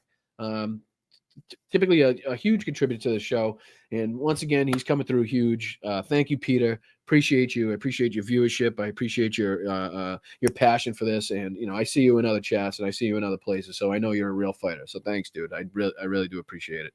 Benny Loco, a fighter as always. Thank you. Take as much time as you need, Brian. Benny Loco's been here for 4 months as a member. She's been here far longer than that, and I understand that people do what they can, and if you can't, you can't, and that's fine with me because I love you anyway. Don't matter to me. So Sally, thank you so much. I really do appreciate the one gifted. Love and hugs to Brian, Mel, and Maud from Indiana, says Jenny Faye Muppet. Thank you for being here for 2 months. JD is gifted another 5. Thank you, JD. JD's a serious viewer here. I really do appreciate all your support and appreciation. I really do. Here's Colleen coming in big. She just wants to slam dunk on everybody. She wants to make sure that ain't nobody gonna top her today. Let's go. You're not in my will. Sorry, this gift won't keep out the fight. I'm okay. Just got to prepare for my future. Love this community. Well, we're right back at you, Colleen. Honest to God, really. Thank you so much. It's hugely appreciative. Just Mel and I can't thank you enough for what you do to keep this show running. Thank you so much. You said rape. Oh, am I not supposed to say that? Am I not demonetized here? Some help, man. I don't know the rules. Come on, YouTube. I'm just explaining what happened. I said sexual assault far more than I said the other word. Stoneflower Dragon gifted 5 memberships. Thank you so much. I appreciate you. Ricky doing the same thing. Thank you, Ricky. Appreciate you. Slacks. Let's go, Slacks. Appreciate you, brother. Also, gifting to the channel. Thank you so much. Love to all the Bryantologists. Right back at you from the three of us. Appreciate you, dude. Hope you enjoyed Logan's little shout out. That was perfect. Stop the propaganda. Cut the cable. Y'all send them $50 billion a year. Stop it. Thank you, Benny Loco. Really good advice. Cut the cable. Cut the fucking cable. Thank you for the 19 Arizona Sunflowers. Wow, back at it, Benny Loco. Big day. Shout out to the mods. It's thankless work. Love and appreciate you all. Couldn't agree more. Again, thank you to the mods. Really do appreciate you keeping this channel running. Fancy becoming a new member. Thank you, Fancy. Appreciate you so much. Let's see here. Mass tossing in 2. Let's go. Appreciate it. Thank you so much. Very appreciative of that. Keep up the good fight, says Jerry with the $2. Big Dog. Big Dog's killing it on Blue Sky. Oh, yeah, by the way, I should just do this. If you haven't, if you're on Blue Sky and you're looking for people to follow, you can always follow me on the Blue Skies. I see blue skies. All I do is blue. Where is it? There we go. Yeah. So find me on Blue Sky. It's bostonbrian.com. It is not .bsky.social. I have somewhat been verified, I guess, is what people are kind of calling it. I don't know if that's what it is, but they gave me bostonbrian.com, so that's where you find me at. Please and thank you. That would be fucking fantastic. I appreciate your support. Thank you, Big Dog. He's killing it on there too. Make sure you check out Big Dog.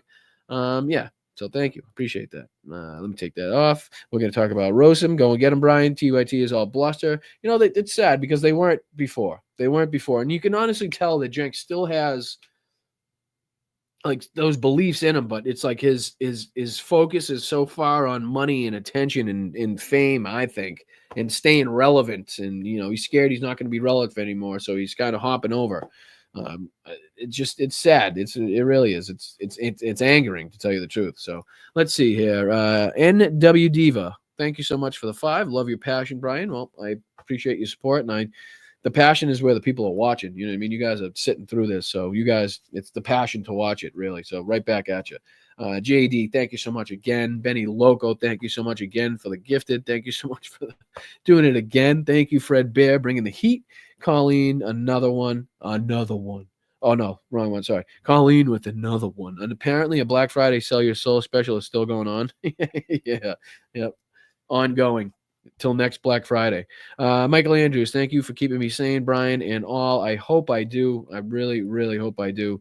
Because as bad as things are, we have an avenue to make sure that we don't give up in the fight, to make sure that, it doesn't get as bad as it possibly could. You know what I mean? We're here to mitigate the damage at this point right now. It's damage control. Love spending Sundays together. It's so informative. Thank you, Arizona Sunflowers. I appreciate that. I really do. You had to do this one. Thanks, with love.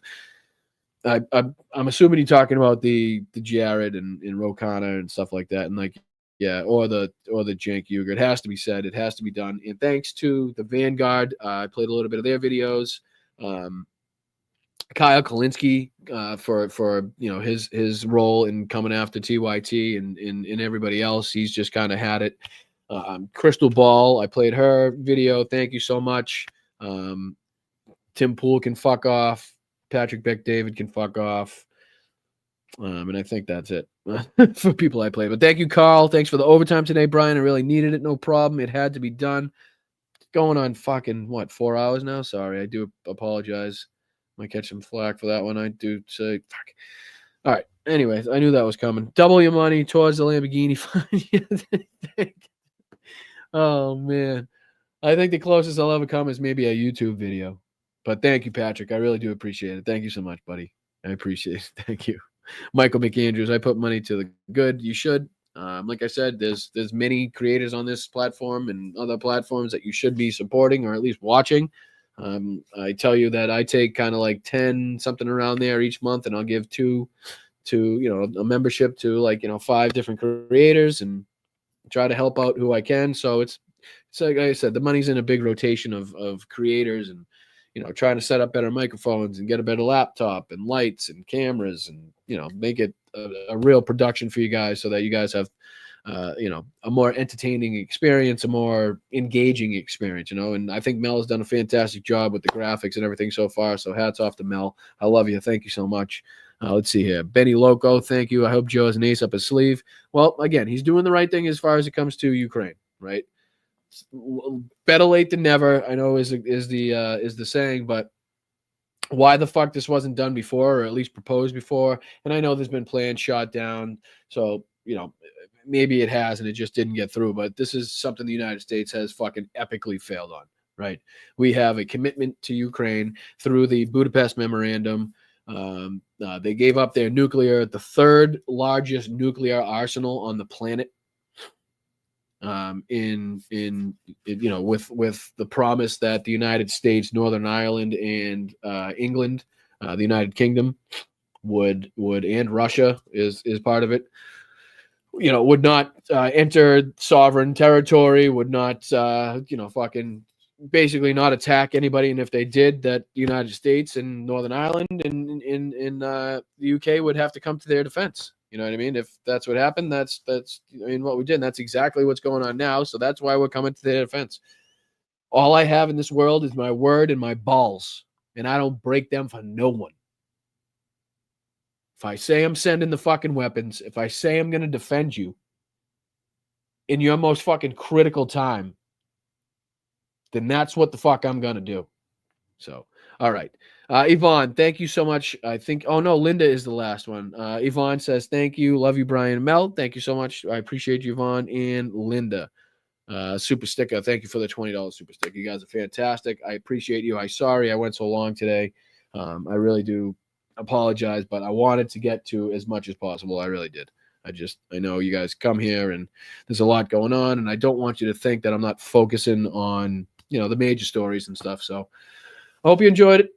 That's Blunt Politics for today. I'm Boston Brian. I will see you guys next Sunday, same time, same place, 1 o'clock. My football team sucks, so it doesn't matter. If yours is good, watch me on a different screen. All right. I love you. I apologize again. It was so long, but sometimes it happens. It happens. All right. I will see you guys next week. I appreciate you. Thank you so much. Make sure you hit that like button. Subscribe to the channel. Please subscribe to the channel. Subscribe to the channel. Subscribe to the channel. It's free. Doesn't cost you $1. If you have $2 in a month to give away, hit the join button right below me. If you like Patreon and what Patreon does, there's 3 tiers on Patreon that you can join to help the show. I have a Venmo. You can Venmo me $1. 50 cents. Whatever. Doesn't matter. You know what I mean? It's up in this corner right here. So you can take a picture, send me I don't drink coffee. I usually say Gatorade, whatever it is. You know what I mean? You know the routine. There's no ads on this channel. I have like I said, I'm not selling you shit. So it's through your help that I continue to do this. So thank you so much. I really do appreciate it. Until next time, I am the fuck out of here. And again, don't capitulate. Do not lay down your arms. Do not give up. Do not give up. Do not join forces with the enemy. Do not think that you are, not in the right head. Don't think that you were wrong about what you thought about these people, because you weren't. You were absolutely right. Everything that they said they want to do, everything we said that they wanted to do, they want to fucking do, and they will try their hardest to do. Do not capitulate. This battle hasn't even started yet. And I need each and every one of you behind me in this fight. So thank you guys. I appreciate it. I'll see you next week.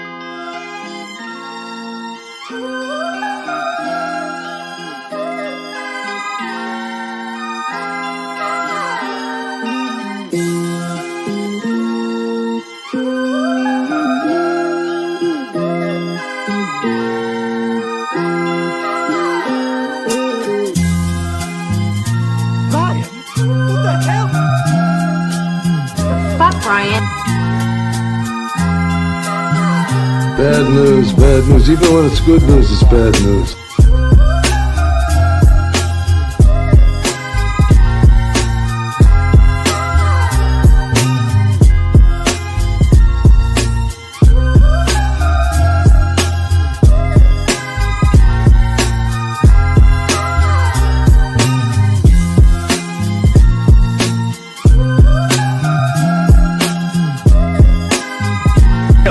To call the White House.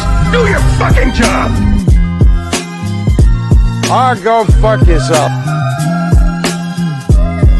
Taking it back to Nevada where he's wanted for banging horses. That's it. say mud. I said crud.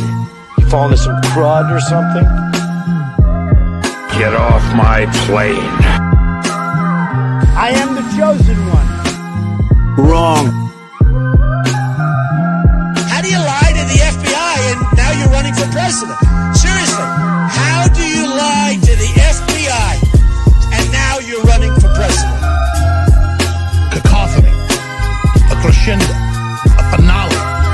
A coup de grace. My superpower is being honest. I will eat my neighbors. I'm here to date a 6-year-old. Donald Trump says jump 3 feet high and scratch your head. We all jump 3 feet high and scratch our heads. I ain't falling for no banana in my tailpipe. Is there anything worse than white people? White people are a mortal danger to you and your loved ones. Sit down when you pee like a good little girl. I'm just an average guy who read public documents where the elite said they were going to enslave us and destroy America. And I'm not going to be like yuppie scum and deny the threat to my country. I'm going to fight back. Oh, get those lights off! Off! Turn them off. They're too bright. Turn them off!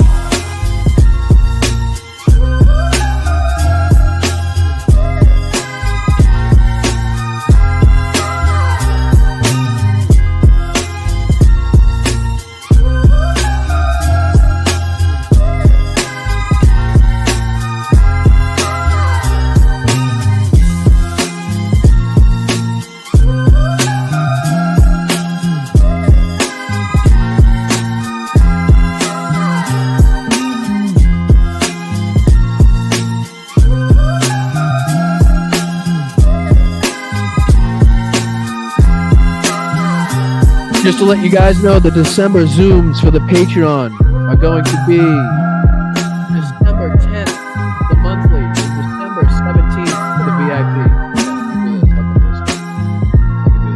Yeah. Take 2 seconds. Take 2 seconds, just so you guys are informed and you know.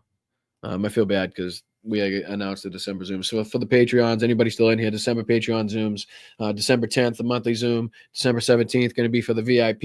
Anybody that's on the VIP level in Patreon, didn't want to leave that out, didn't want to forget. So I appreciate you guys. Thank you. I will see you guys there. Anybody that joins before then, you're more than welcome to come chat. Basically, it's just a shoot the shit. That's what it is. No in-depth political analysis that you're going to miss. It's just let me see your dogs, how's your cats, that type of shit. You know what I mean? So thank you. I do appreciate it. You guys have a good one.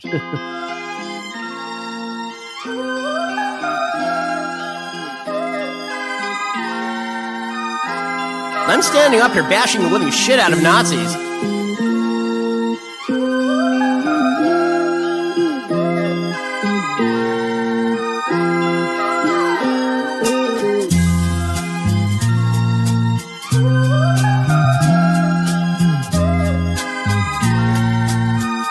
Fucking Nazis.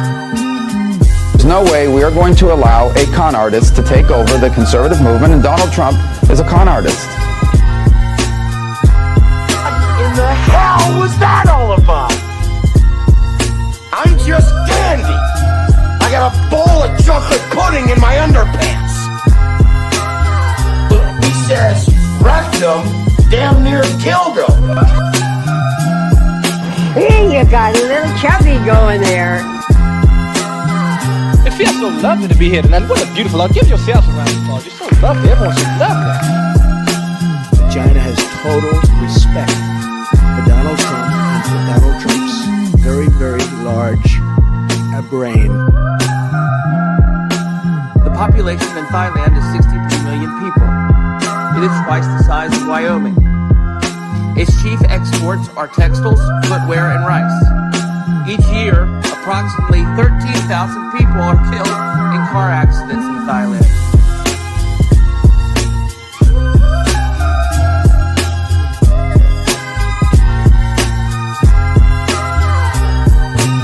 Vagina.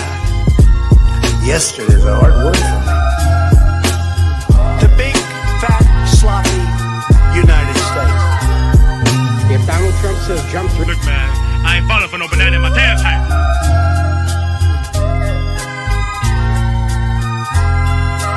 Never fight uphill, me boys. Never fight uphill.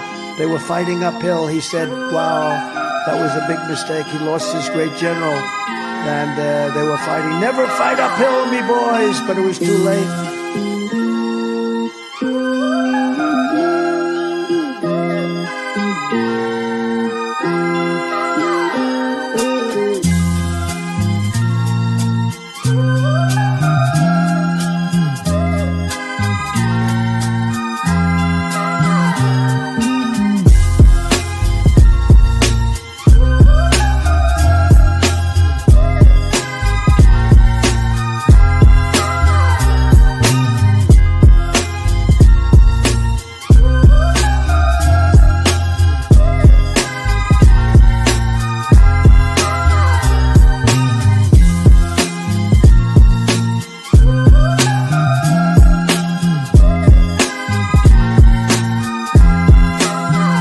Gettysburg, what an unbelievable battle that was. The Battle of Gettysburg, what an unbelievable, I mean, it was so much and so interesting and so vicious and horrible and so beautiful in so many different ways. It represented such a big portion of the success of this country.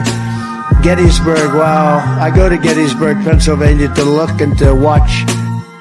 We are a nation that just recently heard that Saudi Arabia and Russia will repeat Army manned the air. It ran the ramparts.